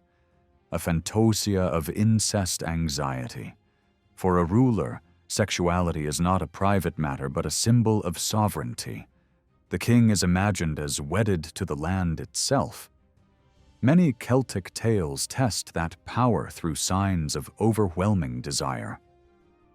In some versions, Modred spreads false news of Arthur's death in France. While Guinevere mourns, the nobles insist she must marry Modred at once. Modred's craving is more than lust. It is the appetite of kingship seeking union with the realm personified by the queen. His birth is placed on May Day, aligning him with the young sun god and, by contrast, casting Arthur as the autumnal or father figure. Seen this way, the triangle of Arthur, Lancelot, and Guinevere is not only a gripping human drama, it reenacts a very old pattern. The ever-renewing goddess who is the land bears a son who grows to manhood, supplants the father, and renews fertility. The kingdom's collapse after Arthur's death is mythic as much as political. The bell-like successor cannot possess the queen, who embodies Britain, and so the cycle stalls. The tale in which Melwys abducts Guinevere and Arthur rescues her mirrors the Persephone story. Carrying the celebrated virtues of chivalry also reach back to deeper Celtic roots. Courage, liberality, truthfulness, loyalty, courtesy, and honor appear again and again, and behind them stands the Druidic conviction that right speech carries sacred force.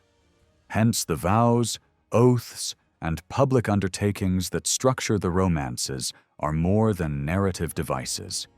They preserve an older reverence for the binding word. The ethic endures into history.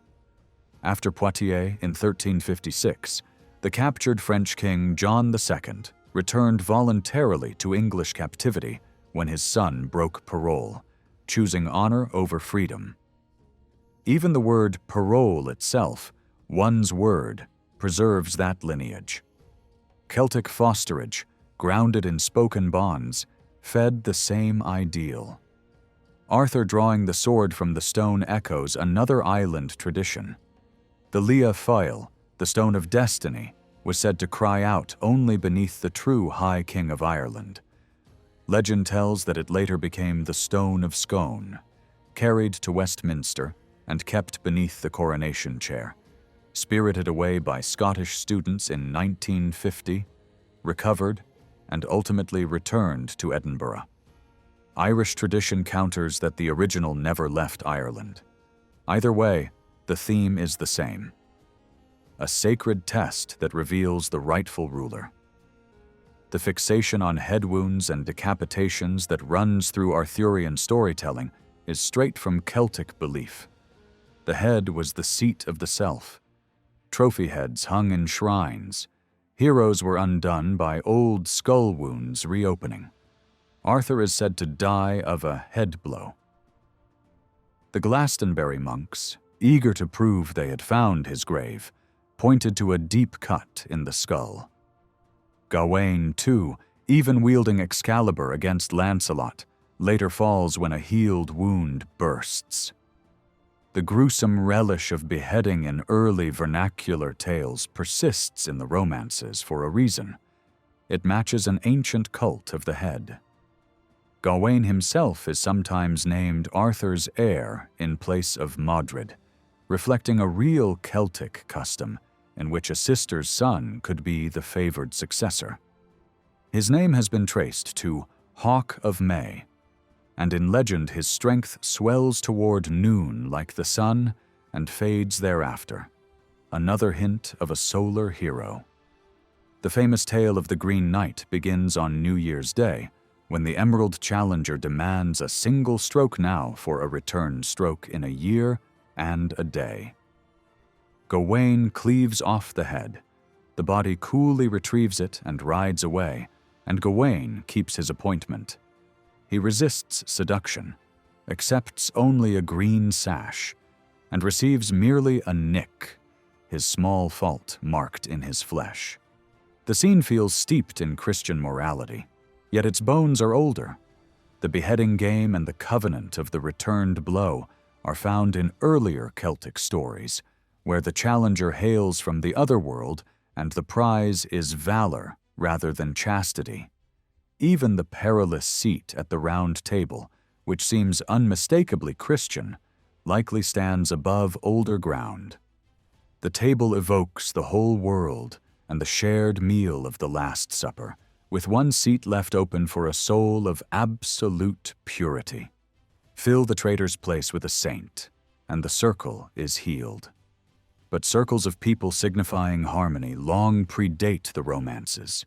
The stone rings of Britain and Ireland remain as witnesses, and Druidic rites likely arranged bodies in a ring to enact cosmic order.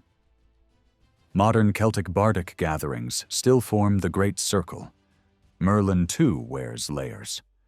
Behind Geoffrey's enchanter lies the figure called Myrddin, a bard and seer linked to a border battle, driven mad by slaughter, wandering the forest of the lowlands as a wild prophet. A poignant poem laments his solitude among apple trees and his longing for death. From such fragments grew the wizard who guides kings, dwells backward in time, or endures in enchanted stasis, a mythic vessel carrying both grief and insight. The Arthurian imagination has shaped centuries. A Tudor king christened his heir Arthur at Winchester to summon a golden age. Fate sent Henry VIII instead, who in his way echoed parts of the legend. No English monarch has since claimed the name, perhaps because it bears too much promise. Of the man behind the myth we still know little. Of the myth's reach we know much. It has turned a shadowy war leader into a symbol of tragic greatness and a moral horizon for a culture renewed in every age. As with Arthur, peeling myth away from history in early Ireland is tricky work. When you look for the first line of High Kings, even choosing a starting point is contentious. Braise, the beautiful, the mixed-blood stand-in for Nuada after the loss of his arm, belongs to legend. So, most likely, does Eramon, one of the Milesian leaders who, in story, defeats his brother Eberfin and becomes the first supreme ruler of the island. A long roll of Milesian high kings follows, their historicity hazy. Tigernmas, seventh of the line, is credited with smelting gold and popularizing gold ornaments. Farther along comes Olam Fodla, remembered as a poet-seer and praised for inaugurating the Great Assembly at Tara, where the High King was affirmed. That festival symbolized a ritual union of ruler and land, an idea that surfaces again and again in Ireland's royal lore. Many early kings are really personified versions of that sacred marriage and its taboos. Ailill Olam of Munster tries to force himself on Aine, a goddess of love and plenty, and dies beneath her magic. Another Ailill falls hopelessly for Etan, also a goddess, wastes away, and perishes. A third, Ailill Macmata of Connacht, is the pliant husband of Queen Medb, who goads him into the war over the brown bull of Cooley that fuels the great cattle raid epic. Not every High King was a man. Masha of the red hair, daughter of Aed the Red, defeats one rival in battle, marries another to secure her claim, and, after his death, rules alone. The royal seat of Ulster is named for her sons. Her foster son, Eughain the Great, is credited with leading the first Irish raids on Britain. Conair the Great, placed by tradition in the 1st century before Christ, is born under strange conditions and raised in a tale that reads like a fireside story. His mother, a king's daughter cast out at birth and reared by a cowherd, grows into such beauty that the High King vows to wed her. On the eve of that marriage, she lies with a bird god. The child conceived is Conair, whom she passes off as the royal heir. Through life, Conair lives under a strict ban against killing birds. His path to power is marked by a vision quest more familiar from Celtic tales than from chronicles. Druids hold a bull sleep. A seer dreams the sign of the next sovereign, and, guided by that sign, they discover Conair stripped of all possessions and walking barefoot to Tara after a reprimand from his divine father for having raised a sling against a flock. Shame accepted, taboo restored, he is acclaimed. Conchobar Macnessa, set by tradition in the time of Christ, presides over the court where Cu Chulain's deeds are told. He himself courts Deirdre of the Sorrows, whose beauty fulfills a druid's grim prophecy by bringing ruin and bloodshed. Conchobar dies when a charm ball made from a slain king's brain bursts an old wound in his skull during a late fury. In the 1st century of our era, the Milesian line is said to be interrupted by Carbry Cathead, a usurper whose reign brings famine and sickness. Later, Tuathal the Desired returns from Britain, fights battle after battle to reclaim the high kingship, carves out Meath as the royal province, restores the Great Assembly at Tara, builds princely residences in each province, and sets 5 great roads radiating from Tara across the island. From Tuathal forward, figures begin to look more human than divine, but myth keeps braiding through their stories. Cathair the Great leaves a celebrated will. Conn of the 100 Battles earns his name in combat and, after long struggle with Moga, sees Ireland split between Con's half in the north and Moga's half in the south. Leinster chafes for generations under a cattle tribute ode to Tara. One tale has its warriors hidden in wicker panniers on hundreds of ox teams, bursting out like Greeks from a wooden horse to seize the royal seat. Even these historical rulers move among marvels. Con takes as mistress Bakuma, the healer, who tricks his son Art into a perilous journey to the land of wonder to seek a woman of fair form. Fergus MacLeod of Ulster wears fairy shoes that let him walk the riverbeds of Ireland, gaining underworld strength until a monstrous waterhorse horrifies him into a lasting blemish. No longer whole, he abdicates, slays the beast to win back his beauty, loses the shoe's virtue, and drowns. Cormac MacAirt, Con's grandson, gains a reputation as Ireland's Solomonic king. He rebuilds Tara with a vast banqueting hall, presides over a cosmopolitan court said to host visitors from Gaul, Rome, and beyond, and is credited with the first watermill. His reign ends when the leader of the Daci blinds him in a feud over a woman insulted by Cormac's son. A blemished king cannot rule. He steps down and is later remembered as the putative author of a king's manual and a source for later law, texts that underline an old "break that truth and the world withers." After Cormac, the succession turns murkier, not because the names vanish into myth, but because real politics, alliances, splinters, rival kingships multiply. Muradach Tirek governs long years of strife. Oriel splits off in Ulster. Queenship, too, retains mythic outlines.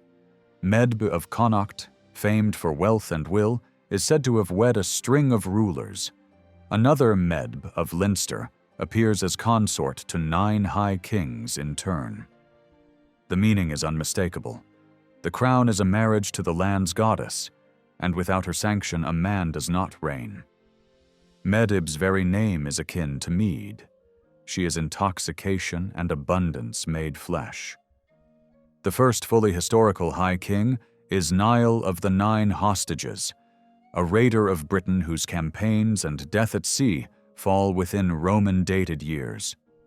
From him descend the Uí Néill, who will dominate the High Kingship for centuries. Even saints, like Columba, claim his blood.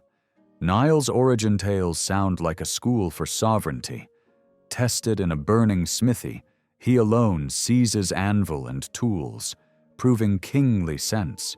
Confronted by a withered hag who guards a well, he kisses and lies with her to gain water for his brothers, whereupon she becomes a radiant maiden who pledges the kingship to him. The hideous bride is Ireland herself. The rightful ruler embraces the land in all its forms. Across the narrow sea, a small Irish colony grows into the kingdom of Dal Riata. Niall helps break Pictish pressure and anchor Irish rule along the western coasts and peninsulas. Later assemblies recognize the Scottish branch as an independent realm. At home, Niall's drowning closes one era just before Patrick opens another. By the time Diarmaid MacSurbo is crowned, Ireland is shifting from pagan to Christian, but remains as devout as ever. Great monasteries rise after a plague fells 2 founders. Abbots are often kinsmen of noble houses. One son from many lordly families routinely takes the tonsure. These communities will flourish until the Viking Age, when raiders prize learned men as valuable captives and exploit Irish-on-Irish warfare as much as they wage their own. Meanwhile, the northern story gathers pace. The Irish Dal Riata diverges from its Scottish cousin. The Ulaid's old realm now includes Dal Fiatach, whose king subdues the Isle of Man, where the language grows closest to Scottish Gaelic. Aidan mac Gabrain of Dal Riata strikes hard at Pictish lands, while Britons to the south are squeezed by Anglian power. Strathclyde endures. Cumbria keeps its Brythonic name, and Irish settlers line parts of the Welsh coast. Church and crown do not always move as one. Columba secretly copies a psalter from his master Finian. The High King rules that the copy belongs to the owner of the original, to every cow its calf, and the dispute erupts into battle, after which Columba departs into exile and founds Iona. Farther east, English ascendancy isolates Ireland from British allies. Deorham widens the rift between Welsh and Cornish speech. Northumbria rises. The slaughter at Chester severs the road to the Irish Sea. Man falls to Northumbria. By then, the sea lanes that once carried raiders and saints are closing, and the High Kingship, never simple, becomes a title contested amid shifting borders, battling kindreds, and a church that is fast becoming Ireland's other great power. In 635, Aidan established Lindisfarne Priory, and by 640 he had begun preaching in Northumbria. The Christianization of Britain that Augustine set in motion in 597 slowly reopened the channels of trade with Ireland. Progress was uneven. The church on Iona aligned itself with the Roman calculation of Easter in 716, a practice the English churches had already embraced at the Synod of Whitby in 664. Bede completed his great church history in 731. In 843, Picts and Scots joined forces to withstand Danish pressure, and the first king of the United Realm, Kenneth MacAlpin, died in 860. The Danes seized York in 866, conquered East Anglia in 870, and killed its last king, Edmund. They renewed their Irish campaigns in 916 and overran Munster. Record-keeping for the Irish High Kings grows murky here, as surviving sources focus on local feuds and Norse raids, and alliances shift at high speed. By 937, Danes, Scots, and the Britons of Strathclyde were fighting together against Athelstan at Brunanburh, and not without reward, since the Scots took Cumberland and Westmoreland in 945. One of the first High Kings to push back meaningfully against this Norse tide was Melsichlan, later known as Malachy, who beat a Danish army at Tara in 979. Brian Boru would later accuse him of dealing with the enemy, but little else is certain about his reign. The name itself gained currency. A churchman called Malachy of Armagh later brought Augustinian canons to Ireland and built a stone oratory at Bangor in 1140 that locals grumbled was too foreign. There had also been a Malachy before him, and a Malachy the Great, whose son Colman died a martyr in 1012. The Northmen, though checked at moments, kept coming. They raided Chester in 980 and struck Dorset, Portland, and South Wales in 982. In 994, Olaf Tryggvason and Swine encircled London. By 1016, Nut ruled all England. In 1020, the Faroes, Shetlands, and Orkneys acknowledged the Norwegian crown. Against this backdrop rose Brian Boru, who defeated the invaders at Clontarf in 1014, and whose name endures in Irish memory as the Towering Warrior King. Brian's forename is now common in English, but it was born Gaelic. His epithet, Boru or Boroimi, comes from the word for a cattle levy. One court tale has Brian and his poet Mac Liag watching vast tribute herds arriving from Ulster and Leinster. The poet praises their abundance. The king rewards the song by giving him the entire herd, and from that day the ruler is styled Brian of the Cattle Tribute. Born in Munster in 926, the son of Kennedig, a noble of Thomond's ruling family, Brian grew up amid Danish incursions and early took the field against them. His brother Mahan became king of Thomond in 951, and later of all Munster, which gave Brian stature and resources. When Mahon was murdered in 976, Brian took revenge and, after 2 years of turmoil, claimed the kingship of Munster for himself. Age did not blunt his ambition. Ireland's political map, carved up by Viking power and settlements, left only one route to the high kingship he coveted: subdue the foreigners, and then bend the other provinces to his will. He began with Leinster, forcing its rulers to swear obedience. He pushed into the Wicklow Hills and into Dublin, burning the Norse farmsteads and driving the settlers west. With Munster and Leinster secure, he turned on Meath. The reigning High King was Malachy, whom Brian suspected of making terms with the Danes. Years of campaigning and several reverses followed, but in 1002, Brian overthrew Malachy and was proclaimed High King at the age of 76. He spent another 12 years on campaign, personally leading armies, until both Connaught and Ulster submitted.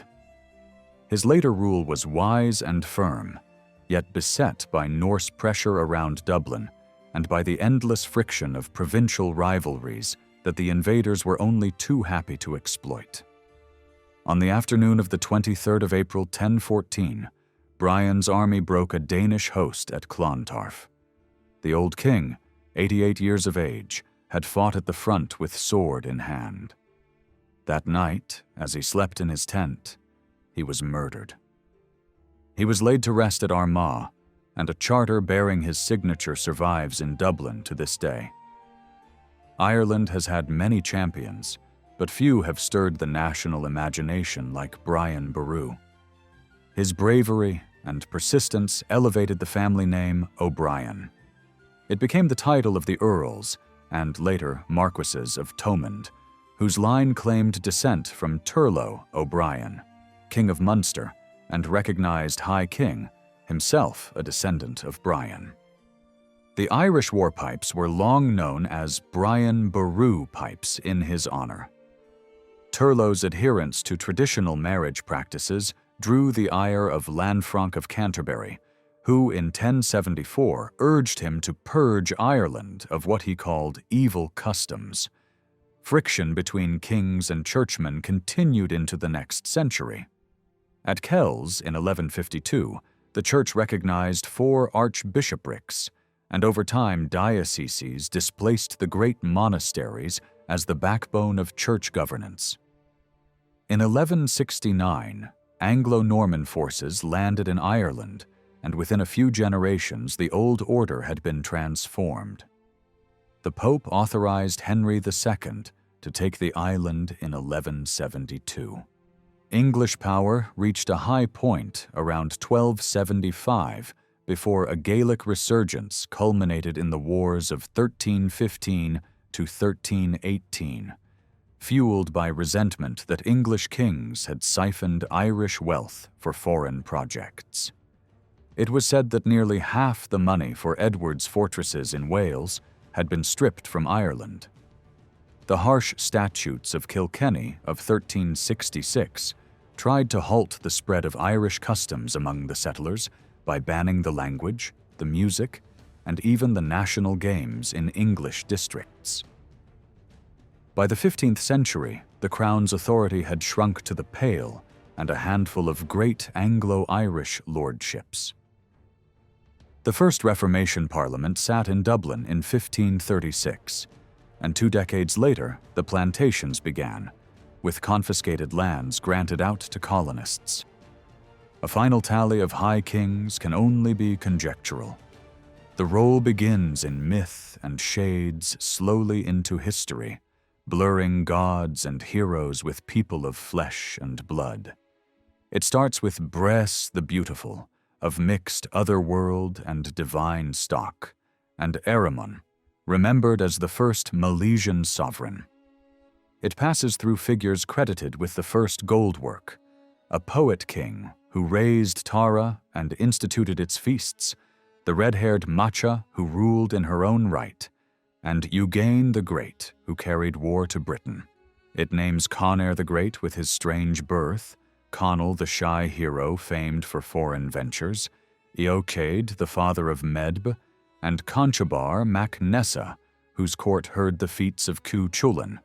It includes usurpers whose reigns brought famine, restorers like Tuathal, who carved out Meath and set the 5 roads, lawgivers and warriors like Conn of the 100 Battles and Cormac MacEirt, judges and builders, kings of Dal Fiatak who first subdued man, rulers praised for mercy, princes honored for feasts, allies of Vikings and men who fought them, 2 men named Malachy who battled Norse power, Brian Boru who fell after victory at Clontarf, Turlo O'Brien, and Roderick O'Connor, after whose day the fairs at Tailtew ceased and the title of High King faded.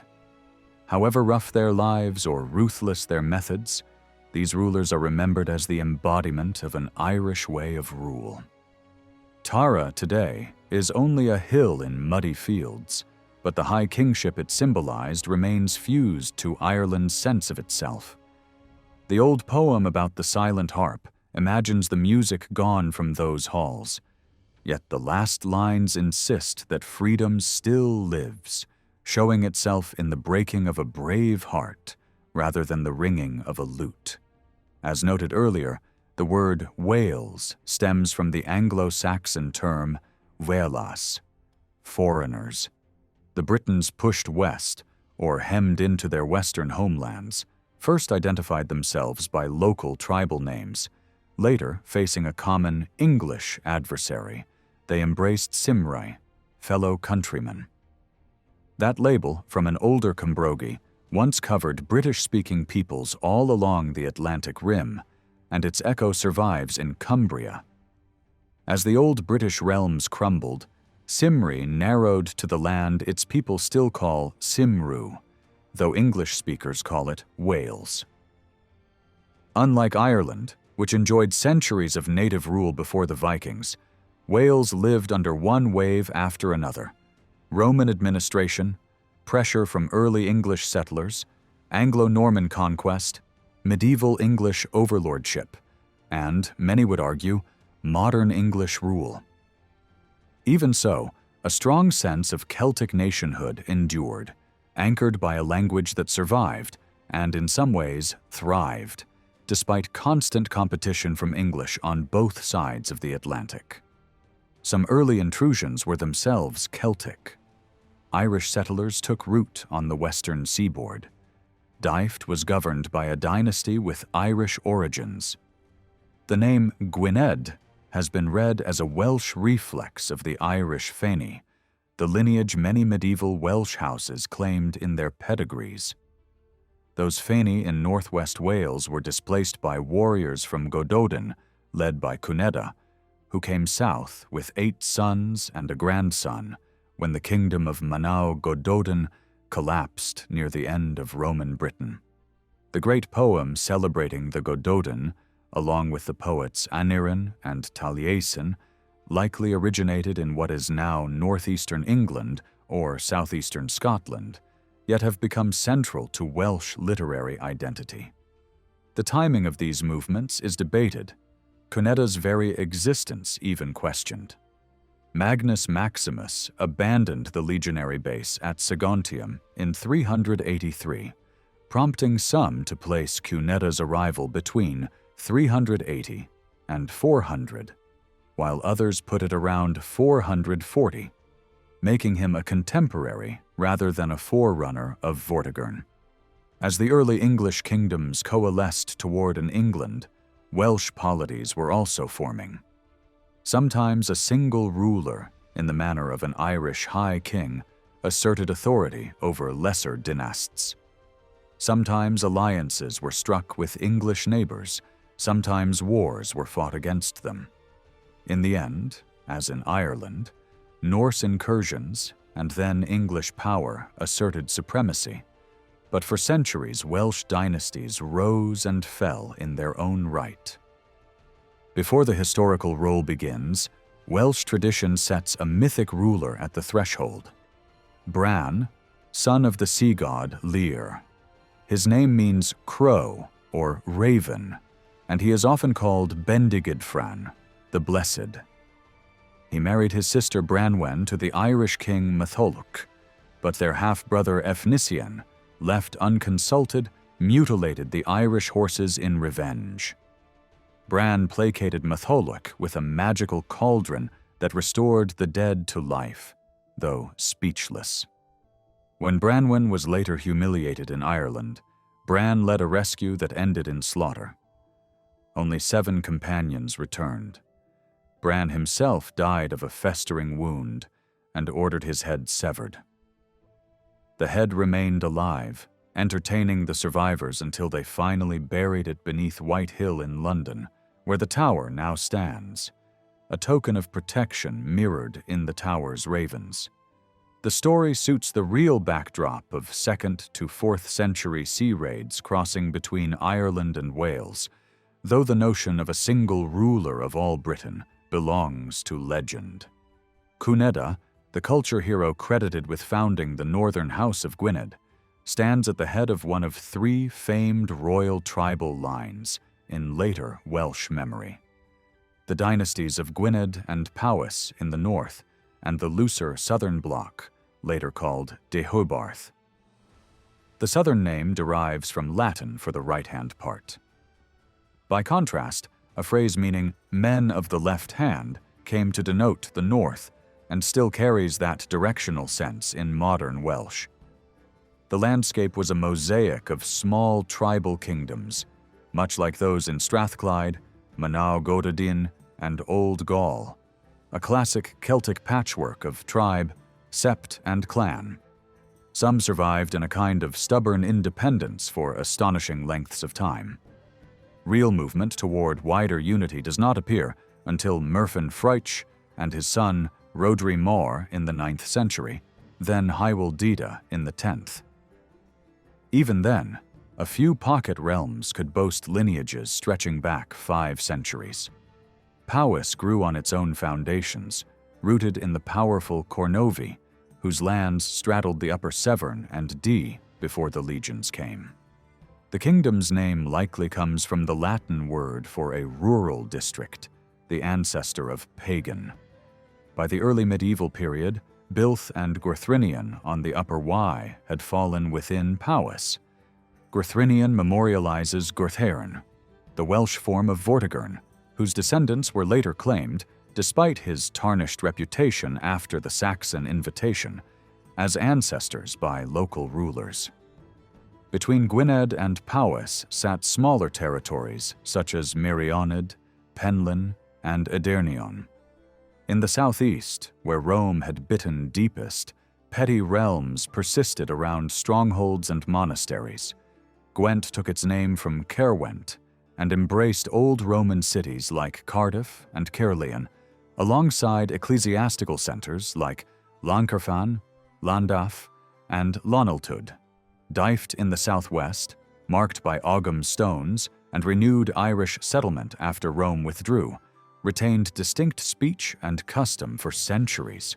Brecknock to the south managed its own affairs from the 5th to the 10th century. Other southern polities, among them Ystrad Tiwi, Gower, and Brycheiniog, followed their own courses. Morgan Twumdiwg, later Glamorgan, maintained a separate identity into the Norman era, marrying Roman roots to a durable church network. The crucial centuries in which Wales, northern Britain, and eastern Britain were all changing shape were roughly 400 to 600. Evidence is sparse and loaded with bias. Gildas wrote a scolding, learned Latin sermon on the fall of Britain around 540. The life of St. Samson offers a limited window from the same era.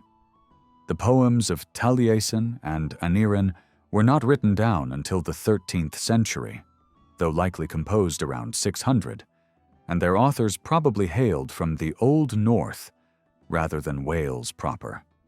Bede's masterful history appeared in 731, but his hostility to the Welsh is plain.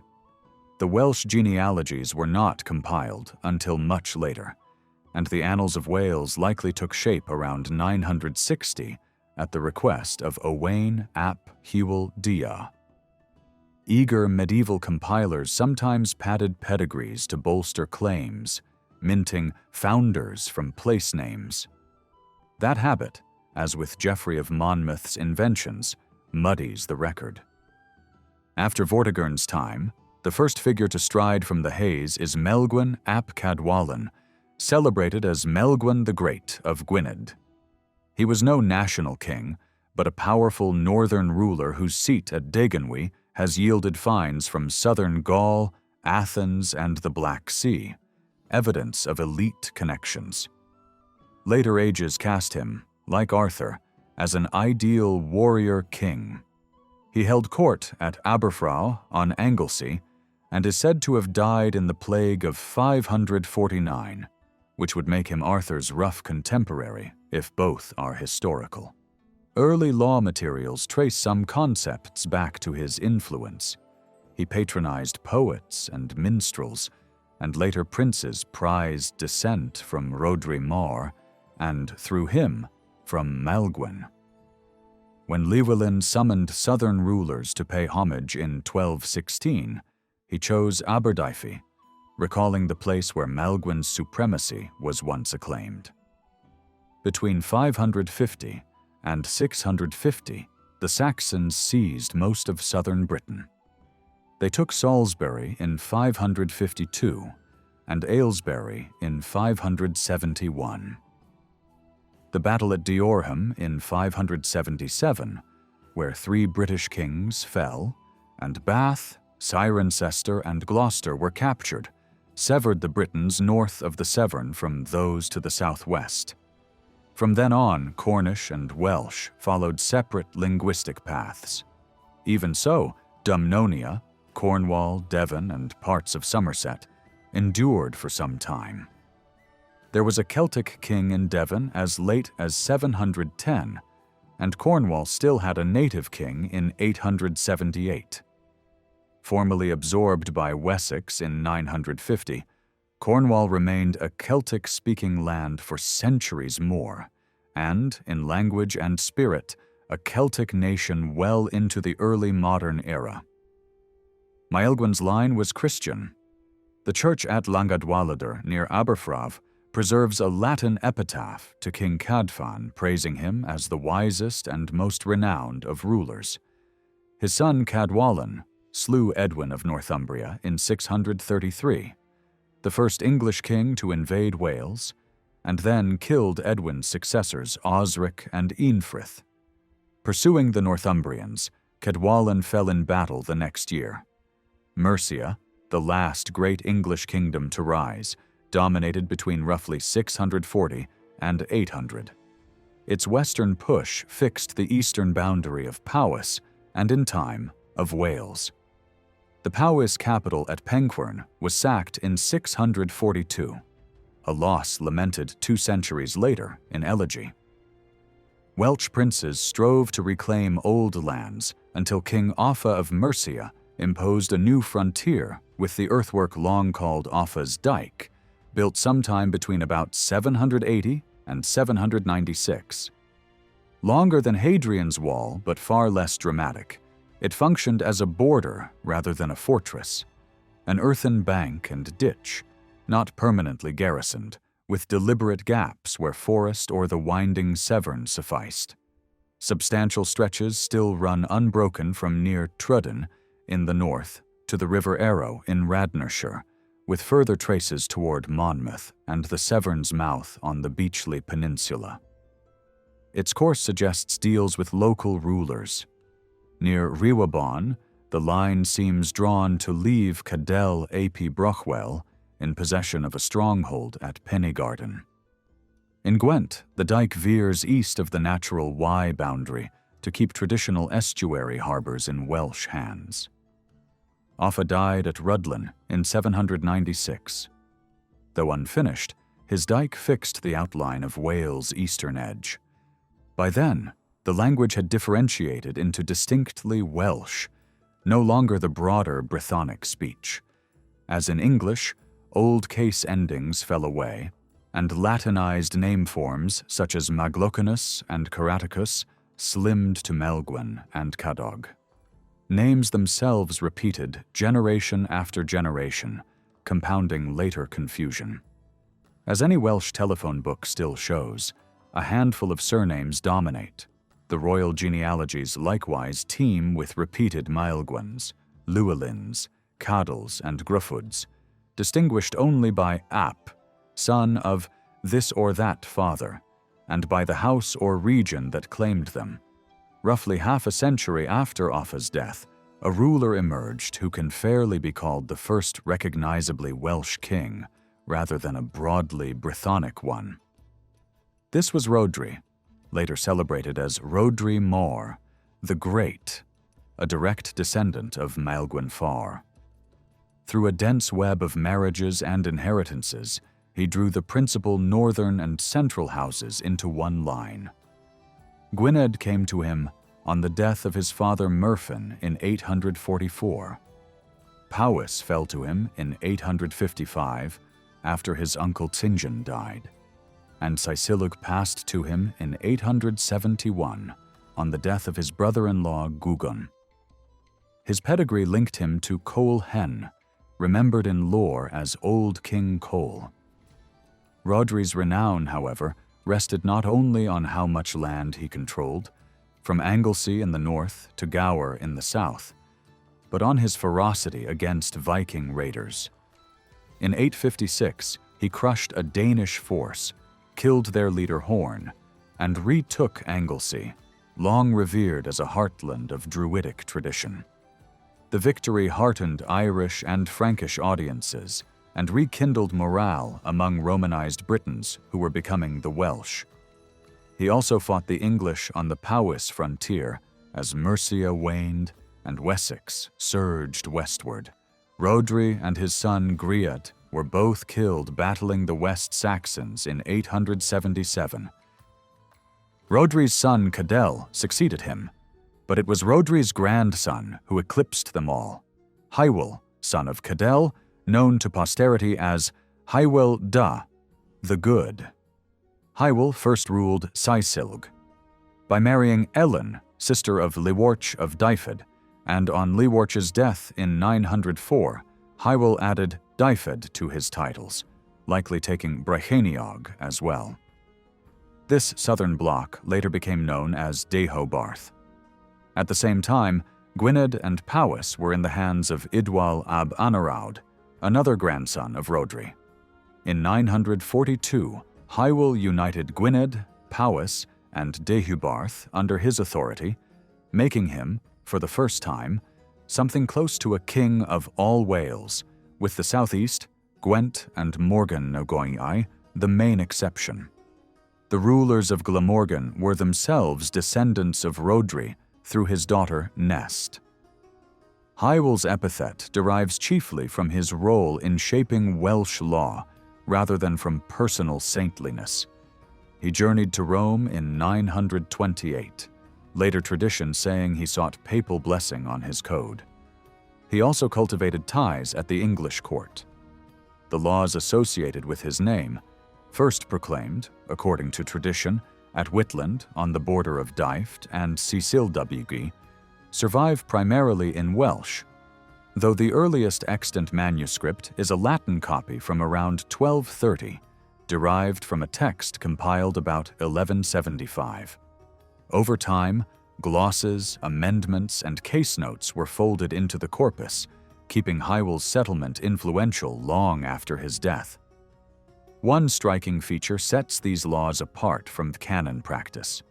They recognized 9 forms of marital union and laid out practical rules for division of property when unions dissolved, preserving a distinctly Celtic legal spirit over a Roman or ecclesiastical one. Hywel died in 950, and the old fault line between north and south reopened. His son Owain held Deheubarth, while Gwynedd and Powys returned to Idwal ab Anaraud's line.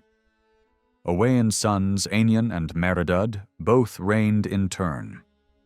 From 986 to 999, Meredud ab Owain rebuilt something like Hywel's sway, but his era was scourged by Viking pressure.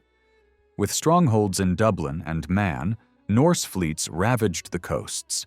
Place names like Anglesey, Bardsey, Caldey, Fishguard, and Swansea still carry the imprint. In 987, raiders seized more than 2,000 captives on Anglesey. 2 years later, Meredith levied a penny per head to buy them off, but the attacks continued, and in 999 they struck St. David's and murdered Bishop Morganow.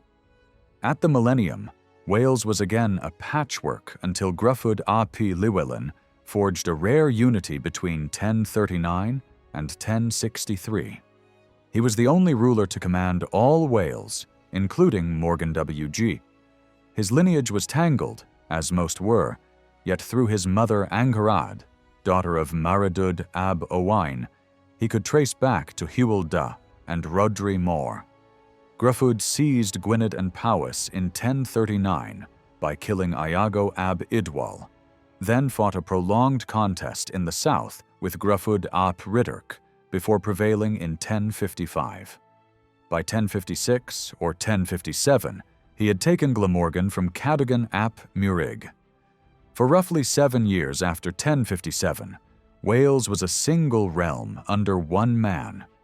Gruffudd fought beyond his borders too, beating Leofric of Mercia in 1039 and, allied with Leofric's son Elfgar, burning Hereford and clawing back Marcher lands long held by the English.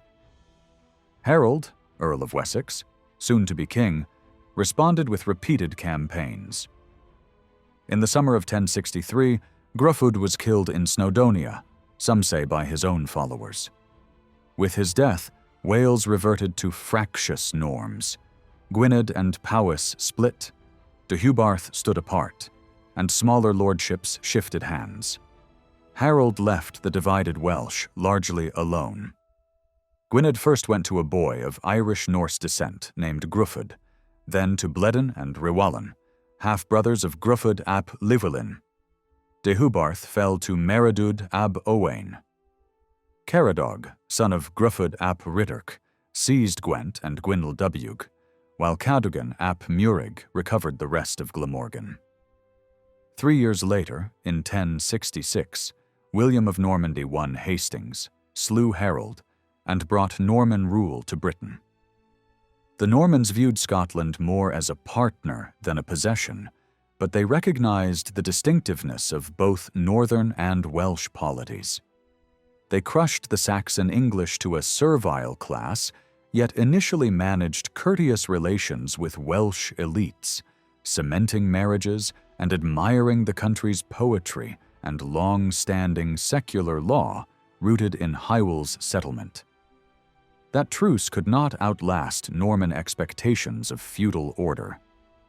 Between 1066 and 1081, William largely let Welsh princes exhaust one another. By 1081, 2 leaders stood out: Gruffudd ap Cynan in Gwynedd and Rhys ap Tudor in Deheubarth. William planted a line of border barons, Fitzosbern at Hereford, Roger de Montgomery at Shrewsbury, and Hugh of Avranches at Chester.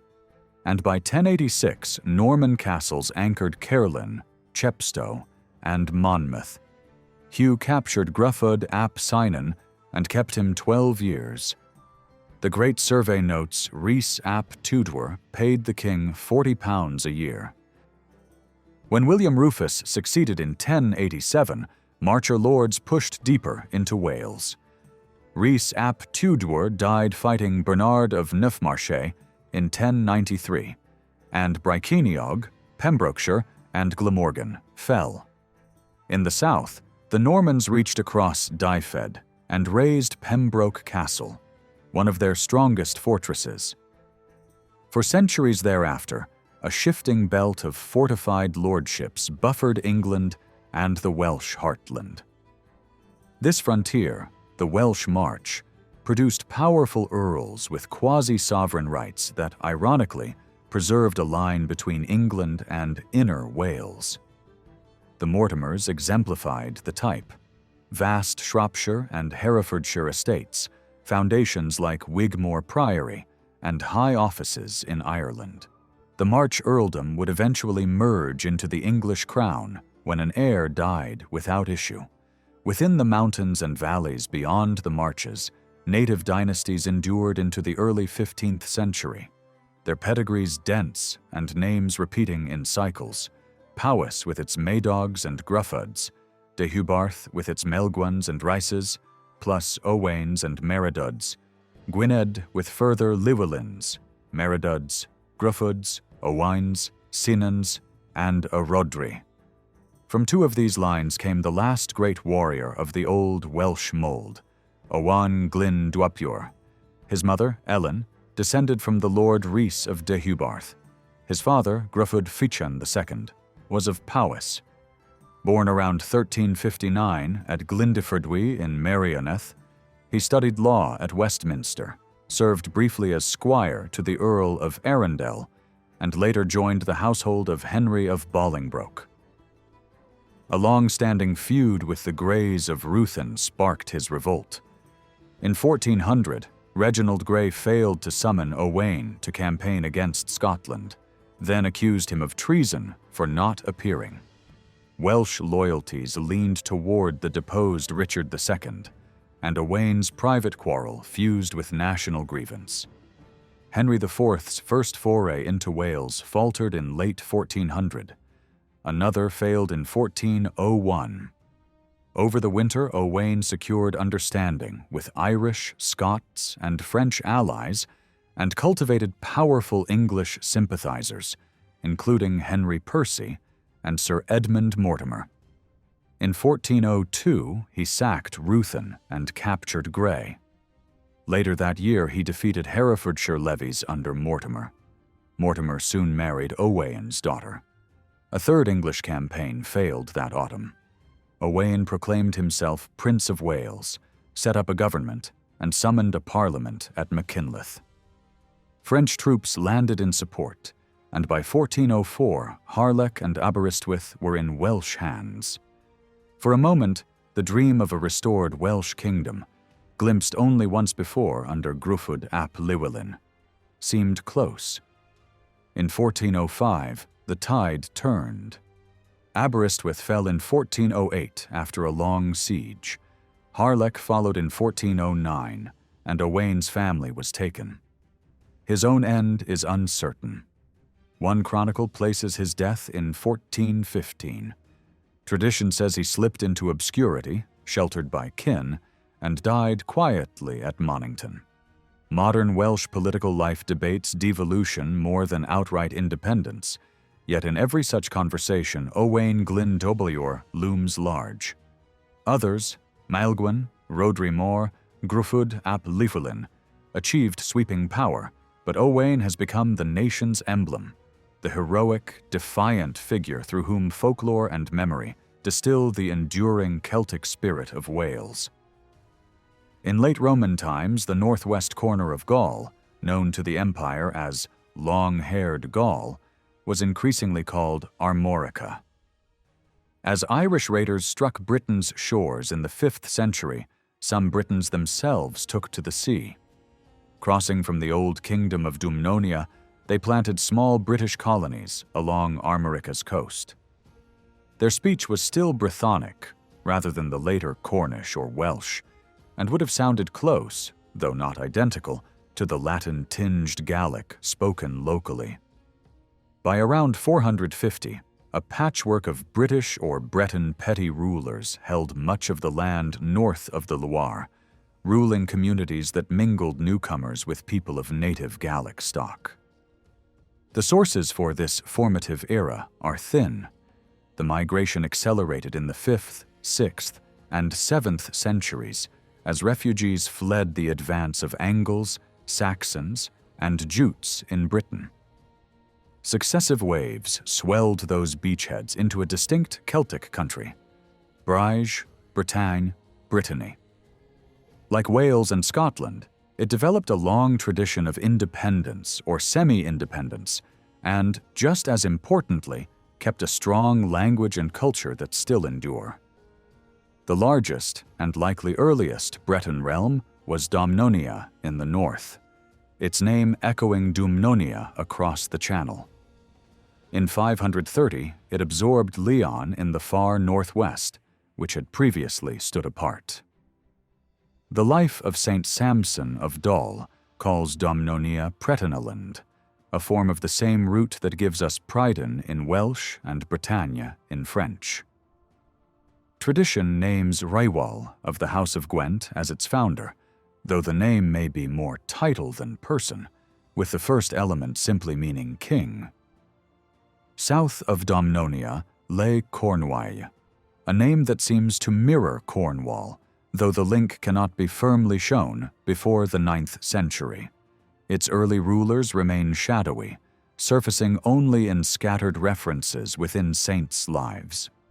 A third polity, Bro Warroch, occupied the lands once held by the Veneti, famed seafarers who had long dealings with Britain. Warroch, the 6th century leader who defied Frankish pressure, gave the district his name. Older ties across the water were strong enough that even the figure of Vortigern appears in Breton lore as Saint Gurthium. Early Breton narrative is overwhelmingly hagiographic because ecclesiastical leaders guided the settlement. Those who escaped heathen invaders in Britain were Christian colonists whose chiefs were abbots, teachers, and spiritual wayfarers. They often took unused heath or deep forest rather than displace established towns, a pattern that suits communities held together by faith more than by conquest. St. Mene, of royal Welsh blood, founded a monastery in the great forest of Broceliande and remained close to King Judicael of Domnonia, though his life is told as quiet labor rather than royal intrigue. The Cornish patron Meriadoc is said to have served as a Breton bishop, and St. Malo's story tells how he cleared land, found a golden ram, and secured tenure from a Frankish king. Such tales suggest a leadership style that feels closer to the old Druidic ideal of learned authority than to dynastic ambition. The first ruler to emerge clearly from Breton history is Cunimor of Poher in the 6th century, his name built from Celtic elements that mean hound and great. An inscription in Cornwall shows the name was widespread. From his stronghold at Carhaix, he expanded to dominate Domnonia, Poher, and Leon around 540 to 554. Breton tradition casts him as a usurper whose own people finally turned on him. Frankish power complicated everything. As Merovingian kings consolidated Gaul, they refused to acknowledge Breton sovereignty and pressed Breton rulers to accept the lesser title of count instead of king. The Bretons resisted. Warrach raided Nantes in 587, and in 590, a Frankish army was beaten by his son Canau. This stubborn independence lasted for centuries. Even Charlemagne sent 3 campaigns to bring the peninsula to heel, and still the chiefs endured. By the mid-9th century, however, Frankish dominance was too great. Salomon, son of Erispo, did homage to Charles the Bald and was executed in 874 when he tried to throw off that pledge, ending the last formal bid for a sovereign Breton crown. Yet Brittany's independence did not end in spirit.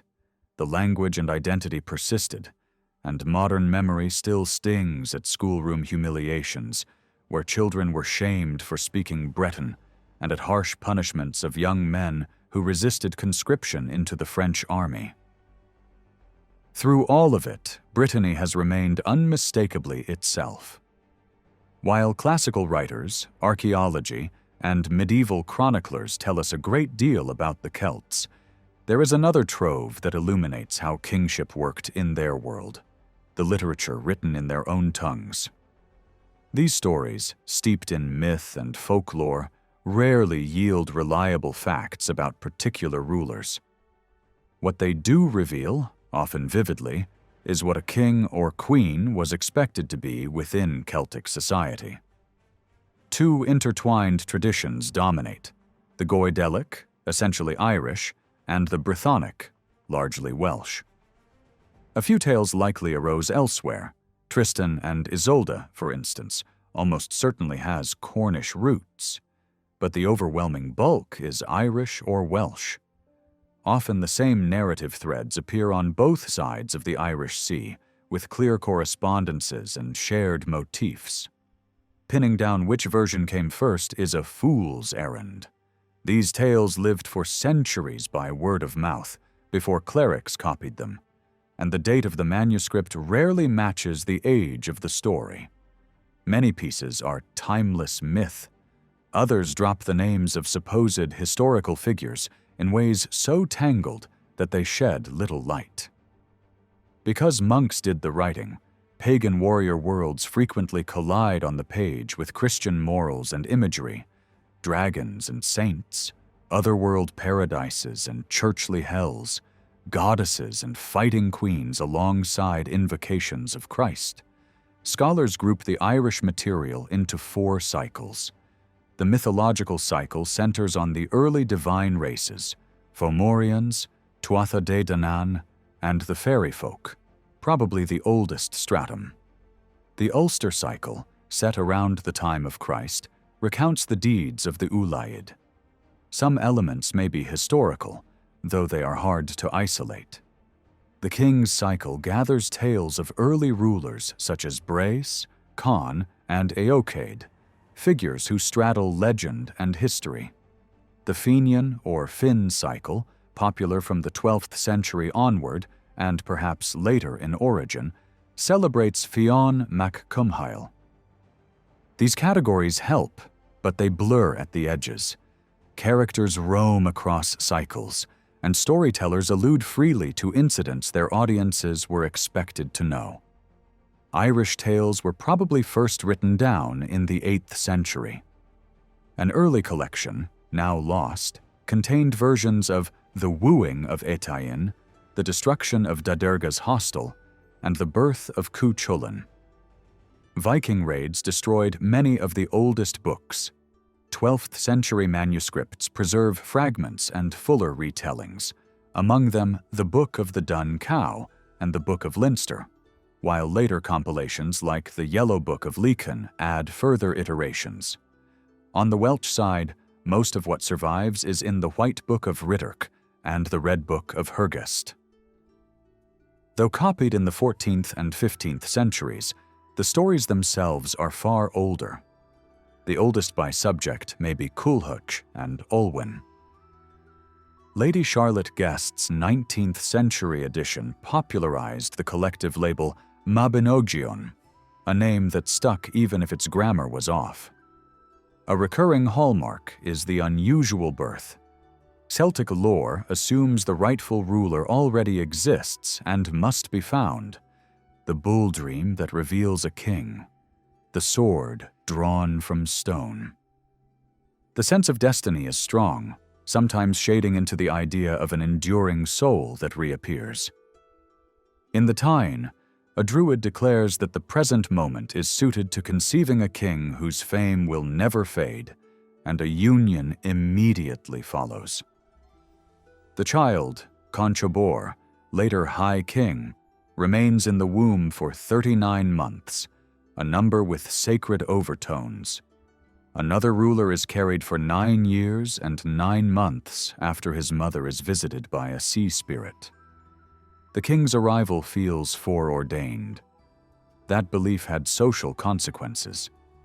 Among the Ulstermen, Conchobar is so revered that newlyweds let the king lie first with the bride, so his seed might enter their lineage. The tales treat this without embarrassment. Power and fertility are bound together. Cuchulainn's origins show the same insistence on destiny. A foundling and 2 foals appear overnight. When the child dies, his spirit leaps into the cup of Conchobar's sister, who becomes pregnant. Later, after an arranged marriage, she bears a son named Setanta, the hero who will become Cuchulainn. The message is clear. The hero refuses to be denied and will enter the world by any path he can. Heroes often look different from ordinary men. Distinctions skirt the line between nobility and blemish. Cu Chulainn gleams with colored patches in his cheeks and eyes bright as if lit from within, hair in 3 hues stiffened with lime. Legendary kings, too, are fostered by wolves or miraculously conceived by gods in animal form. Celtic saints inherit this texture, infants nursed by wild creatures, mothers visited by spirits or angels, births foretold by shining signs or prophetic holy people. Above all, a ruler must fight. Titles and wise counsel mean little unless the leader can take the field. Training scenes revel in ferocious discipline. Feet scorched on a heated flagstone, balancing on a spear point, flipping across a narrow bridge.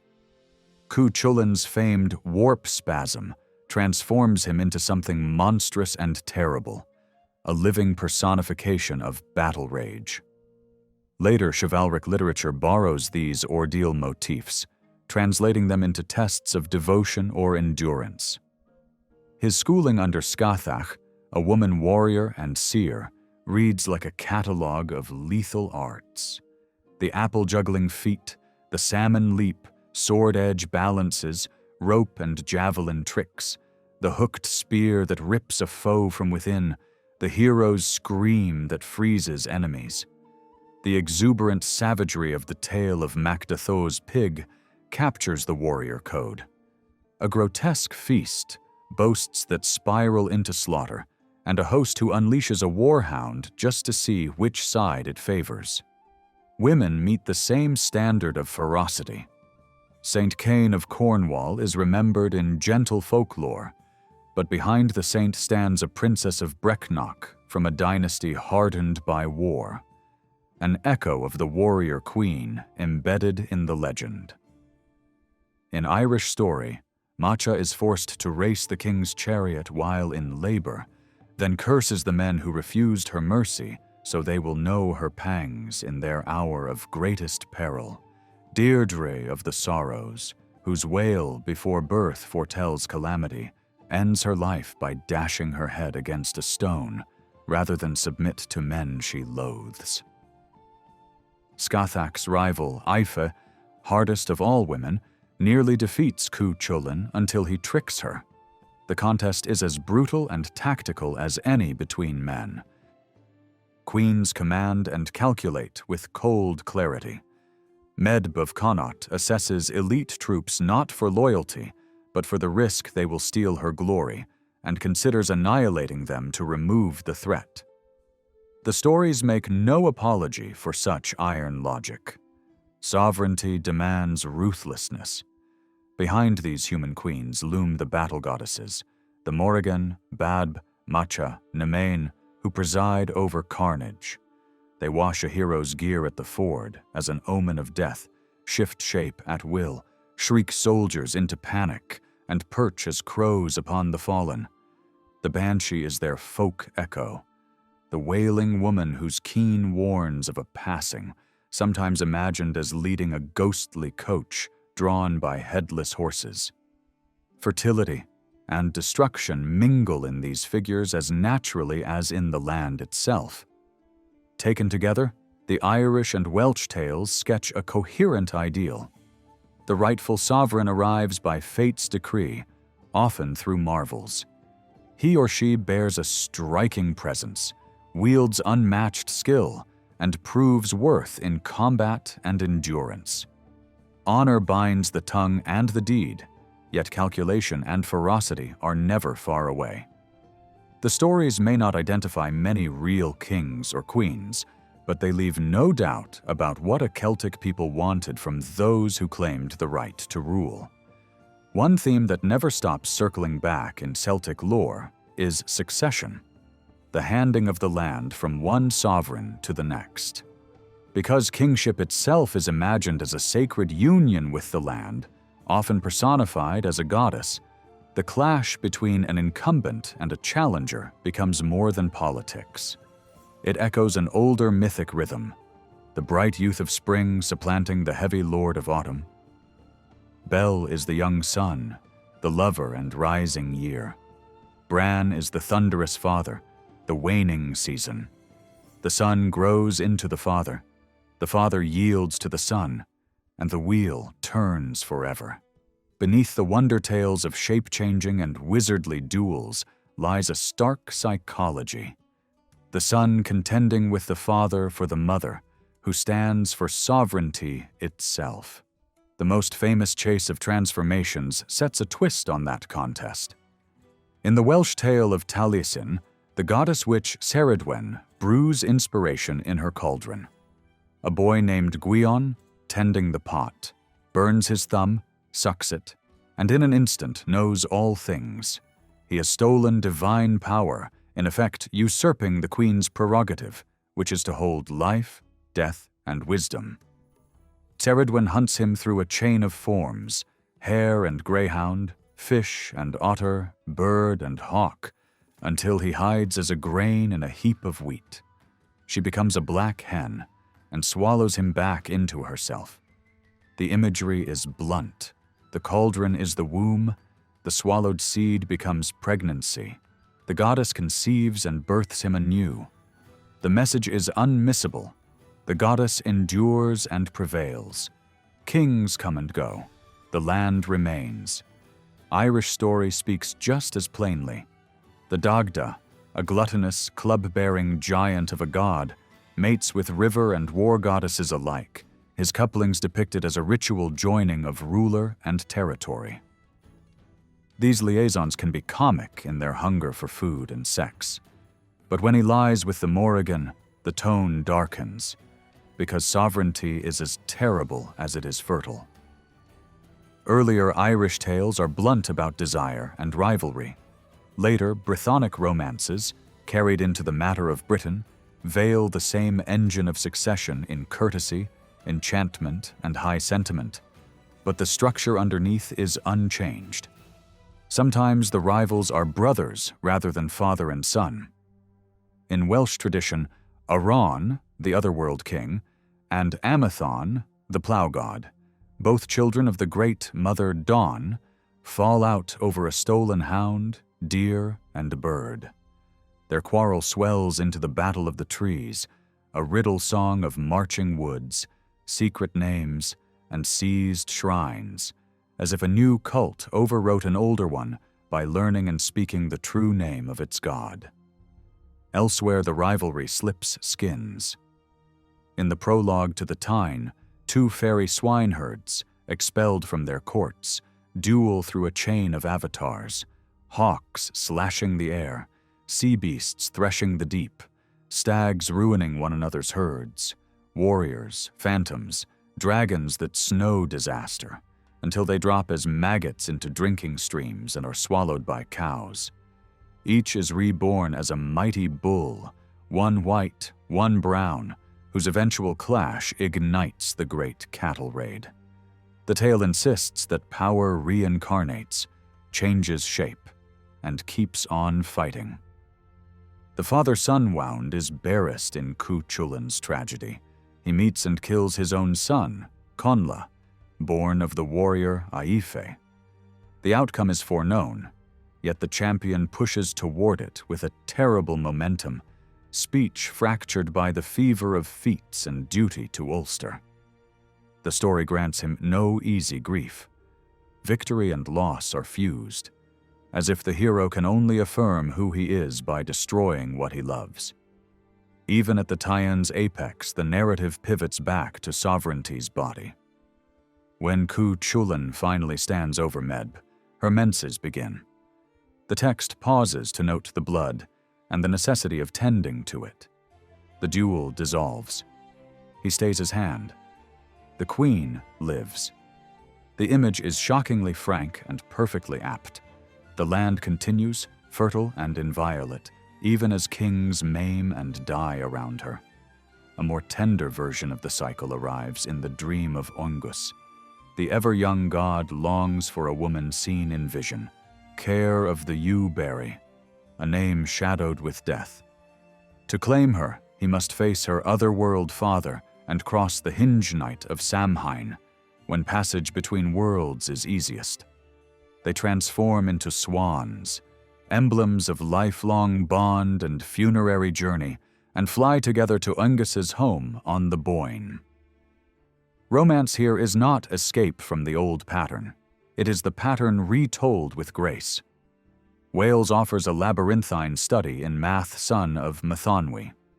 Math, a king whose life depends on resting his feet in a maiden's lap outside of wartime, and his nephew Gwydion, a master enchanter, stir a southern war and draw Gwydion's sister Orianrhod into a test that exposes concealed motherhood. From her come two sons, Dylan, claimed by the sea, and Lo Law Gifes, prodigy and heir. Orianrhod curses Lo with taboos so strict he cannot wed a mortal woman. Math and Gwydion craft him a bride of blossoms, Blodeuwed, who betrays him with Gron. Lu can be killed only in a position that is neither inside nor out, neither on foot nor mounted, neither on land nor water. Blodeuwed coaxes him to demonstrate. Gron strikes, and Lu escapes as an eagle to rot in a tree until Gwydion sings him back to human shape. Blodeuwed is turned into an owl. Gron endures the return blow through a shield-pierced stone and dies. Beneath the marvels we recognize the old arrangement. Nephew as heir, the perilous bride, the ritual of exchange and retribution that restores the right line. Even Math's footright fits the larger pattern. The virgin on whose lap he rests embodies unspent generative power, the pure well of the land's life. In war, the right is suspended, as if the king then meets time and mortality directly and needs no symbolic marriage to assure his bond with the country. Across all these stories, the logic is consistent. Sovereignty is female and enduring. Kingship is a temporary office proved in courage, trickery, desire, and ordeal. Successors arrive in visions, in strange births, by oaths and taboos and the breaking of them. The shapes change, the cycle does not. Conchobar. Macnessa was praised as a judge who never spoke too soon. He waited until a decision had matured, fearing that a careless ruling might blight the fields. In this world, speech carried force. A true word nourished the land, a false one invited rot, famine, sickness, and death. In Pwyll, Prince of Dyfed, the weight of a promise shows how perilous language can be. A stranger walks into Pwyll's wedding feast with Rhiannon and asks for a boon. Pwyll, playing the generous lord, vows to grant whatever is asked. The man demands Rhiannon's bed, the very suitor she has fled. Only Rhiannon's cunning and magic untangle the disaster. She tells Pwyll bluntly that silence would have been wiser than such foolish speech. Irish story has a name for a different kind of utterance, imbus forasnai, the sudden light of foresight. It is not earned through study, it descends. The prophet Fedalm beholds the fate of Medb's host in the Tyne, and will not be bullied from her vision, repeating that she sees only red. Scathach, Cuchulain's war mistress, looks ahead with the same clear sight and names his future of triumph and desire. Kings and queens, not only druids and seers, stand near enough to timelessness that they sometimes view what lies beyond the present. Later legend gives this faculty to Merlin alone. Earlier tales let it move through rulers as part of A recurring image captures the mortal sovereign chasing eternity. Horsemen on the road, one forever a spear's length ahead. In the destruction of Da Durga's hostel, Conair Mór spurs after 3 riders dressed entirely in red, from tunic to teeth, on red horses under red shields. He lashes his mount, yet never draws closer, nor do they fall behind. Their color marks them as otherworldly. The same shape appears in Wales when Pwyll pursues Rhiannon across the plain of Arbroath. None of his men can catch her. He tries the swiftest horse in the realm, and fails. until he calls out to her to wait for the sake of the one she loves. She stops at once and chides him that he might have spared his horse had he spoken sooner. Words, rightly placed, outstrip any gallop. Rhiannon's name echoes maidenhood in Welsh and has been linked to a title meaning mighty queen. In the tale, she must bear guests upon her back as penance, a sign of the horse goddess revered across the Celtic world, often seen as a white mare. Medieval writers tell of a stark Irish kingship rite in which the new ruler unites with a white mare. The animal is slain and boiled. The king bathes in the broth and drinks from the vat, and the company feasts. However embellished the account, the meaning is clear enough. Sovereignty is embodied in the horse, and the king becomes one with it. A ruler draws power by stepping across the border of ordinary time. Pwyll earns the title Chief of Andubuin by trading places for a year and a day with Aran, the otherworld king. He shares a court, even a bed, yet keeps his honor. When they exchange lives again, Aran blesses him, and Pwyll's land brims with fruitfulness.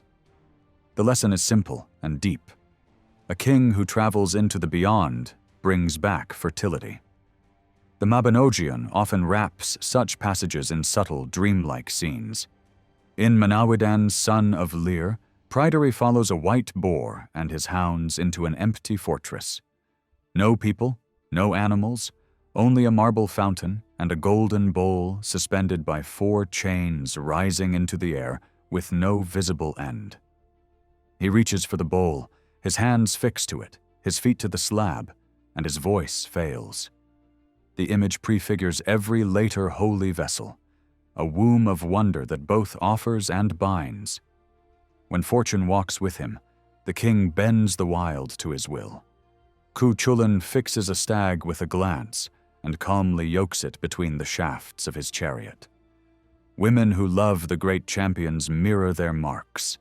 Necks bent after Conall, stammers after Cuscraid, one eye dimmed for the sake of Cuchulainn's fearsome contortion. But when fate turns against a champion, the world itself rises. As Cuchulainn wrestles Loch Macmofemis in a stream, an eel coils his leg, a wolf lunges, cattle thunder down upon him, and the wolf shifts into a red, hornless heifer at their head. These are the land's goddesses closing in. They are no gentle fates. A later Irish tale turns the punishment into a Christian key. Subnagailt, an angry king, throws a saint's psalter into a lake to protest an unauthorized church. Cursed, he goes mad, flitting through treetops for 7 years as if he were a bird, tormented by visions of severed heads and headless bodies. Only baptism grants him rest at the end. The old pattern remains, but the framework has changed. Beyond prophecy and battle, the ruler must judge. Druids often settled quarrels, yet kings were expected to bind communities with fair amends. After a Phoenician mutilates Matholf's horses, Bran offers compensation measured to honor. Sound horses for the ruined ones, a rod of silver equal to the king's height and breadth of finger, a broad gold plate, open admission of the offense, and an invitation to negotiate terms face to face. Peace fails and war follows, but the tale preserves the ideal. A sovereign is an arbiter whose remedies should heal without shame.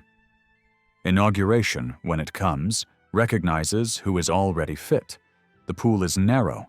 Signs are sought, sometimes by public acclaim, sometimes by ritual dream. The chosen must be whole in body, striking in presence, seasoned in war, and above all wedded to the land. Irish law spoke of sovereignty as a royal marriage. From that union, fields swell with grain, rivers run with fish, herds multiply. If the blessings falter, even a beloved ruler may be pressed aside. In Pwyll's case, the people grow anxious after years without an heir and insist that he take measures. They love him, but will not accept barrenness in their lord. Early Celtic rulers seem not to have worn crowns as emblems. Later ages adopt diadems and circlets from Rome, but older marks of office are more elusive, often confused with the white staffs of Druidic judges. Far more telling than any metal is the calendar itself. Midsummer stands as the fitting day for accession.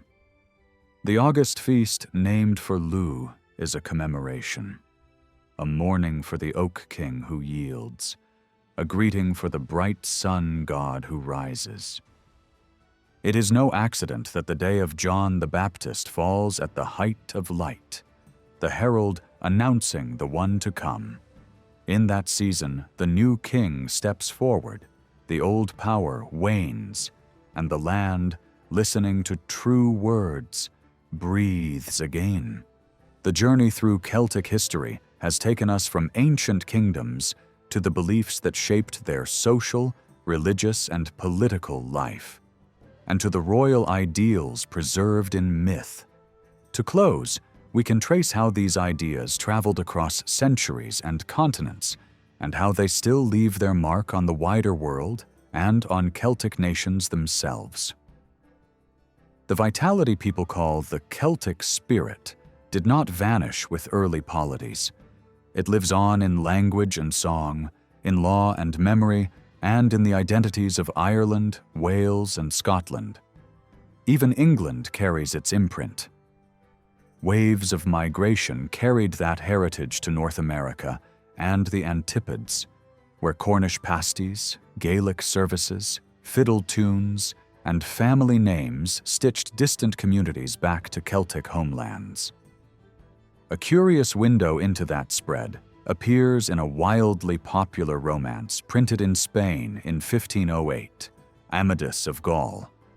Composers and poets reimagined it for opera houses and bookshelves, but the core tale all but announces its Celtic DNA. A king of Gaula, better read as Wales, loves a Breton princess. Their secret child is launched on water and rescued by a kindly knight. The boy grows into a formidable hero known as Beltenebros, wins his beloved through ordeals on an enchanted island, and fathers a radiant heir. Illicit birth, water passage, fosterage, a god name turned epithet, trial and reward, fertility and succession. These are the building blocks of Celtic royal myth, resurfacing in late medieval dress far from their original shore. Behind that diffusion stands the great engine of medieval storytelling, the Matter of Britain, the Arthurian world, which gathered and reworked Irish and Welsh motifs. Fenian episodes echo in scenes where Arthur battles giants, witches, and monstrous beasts much as Fionn mac Cumhaill does. Tristan and Isolde, almost certainly rooted in Cornish tradition, finds a close Irish counterpart in the pursuit of Diarmaid and Grain. The hunt through empty forests, the perilous quest, the testing of love in wild places. These themes tie the British and Gaelic cycles together, showing conversation rather than isolation between traditions. Celtic seafaring belongs as much to imagination as to logbook, yet voyage tales became one of the tradition's most powerful languages. Islands that rise and sink, shores where this world touches the next, glassy seas and crystal lands. The literature is saturated with marshes, fords, estuaries, and tidal paths where land and water constantly exchange roles. Manannán mac Lir, the sea magician, can turn the waves into a meadow, so a boat glides over treetops and orchards under its prow. In such a worldview, a westward crossing might lead to Avalon or to Tir na Nog, the blessed isles where sorrow and death fall away. Irish storytellers distinguished between adventures and voyages, but even they allowed the categories to blur. Bran mac Fable sails after a silver-branched summons, meets the charioteer of the sea who sees flowers where mortals see foam, and reaches laughing and women's isles where time dilates. he returns to an Ireland that no longer remembers him, and a companion who steps ashore crumbles to dust. Other narratives Christianize the same pattern. The wee Cora, once church robbers, cast away their oars as penance and let Providence choose their course. Snedgus and Macriagla follow men set adrift in coracles and find them living sinless among scriptural figures on a radiant island. Maelduin, warned to take a precise crew, is joined by 3 foster brothers and so upsets the tally. The voyage that follows is a pageant of wonders: glass bridges, color-changing sheep, flaming swine, shouting birds, and an island realm divided into shining quarters for kings, queens, warriors, and maidens. The later legend of Brendan the Navigator recasts the marvels with a monastic gloss, a whale serving as an Easter altar, visions of torment and restoration, and a saint shepherding souls across an oceanic liturgy. From these visionary seas, the tradition moves into hard history, as Irish monasticism spreads learning throughout Britain and the continent. Exiled kings sought sanctuary at Iona. Northumbria's Oswald turned to Ireland for a bishop and received Aidan of Lindisfarne. Missionaries trained in Irish houses converted Frisians, founded Luxeuil in Old Celtic Gaul, and built Bobbio in Italy. Around these centers, a school of art married Irish, Pictish, and Anglo-Saxon forms into manuscripts of astonishing grace. The Book of Durrow, the Lindisfarne Gospels, and the Book of Kells, survivors of a larger beauty partly lost to Viking fire. Their intricate pages carried not just scripture, but a visual theology of knots, beasts, and light that still speaks across time. Ireland's later story turns on conquest, plantation, and resistance. Norse traders left towns and loanwords. Norman lords often went native and learned Gaelic. The real rupture came with Tudor and Stuart rule, when religion sharpened political division. Ulster saw deliberate settlement by British Protestants after Gaelic leaders fled. Rebellions and reprisals hardened lines, and the Battle of the Boyne fixed a divided future, Catholic South and Protestant North, under laws that shut Catholics out of land, office, and learning. Georgian Dublin gained its graceful streets even as the older Gaelic culture was pressed to the margins. Estates replanted and houses reshaped the countryside. The potato, introduced by English influence, slowly displaced earlier grains and set the stage for catastrophe. By 1801, 5 million people lived in Ireland. By 1840, 8 million.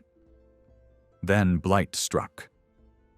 Between 1845 and 1847, hunger killed 1 million, mostly the very young and the very old, and 1 million more fled. Over the next century, millions left for America, Canada, Australia, New Zealand, and Britain's industrial cities. The famine fused Catholic identity with national aspiration, shifting the rhetoric of unity from Presbyterian Belfast toward the devastated southern counties. Poor harvests in the late 1870s reignited emigration and lit the land war, which shattered the Catholic landed class and ensured that the later struggle for independence would be led from below rather than by traditional elites. Out of these pressures arose home rule demands and, eventually, insurrection. Charles Stewart Parnell, an aristocrat turned national tribune, helped organize the Land League and accelerated reform. The Easter Rising claimed a republic in 1916. The long, uneven road to political autonomy followed, though Ulster remained outside the new state. As Yeats wrote, the country had changed utterly. And yet beneath every change, the old inheritance continued to flow. The myths of kingship and quest, the arts of page and song, the habit of seeing another world just beyond the horizon. an inheritance restless enough to wander, resilient enough to endure. Scotland endured a tragedy much like Ireland's, though its sorrow came not from the potato, but from the sheep. In the late 19th century, Catherine McPhee of Uist recalled with pain how entire villages were swept away. Families were forced from their ancestral lands, their homes emptied and burned. The strongest men were tied up on the docks of Loch Boisdale and thrown aboard ships like livestock, while the officers and police stood guard behind them.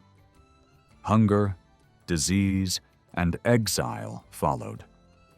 Those who survived made their way to the crowded streets of Glasgow or across the ocean to Canada, while others perished before ever reaching a new shore. Donald MacLeod of Sutherland also bore witness to the same suffering. In his letters later collected under the title Gloomy Memories, he described how the proud Highlanders, once free and content, were torn from their homes in a storm of cruelty and greed. Smoke darkened the sky as centuries-old cottages were burned to the ground. The descendants of warriors who had once fought for Scottish freedom at Bannockburn and Culloden were reduced to beggars, stripped of dignity and land, forced to seek refuge in distant lands. This great tragedy became known as the Highland Clearances. After the Act of Union in 1707 bound Scotland to England, the balance of power shifted southward. The failed Jacobite rebellions of 1715 and 1745 crushed Highland independence, and after the final defeat at Culloden, the British Army imposed brutal punishments on the Highland clans. Even the playing of bagpipes was outlawed, giving rise to the haunting vocal rhythms known as puirt abhul, mouth music, still sung in Scotland today. But the true devastation came later, with the arrival of a new and profitable breed of sheep, the Great Cheviot. The old clan system had collapsed, and the Highland nobility, once proud of their Celtic lineage, sought to imitate the wealth of English landowners. Greedy for profit, they replaced people with sheep. In 1792, remembered as Bliadna nan Caurach, the Year of the Sheep, the transformation began. The Highland glens were emptied, homes destroyed, and thousands driven away so that flocks could graze freely. The Black Watch Regiment was even used to crush local resistance, much of it led by women who refused to abandon their homes. Agents like James Locke, serving powerful landlords, regarded the Highlanders as backward and expendable. By the mid-1800s, ships crowded with exiles left Scottish shores for America, Canada, and Australia. When the Crimean War broke out in 1854, recruiters returned to Scotland seeking soldiers, but the men mocked them, saying bitterly, "You chose sheep over men. Let sheep defend you now." Though the clans were broken, their names and symbols endured. Even as some chiefs adopted the airs and fashions of English nobility, wearing extravagant tartans, plumes, and polished brass buttons, the ancient clan identities survived. Names like Chisholm, MacLeod, and Campbell continued to bind descendants across the world, keeping alive a sense of belonging that no clearance could destroy. In the 19th century, a revival of Celtic pride swept through the British Isles. Movements such as Young Ireland celebrated ancient heritage and inspired political awakening. Wales renewed its traditions through poetry and music at the Eisteddfod, while Cornish and Breton groups revived their own lost languages and customs. On the Isle of Man, the Manx Language Society fought to rescue their tongue from extinction. Henry Jenner's Handbook of the Cornish Language in 1904 marked the rebirth of a language thought to be gone forever. Writers like William Butler Yeats gave voice to this Celtic vision, a belief that Ireland, untouched by the feverish pace of the modern world, still carried the gift of spiritual vision. This romantic spirit appealed deeply to people searching for meaning beyond material success. For in Celtic belief, death was not an end, but a crossing, a journey to another, brighter world. Yet Celtic romanticism also brought distortions. Some sought to paint the Celts as noble dreamers, denying the harsher truths of their past, the wars, the sacrifices, the violence. Forgeries like James Macpherson's so-called Ossian poems misled even great scholars, while later storytellers and filmmakers reduced Celtic myth to shallow fantasy. Despite this, genuine fascination with Celtic culture continued to grow, shaping modern identities and national pride. By the end of the 20th century, the Celtic spirit had reawakened politically as well. Scotland voted overwhelmingly for devolution in 1997, restoring its own parliament for the first time in centuries, and Wales followed with its own measure of autonomy.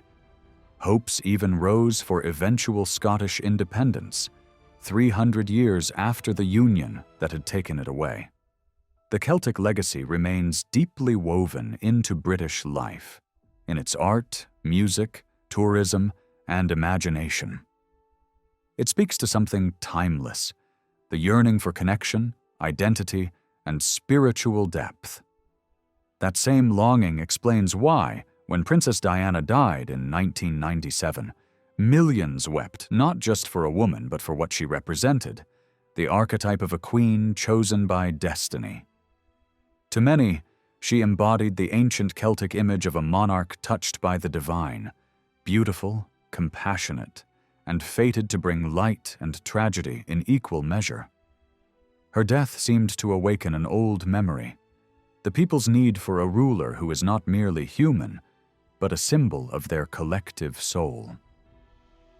The kings and queens of the Celtic world were not all wise or kind, but they shared a legacy that outlived their kingdoms. It was a vision of justice, courage, reverence for nature, and equality between men and women. They believed in fair judgment, in the sanctity of truth, and in facing adversity with strength and honor. Above all, they believed that life was a journey guided by unseen powers, a sacred path leading to Tir na Nog, the land of eternal youth. That belief, born in the mists of the ancient highlands, still whispers today wherever people remember that they are children of the Celts.